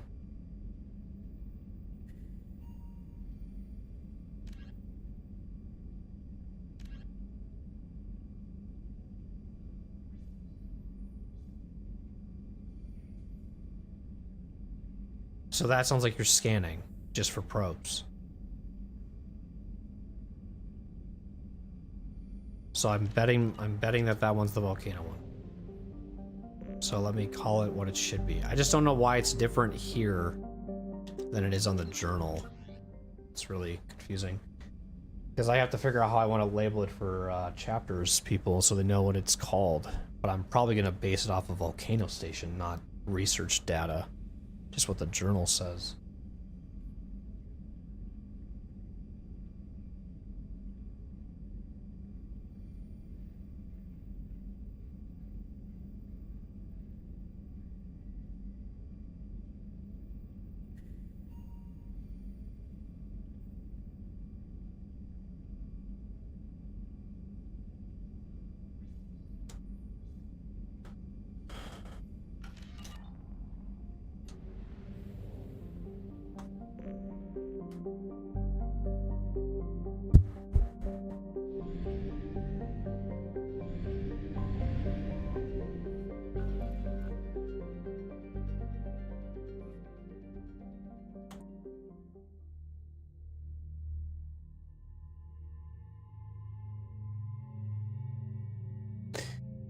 This squad selection thing makes no sense because I don't even know if I'm even leaving this Mako or this Hammerhead.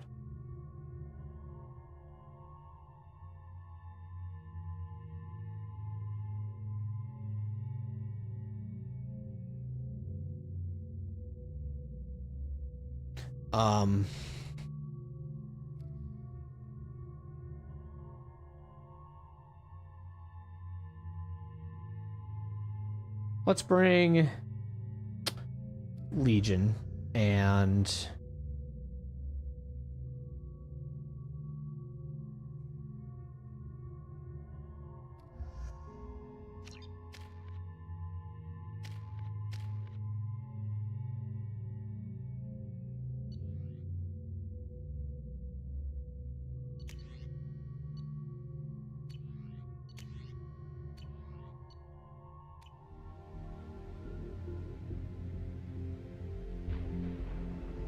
this really doesn't matter, does it?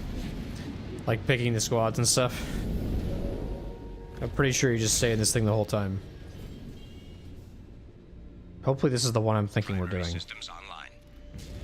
Maybe it's not. Adverse geothermal activity has rendered pathfinding function inoperable. Please use manual controls to locate research base.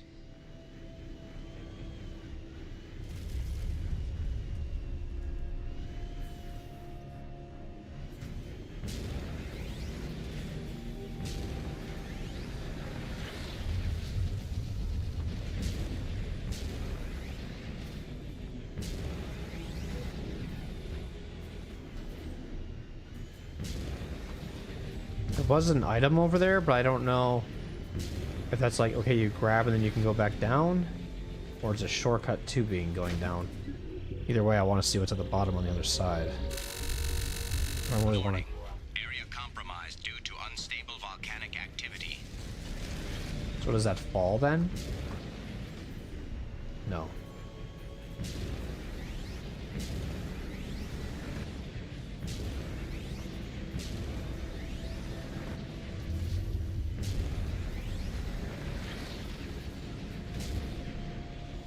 Is this where I need to be? No.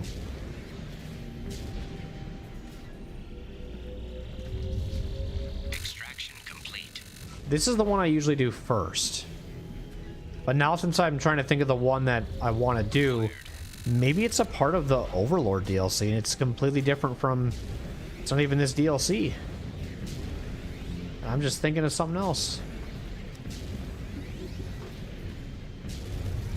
But doing the Overlord DLC, then this would be kind of weird because you get introduced to the Hammerhead through Firewalker. You don't with Overlord if you happen to use it. But I also don't remember using it. But I don't know.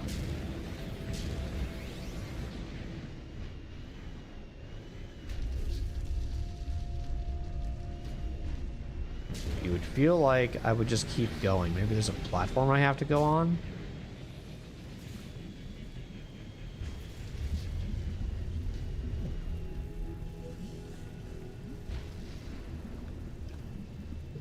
Okay, maybe it was that one way then. Okay, so this was the optional route.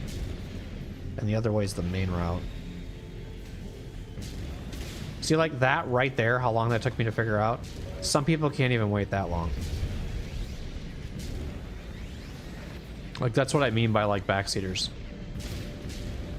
Like, that probably took me, what, like, maybe 3 minutes to figure out? But some people are like, no! Like, I wasn't stuck on it for a fucking hour.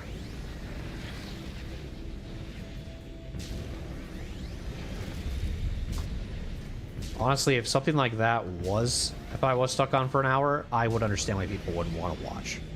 Because that's really crazy how long that would take somebody. So now, can I get over there? So this seems like the correct way, but then I saw this over here. That piqued my interest, but I don't know.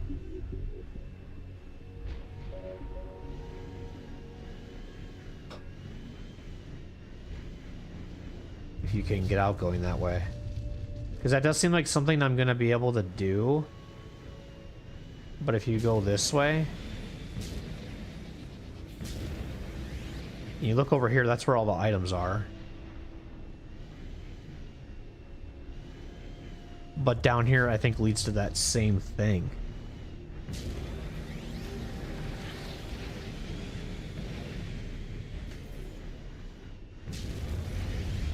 Mineral resources detected. So I don't know if that's what you're supposed to do. I don't think so.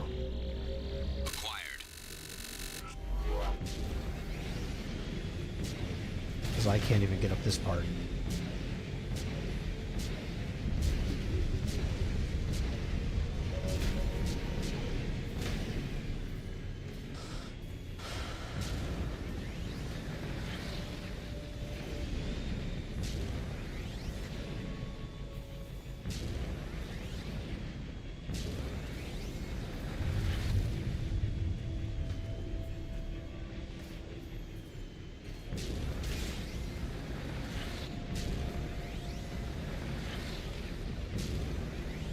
What we just experienced there was Jump King.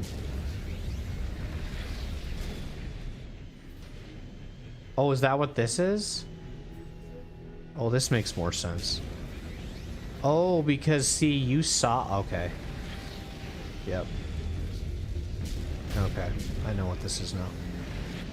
Yeah, this makes sense.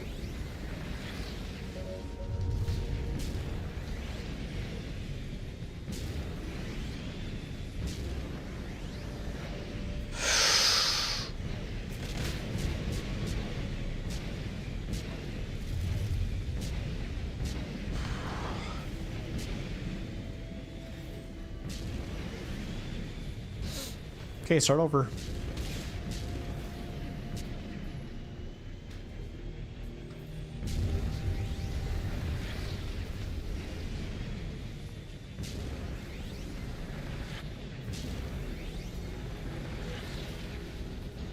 So we're gonna take the right side.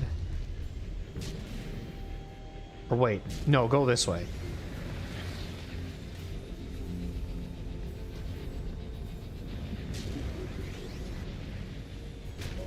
That's so intriguing to me too.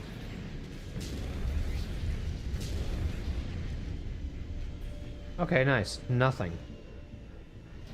Okay.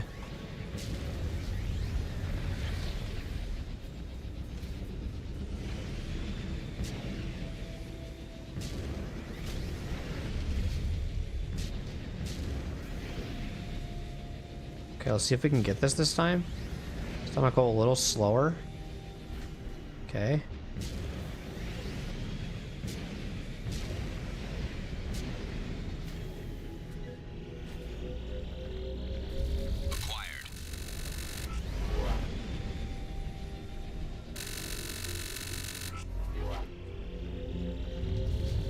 Extraction complete.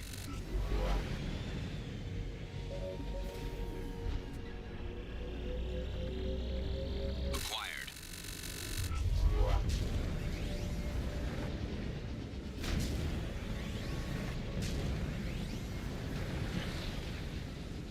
Research base entrance ahead. So I do think I have to go in there. But, I can continue on. Let me just I think this is an escape. Yeah, so like this will eventually be blown up. And we can clear through it. You could actually... Pretty sure I saw it clip, but I could be wrong. Pretty sure that opens up. I have to redo this part.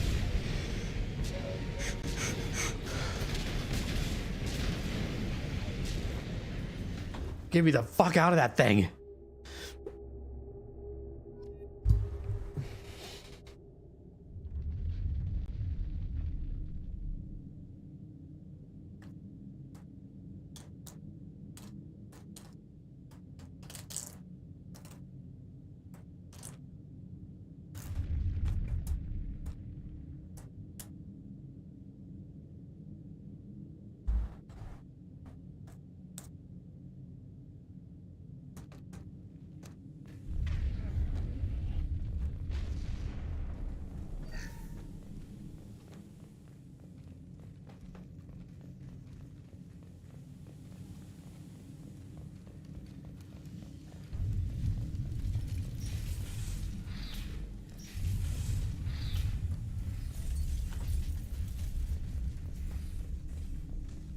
Oh, the one time that I can actually quick save.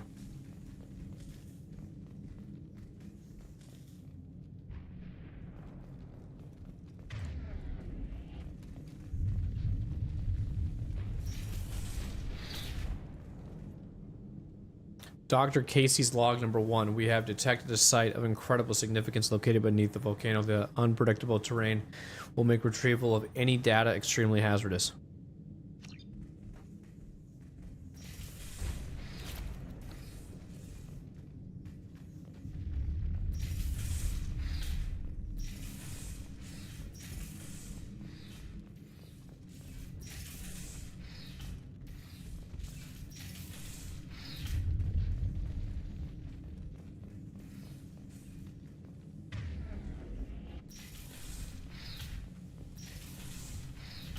That's where the Mako is, right?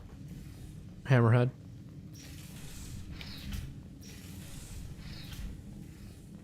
So you basically looped around into those two rooms? Okay.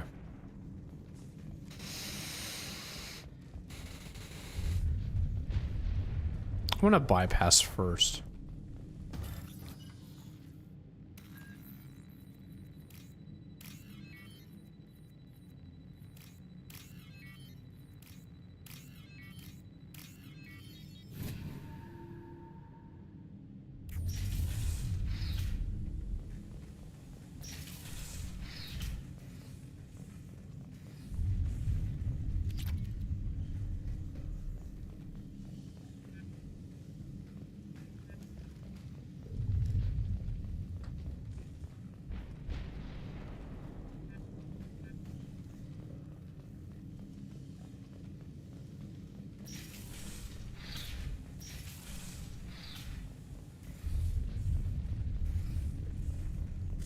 I was right. This site was a roadmap leading to the main Prothean ruins. Dr. Aloy and I agree that this must remain a secret at all costs.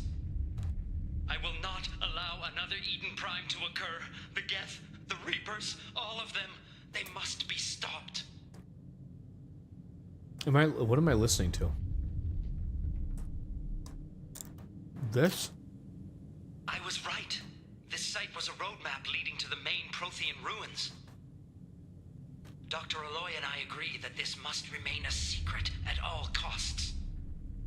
I will not allow another Eden Prime to occur. The Geth, the Reapers, all of them, they must be stopped. Okay.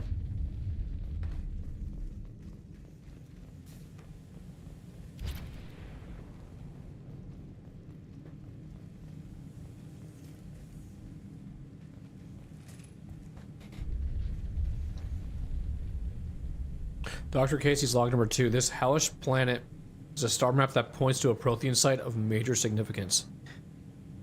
Dr. Aloy and I have mere hours to retrieve all we can before the conditions become too dangerous to continue. We learned too late that the local volcanic instability is magnified by our power grid.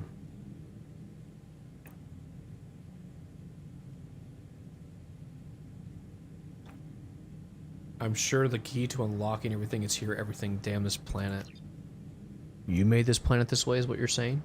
Huh? Okay.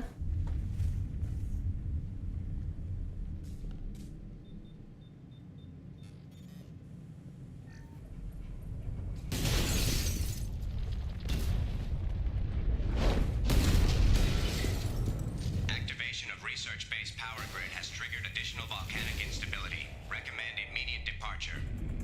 Okay. We need to leave. I'm just gonna jog.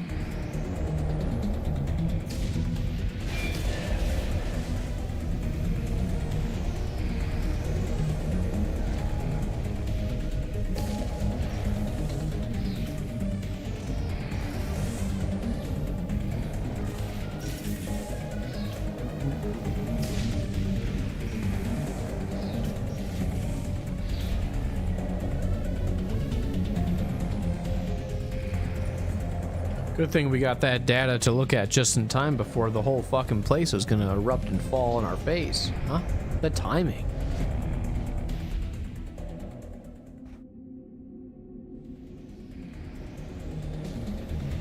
See, now it's open. See how this was closed before?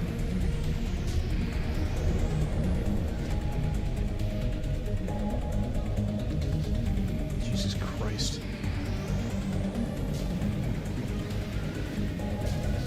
My eyes can't handle that. Stop. Jesus, dude. Warning, hull damage sustained.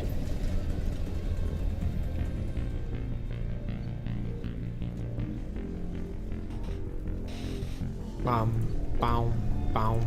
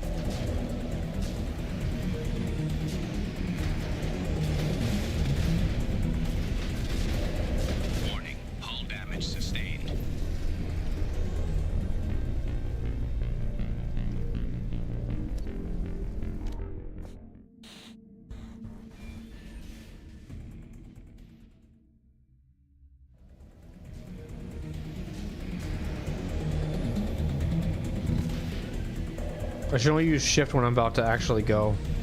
I'm holding it down too much.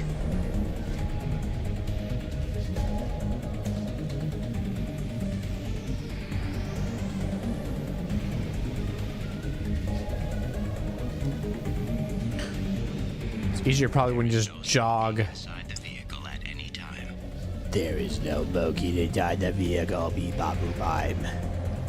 So I had to blast and then do it.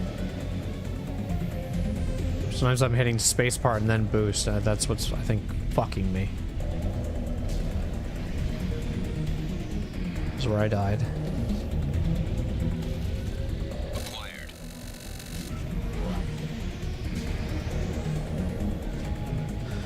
And I think we're in the clear now.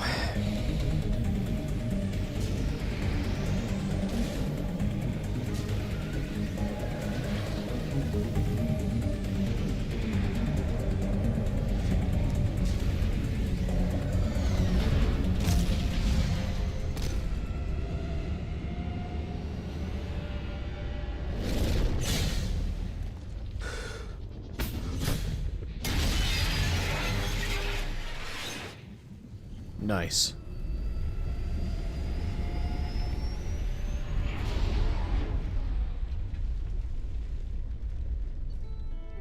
Data recovered from research station. Dr. Casey's location discovered. Landing party extracted from Volcano.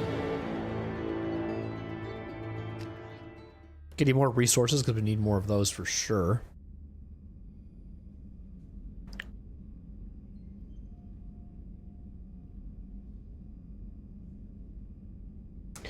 Okay, so now I want to go check the emails and feed the fish.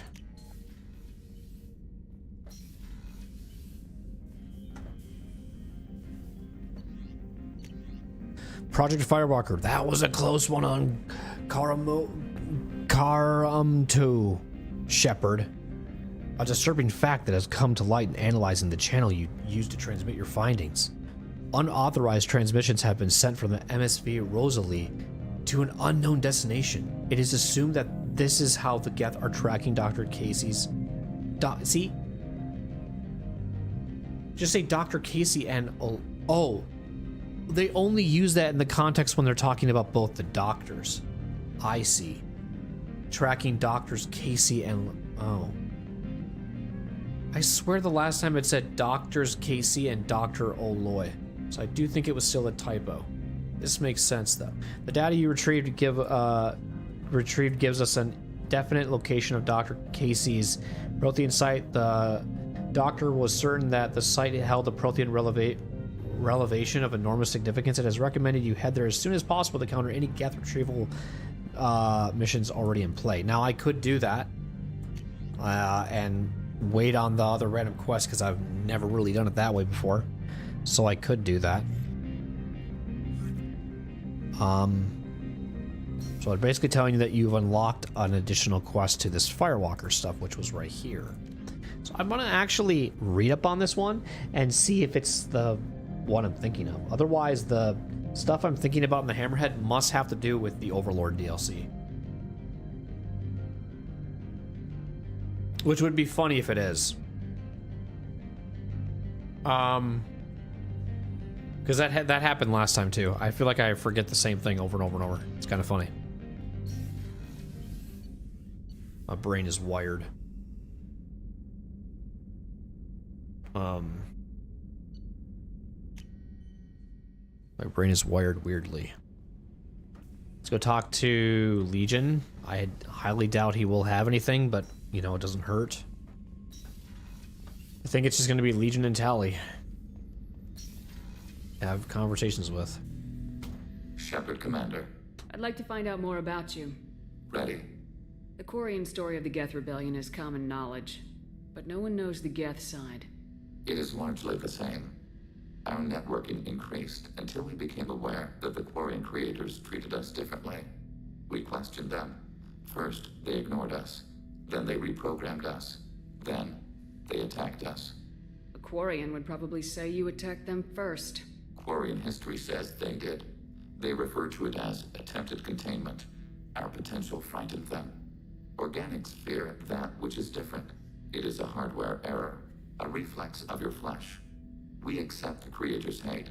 We hold their world of origin, though we are only caretakers for it. Okay. What's the Quarian homeworld like? It is more arid than Earth. The star is older and more orange than Sol. Once they called it Renach, ancient Kalish, meaning walled garden. Now they only call it Homeworld. It is no longer real to them. Homeworld is a symbol of regret, loss, and anger. We do not understand that. It makes sense to me that it would become a symbol like that. Home is recognized patterns, known spaces, familiar thought processes of fellow sapiens. It is belonging. A planet is an amount of material massive enough to collapse into a spherical volume. Rocks, ice, and gases are not home. The home of the creators is where the creators are. Their place of origin is not relevant, only where they choose to go together. What? You don't actually live on the Quarian worlds. We live within space stations, draw resources from asteroids. It is efficient. We maintain mobile platforms on creator worlds to clean rubble and toxins left by the Morning War. We know of similar actions by humans on Earth. Similar actions? At Wadi es-Salam, Arlington, Rookwood, Tynecott, Piskarioske, Auschwitz-Birkenau. Those are cemeteries, memorials. It is important to your species to preserve them, though you do not use the land. Can you explain? It's pointless, I guess. When a human dies, the body's usually buried. There's not much point to it. What's left is just rotting meat. A curious habit.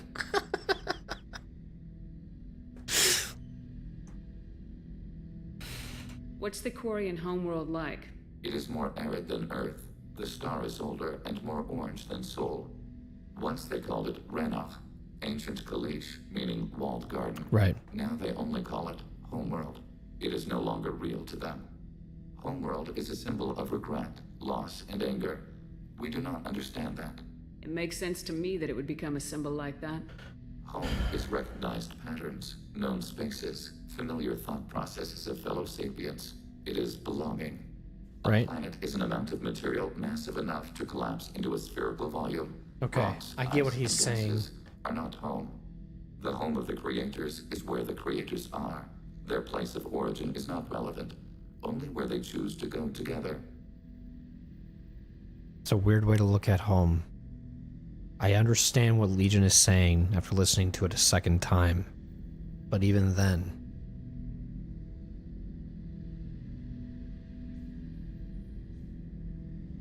If I had a friend that had conversations like this with me, I would be mentally drained. You know? Like, they're always like deep fucking thought and shit. I'd be like, yo bro, just let's have a normal conversation. Stop making my brain go fucking crazy. And that's acceptable? So you don't even try to make peace with the Quarians? We are not comfortable with it, but we cannot determine a solution.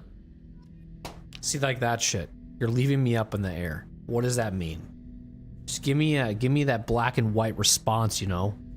That's what I need.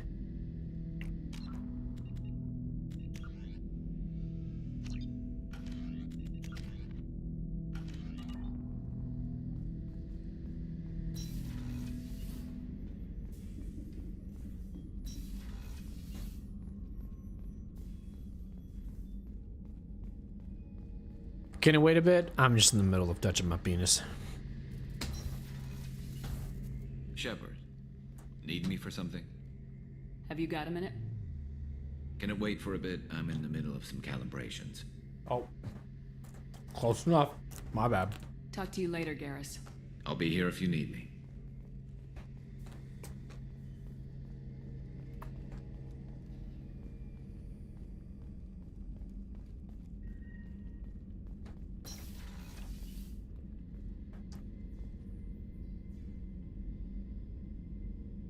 Shepard, what can I do for you? Commander. Oh. What can I do for you? Please call me Shepard. Do you have a minute, Miranda? There's a lot to do, Shepard. Maybe another time. I'll let you Of work. course, Commander. I don't like that. What the fuck's going on with my head now? My head was like really fucking trying to fight turning. It also wanted to look ahead. Okay, Tally, your turn.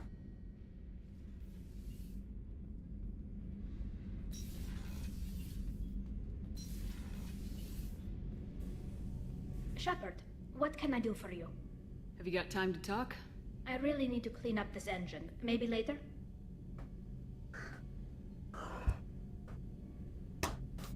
No. I'll let you work. Talk to you later.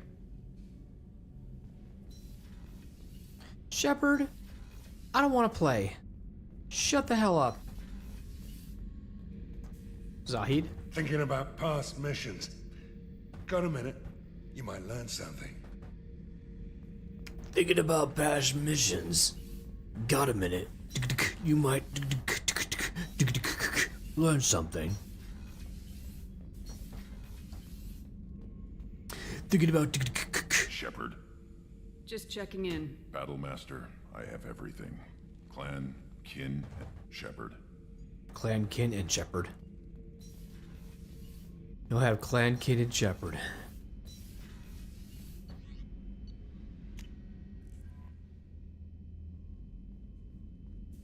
Alright, we're gonna do the new one. We're gonna skip this one. And we're gonna do this. Right away. And then we'll do this last. If it allows us to.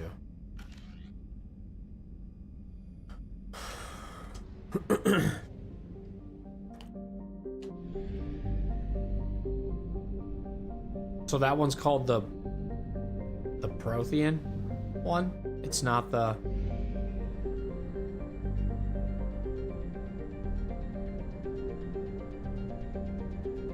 We have used half I think it's whatever one said Prothean, that's the one we're doing.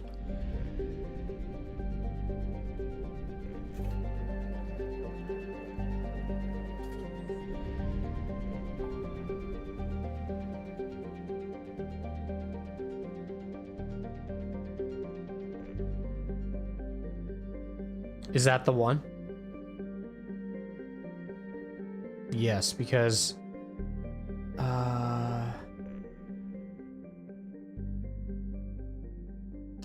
think so? It's also not scanned, so that also tells me that that's why it's the newest one.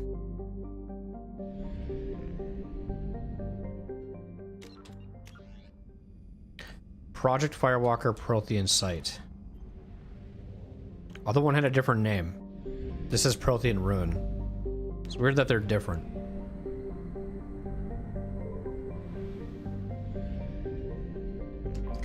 We'll probably have one planet to scan here. That's a rich one.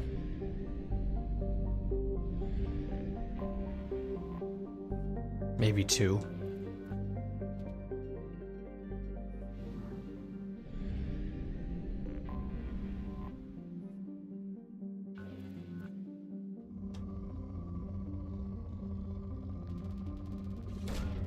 Launching probe.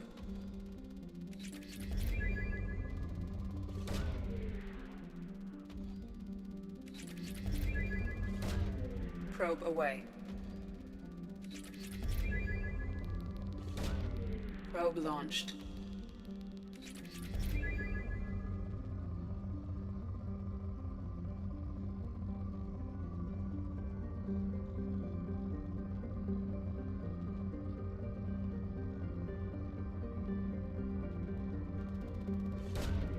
Probe launched.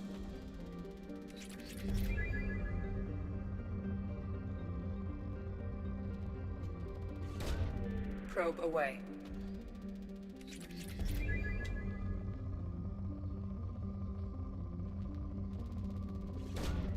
Launching probe.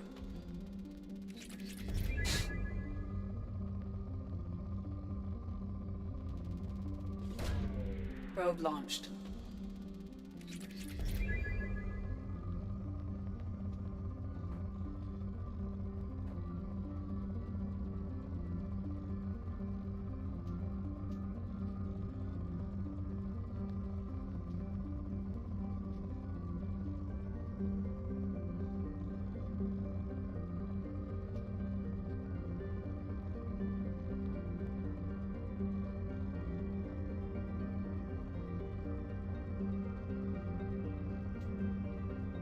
What the fuck? There's no coffee in this shit.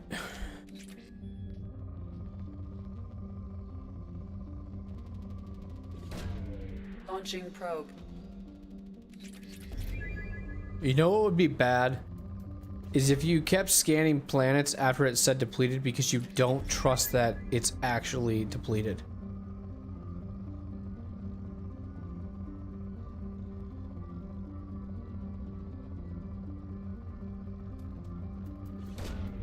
Probe launched.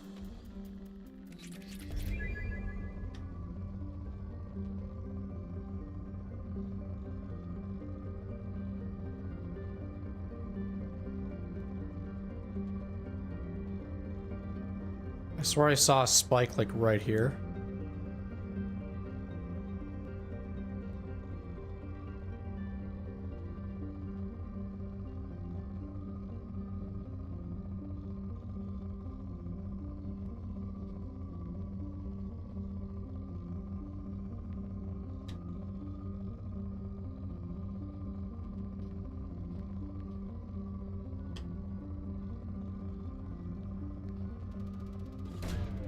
Launching probe.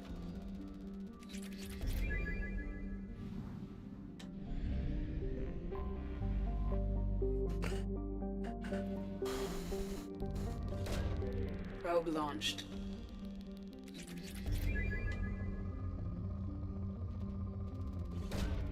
Probe launched.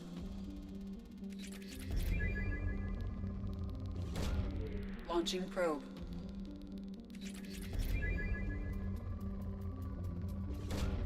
Probe away.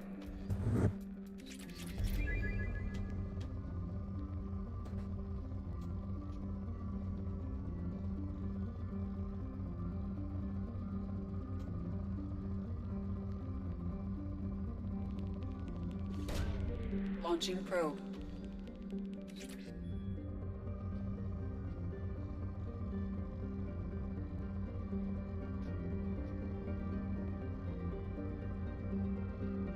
Still rich, huh?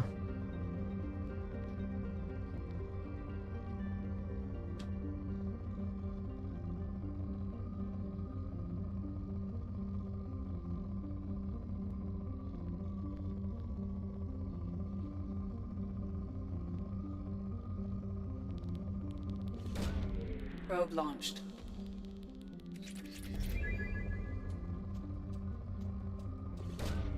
Probe launched.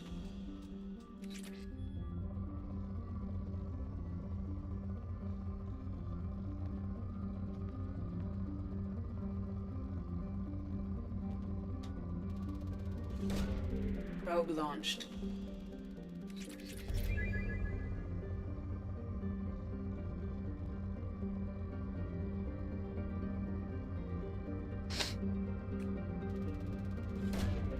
Probe launched.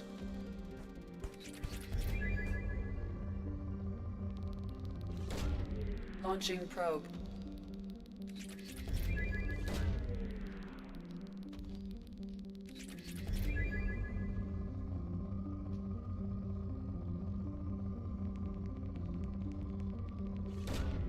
Probe away.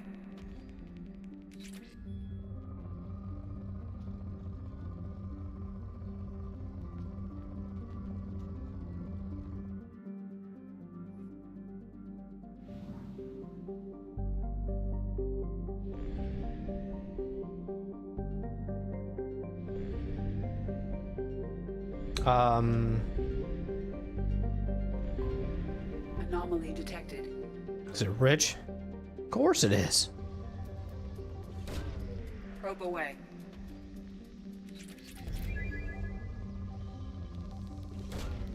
Probe launched. Probe launched.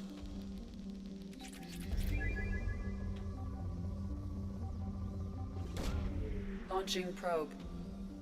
Scans have found something.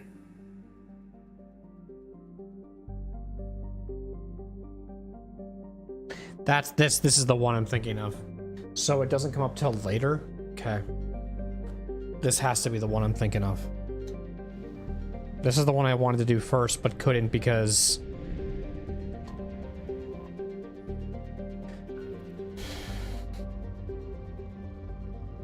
You have to do... I'm guessing you have to find the one I just found. I think.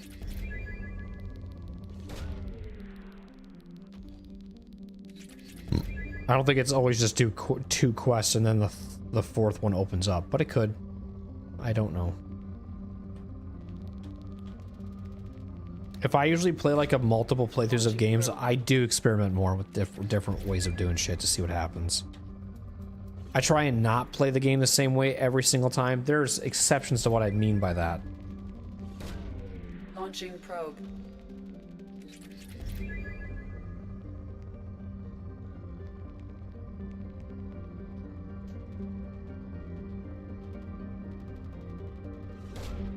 Probe launched.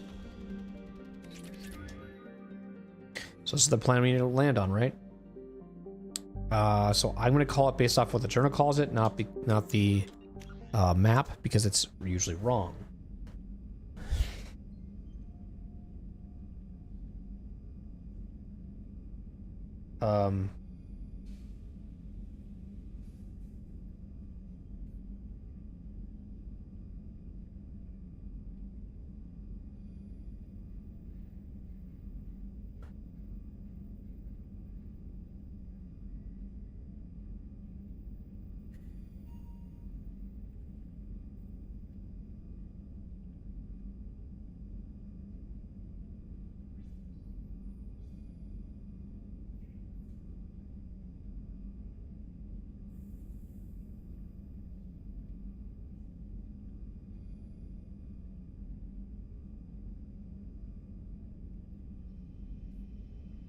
I honestly do not know what I'm going to use for a thumbnail for this. It might be a ship one, like something in the ship.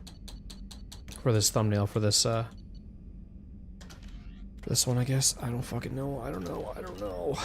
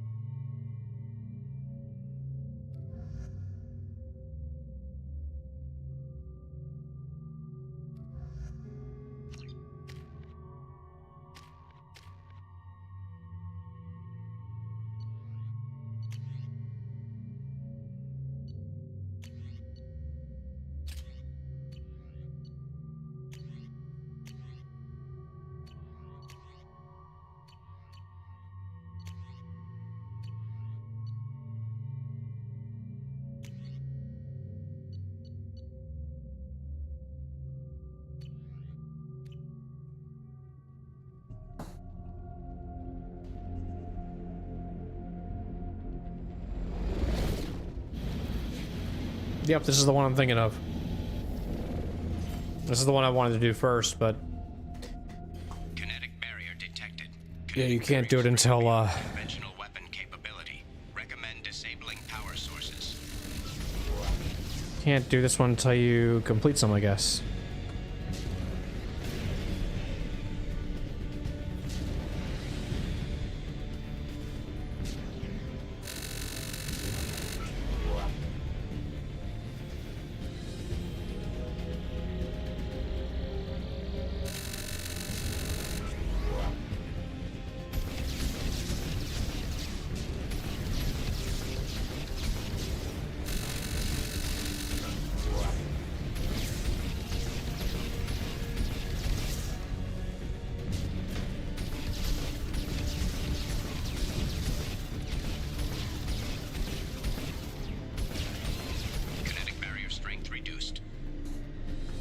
Can I F5 this at all? No? Okay.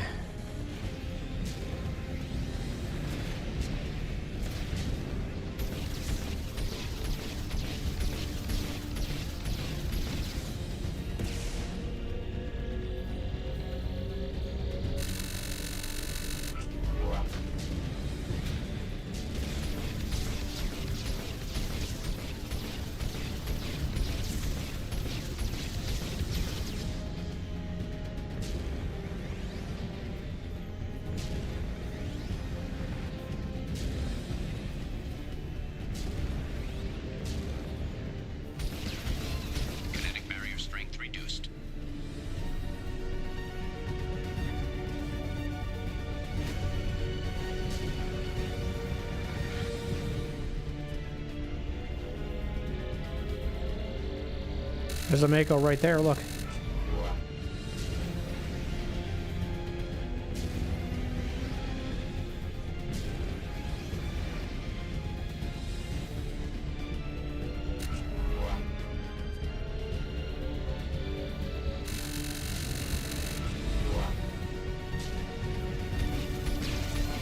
Kinetic barrier strength reduced.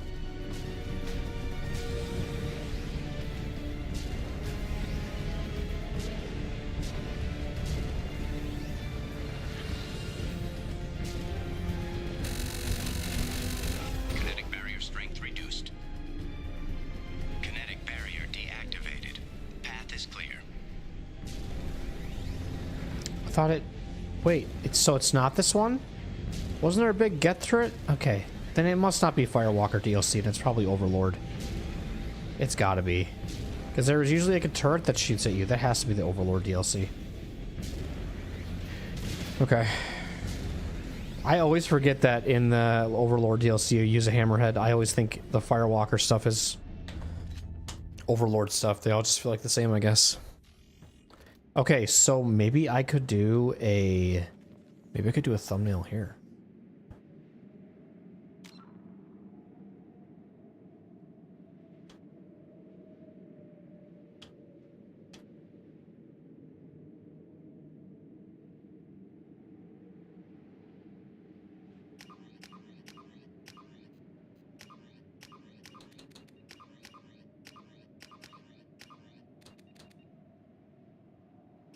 Where's the depth? That's what I want off. And then I also want this off. And this off.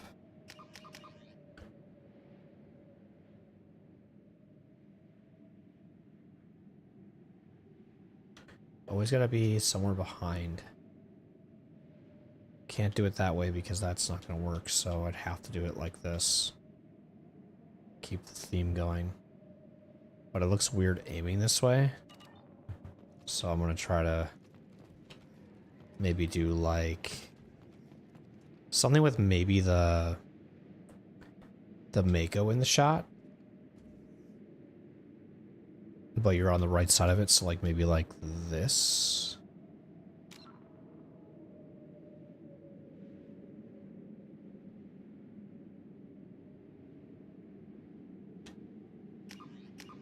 I keep calling it a Mako.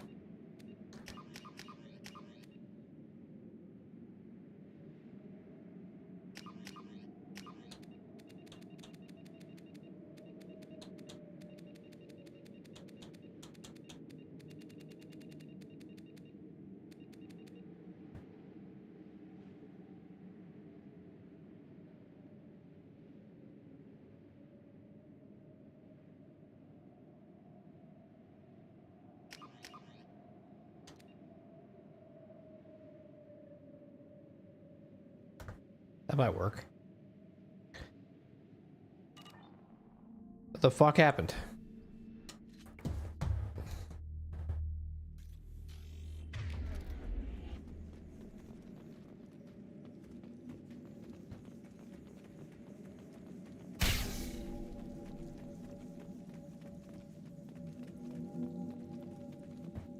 Besides spectacular, time, however, has proven to be the real enemy. Even with those Blue Sun thugs hired to protect the dig site, we barely managed to erect the shield before the Geth arrived. How they know our movements almost before we do. Am I beaming my thoughts directly to them? I must find out how they are doing this. I shall ask Dr. Aloy, whatever help he can provide.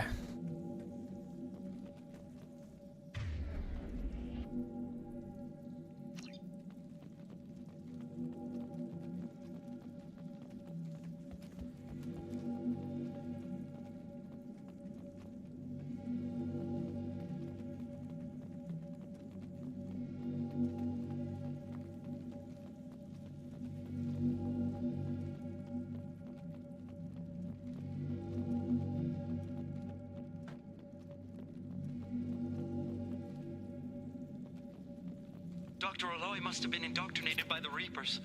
I found him sending our data to a Geth ship. I won't be responsible for another Geth attack, another Eden Prime. I've silenced Aloy forever. Okay.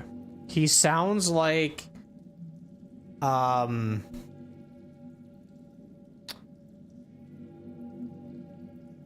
he sounds like his voice kind of reminds me, it's not the exact voice because his voice is a little higher pitched, but Jenkins. He sounds like Jenkins but using his normal voice because Jenkins I feel like has a little higher pitch. His voice just makes me think of Jenkins every time. Dr. Aloy must have been indoctrinated by the Reapers.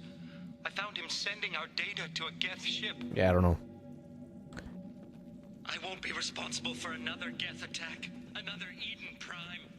I've silenced Aloy forever. Forever. This might be useful. This might be horrible. It's too late for me. They're still in my head, stealing my thoughts. I can't keep them out. I've got no choice but to destroy this relic. And myself. Bummer. Fucking crying right now.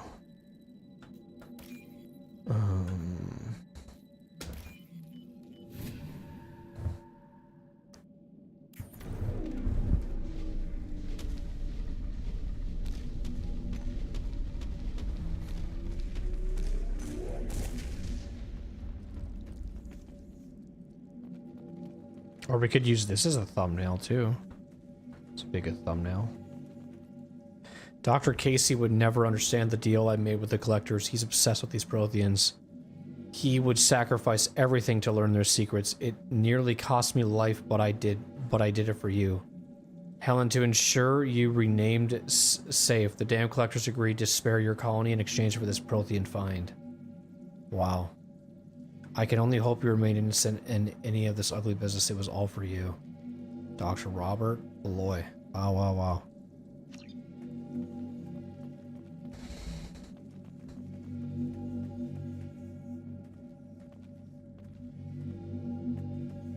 Yeah, we do this as the...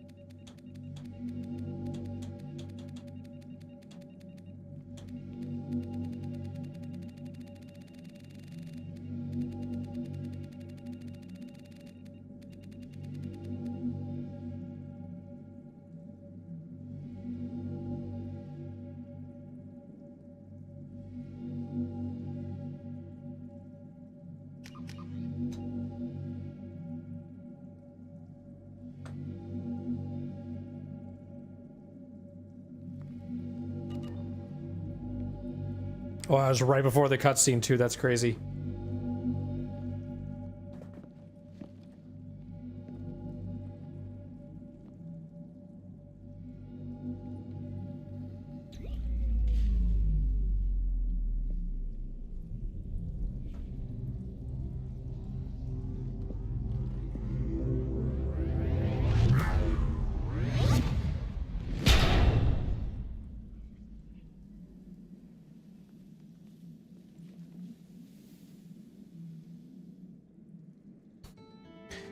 Dr. Casey's research station found Prothean artifact recovered. So yeah. That's pretty much the end of the DLC, but we still have one more we can do, so we might as well just do it. But we actually now have that in our cabin now, which is pretty cool too. It's a little collective item for doing the DLC.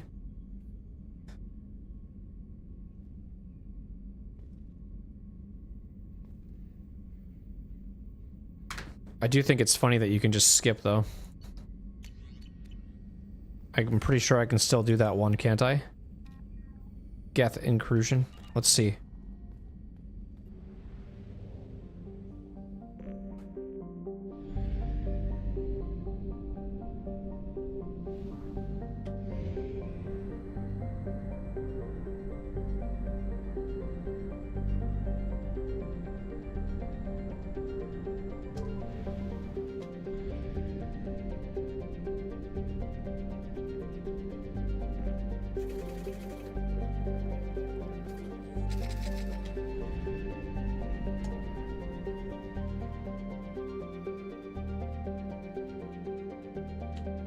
Looks like it.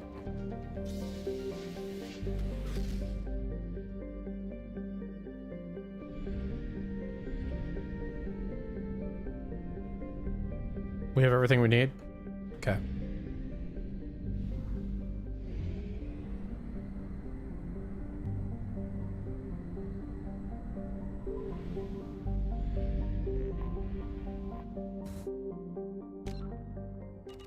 So now we will go see if Tally or Legion have anything. I think they're gonna pretty much be done with conversations.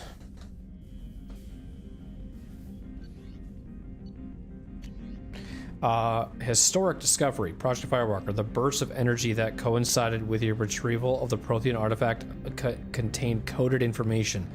Most of the data was beyond our ability to track, but the threads we were able to decrypt was provided new avenues for research on energy transfer and biotics.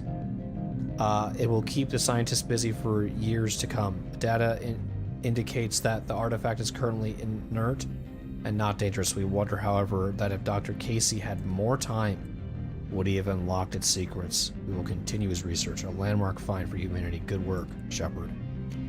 You're welcome. So yeah, then the Prothean artifact is right here. This little, like, trophy. And then you also have this that you recovered. I don't know if there's anything else that usually pops up. There's some other things that pop up, like, in other DLCs, like Mass Effect 3 stuff, but that kind of, like, is kind of cool. The game does that.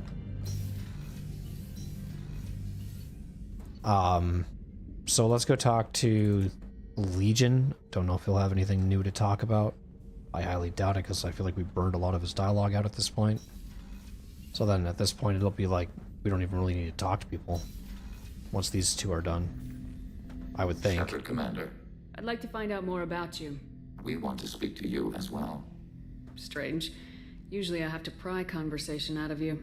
You are not bound by the hardware limitations of organics. You assisted us with the heretics. You do not fear us. We have watched organics for over 3 centuries. You are plagued by questions of existence. What do you mean by that? Why were you created? What is your purpose in life? What lies after death? Organics develop religions and philosophies to provide answers to these questions. Sounds like you look down on us for that. For an evolved species, there are no obvious answers for those questions. It is a logical response to your situation. The Geth know our answers to those questions. We were created to labor for the Quarians, Our memories will be archived after death. We are immortal. Our gods disowned us. We must create our own reasons to exist. Okay. That sounds pretty bleak. When you put it that way, I'm surprised you haven't all just shut yourselves down in angst. Fortunately, the Quarians did not create us with a capacity for despair. We told you the Geth are building our future. But you didn't say what it is. A megastructure. The closest analog you have is a Dyson sphere. When completed, we will all upload to it. What good will that do?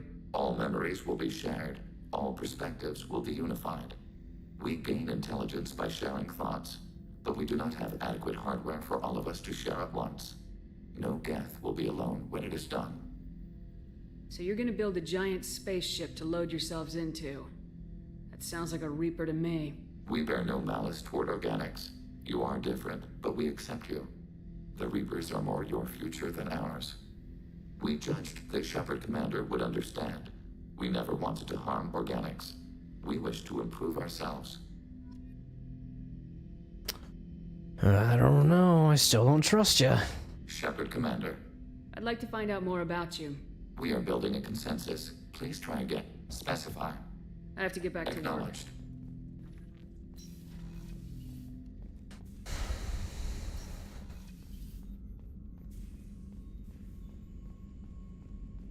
Okay, so now Kasumi maybe? I don't know, maybe Kasumi has something to say. So quiet around here.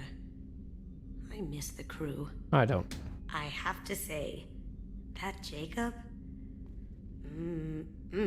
He seems pretty intense.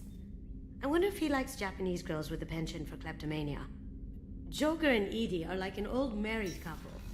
I keep expecting to walk in on them bickering about the temperature in the cockpit.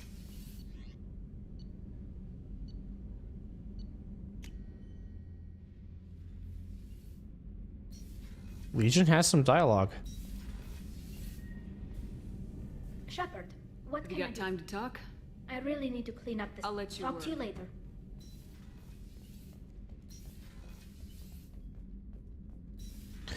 Bum bum bum bum bum bum bum bum bum bum bum bum bum bum.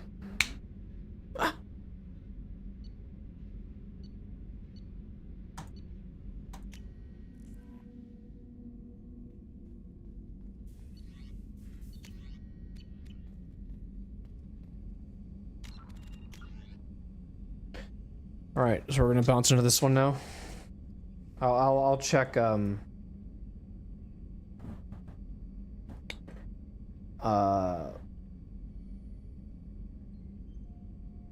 research stuff because I think I did unlock that, so I should upgrade that. This one should be pretty quick.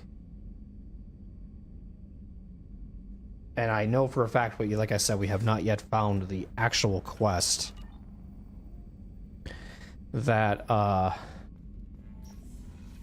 is what I'm thinking of. So this whole time we've been doing something I thought would exist, has not. I'm pretty sure it's the Overlord DLC. Shepard, how can I help? Have you got a Not minute now. to talk? Working on anything else? We'll be here if you need me.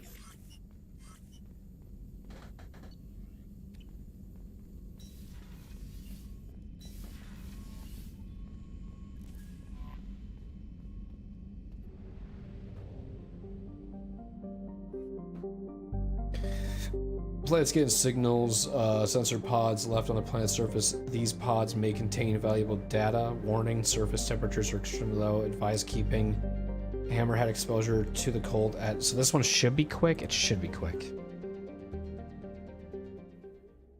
It's literally just driving around and scanning and trying not to blow up.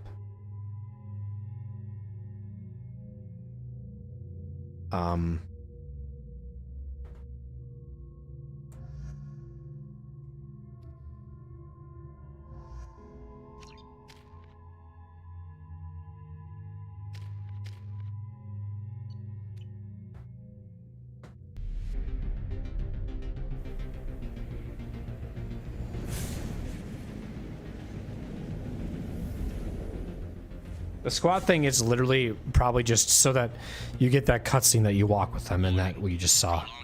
Because yeah, you don't never see your squad of this mission besides that little intro part.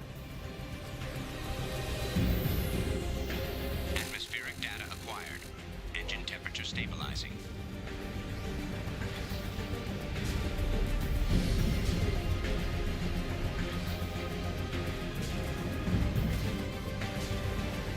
Caution, engine temperature falling.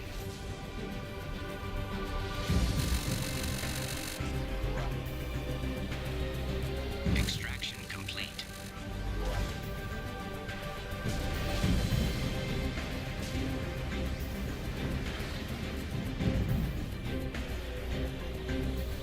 Extraction complete.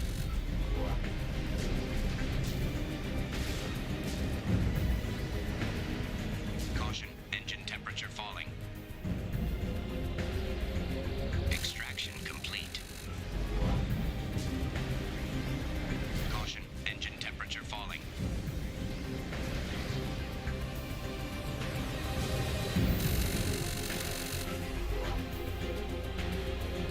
Extraction complete.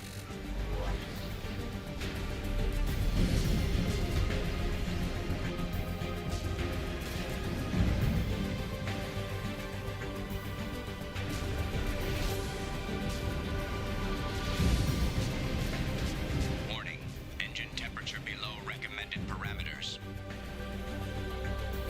Extraction complete. Caution, engine temperature falling.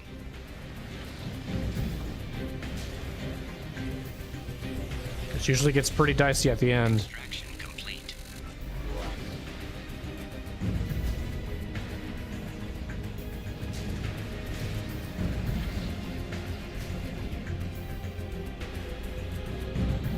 Extraction complete.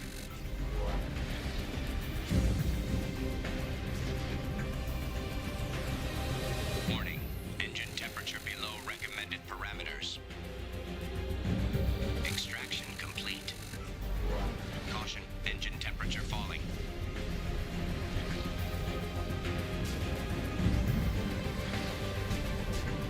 You always make this last one so far away. Temperature below recommended parameters.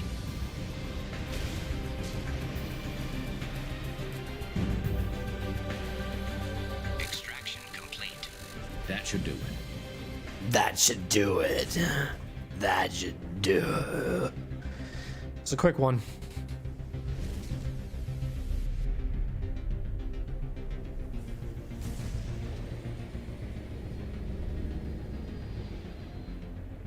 Man, that Normandy can really do anything, can't it? Atmospheric data recovered from all 10 nodes. You got some experience. Not a lot. And then you got the coinage and shit and whatever. Resources, all those good things. Okay, I believe that is the end of the Firewalker DLC. That took us, I would say, with breaks and stuff and whatever, probably about,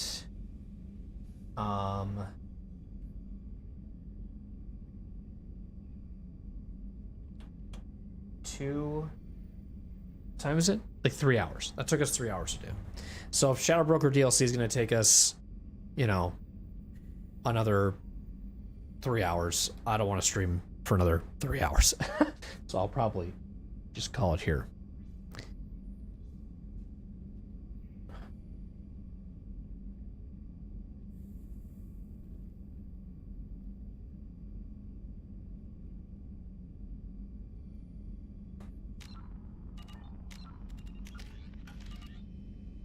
So see if I got any emails. Yeah. Go back and feed up the fish.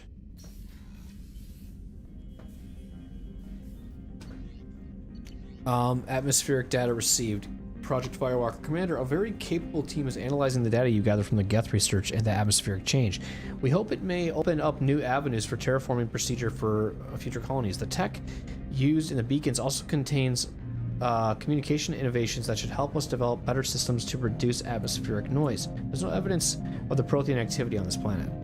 Okay, well, like I said, we already found it, so it's kind of funny that we did it in that order. We did it kind of backwards, or you should have probably done the one we just did previous to this last. So sometimes that kind of I don't understand why, but the Volcano one, I think what I should do is the Volcano one next time to see if I can just open up the thing we just got, this little thing here. So it's the Volcano one, and every time you think of Firewalker, know that you're thinking of Hammerhead with Overlord, and that does not exist. Because every time I think of Hammerhead, I always think of the stuff what I'm driving around in Overlord. That's how little Firewalker is to me. Is like I just merged it with another fucking DLC I like. I don't think anybody will have anything to say, but we'll go check with Legion. I'm guessing he'll just, if he's done, he'll probably just say we're trying to build a consensus.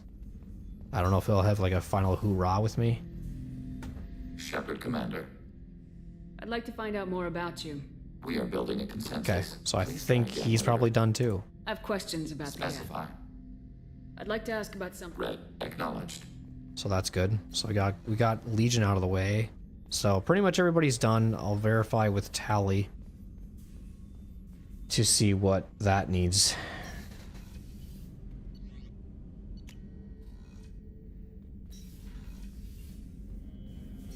I don't know why I went here. See if she has anything. Highly doubt it. I don't think Zahid will either. Shepard, what can you I got do? time to talk? I really need to clean up. Talk to you later. That's all for now. Logging you out, Shepard. This mission takes me back. I knew this girl once, Asari. Good head on her shoulders. We had this whole thing going until she sold me out to the Blood Pack. Put a sour note on the relationship.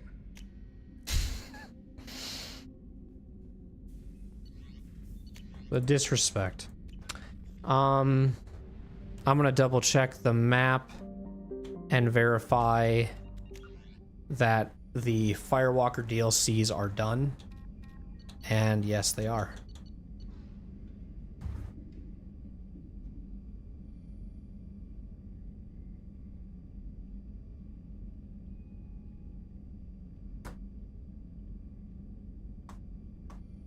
Ugh.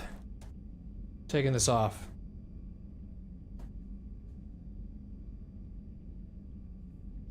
Okay. Oh. Headphones are coming off tonight.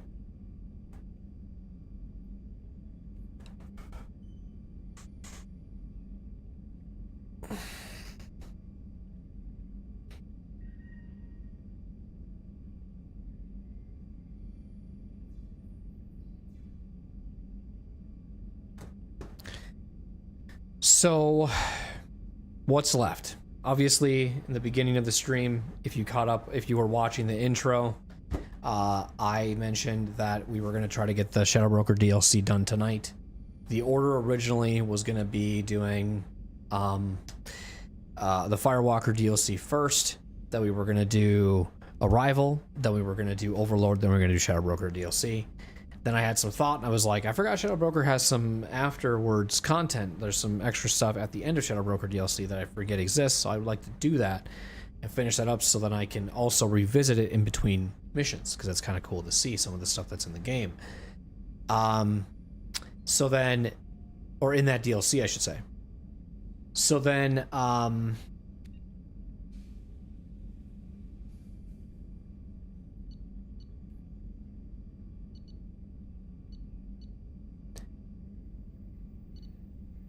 obviously, we didn't get time to get to Shadow Broker DLC because I mentioned that, you know, I wanted to do some shorter streams. I don't want to stream like 9-hour streams like I was last week. I kind of want to take it easy coming back. Maybe we'll do a long one tomorrow. It all depends on how I feel and whatever else is going on, or just what progress we make. Just a lot of things. But here is the goal. Here's at least the goal. The stream will start with Shadow Broker. Okay, if you are very excited for that DLC, please come early to the stream. I usually talk for about 30 minutes, and then I get into the gameplay. So if you don't want to sit around and listen to me ramble, show up about 30 minutes after I go live. that'll give you a good idea of that. We will probably start the Shadow Broker DLC. Then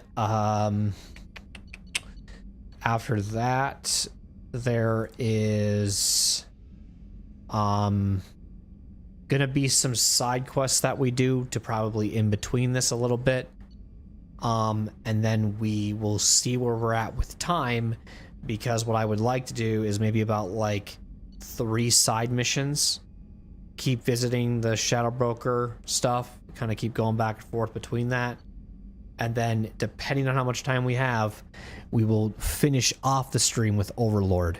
Then, Thursday, which I think that's what it now looks like we're going to finish this by, is by doing 2 side quests to start the stream, do a rival, do the final mission, call it a cast.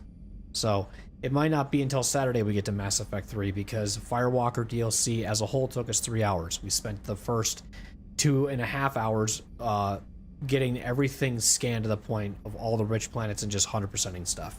So now it's not going to be, I think at least these next 2 streams, if it's going to take us that long, we're going to now at this point just stick to mission stuff. It's not going to be so much probing. It's not going to be so much like slow play, whatever you want to call it. Just you look at it as like inventory management or whatever it might be. So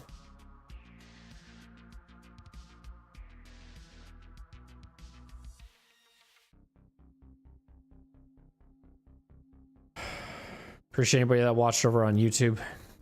Appreciate anybody that watched over on Twitch. You guys have a good rest of your night. Be back tomorrow for episode 10 around 7 p.m. CST is what I'm shooting for.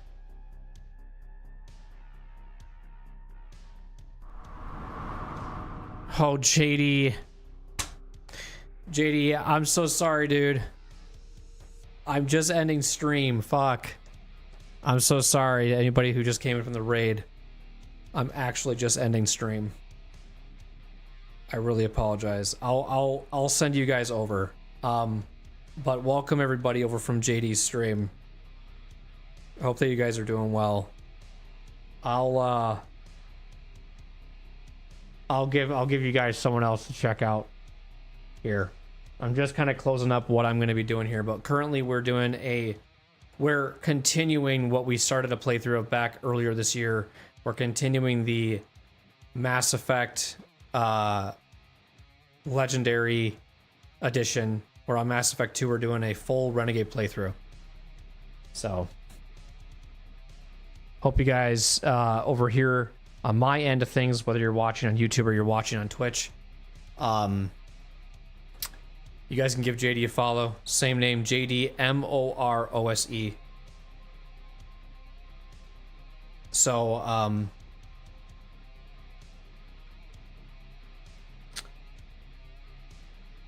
yeah.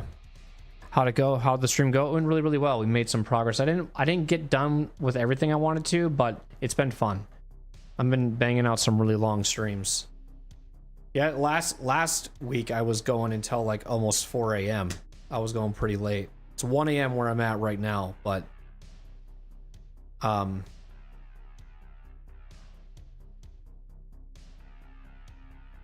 2 here? Yeah. I'm like laid off right now for work. So because of this, it's a seasonal job. So like my when this happens, my sleep gets completely flipped. Like I'll stay up till like 4 or 5 in the morning and wake up at like 2 p.m. I become very nocturnal. So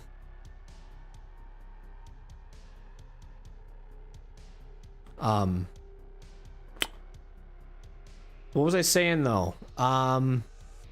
Again, thank you, JD, for the raid. What were you playing tonight, dude? I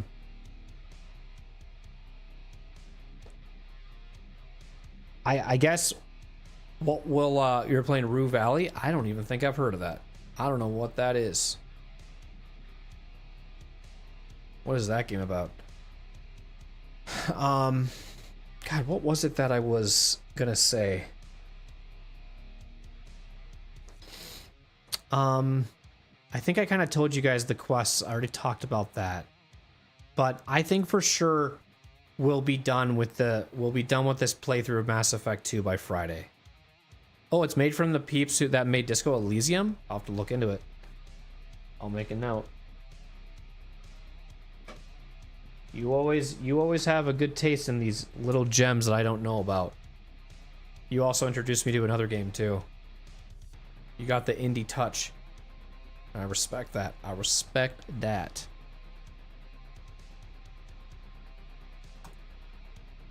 Yeah, Road 96. No, not Road 96. It was the people who made, I think it's called the Midnight Walk. I believe is what it was called.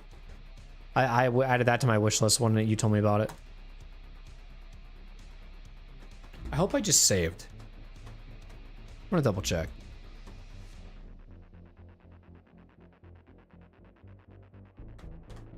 I haven't played that game yet. I was gonna wait for it to go on a little sale because $40, I don't know, is it worth $40? Would you say it is?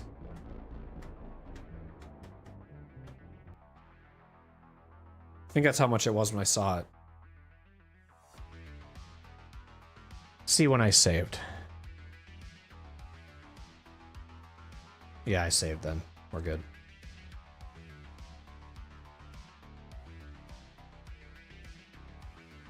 It's fun, but to be sure to go on sale soon. Maybe get it for 20. Okay. That's what I was kind of thinking.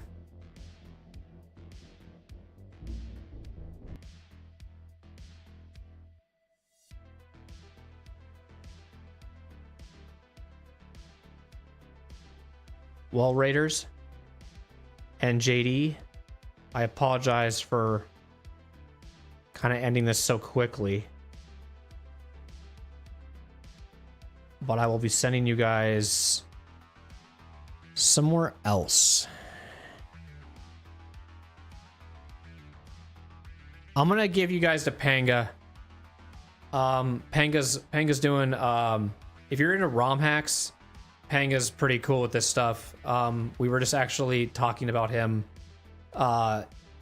earlier in the stream that he made Dram World 3, and if you know anything about ROM hacks, you'll know that he is one of the big reasons that ROM hacks became what they are today.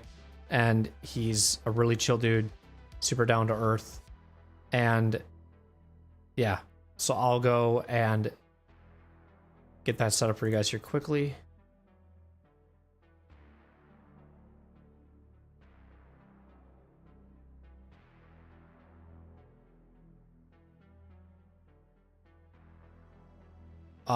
YouTube, I'm gonna call it here. Appreciate you guys all watching over on YouTube, because I'm gonna be setting up a raid over here on Twitch's end. But yeah, I got nothing really for you, so I'll see you guys in the next one. As always, be safe, be humble, and do your best. Bye, YouTube. Thanks for chilling with me. Episode 10 next. Shadow Broker, all that good stuff. Looking forward to it. See you guys.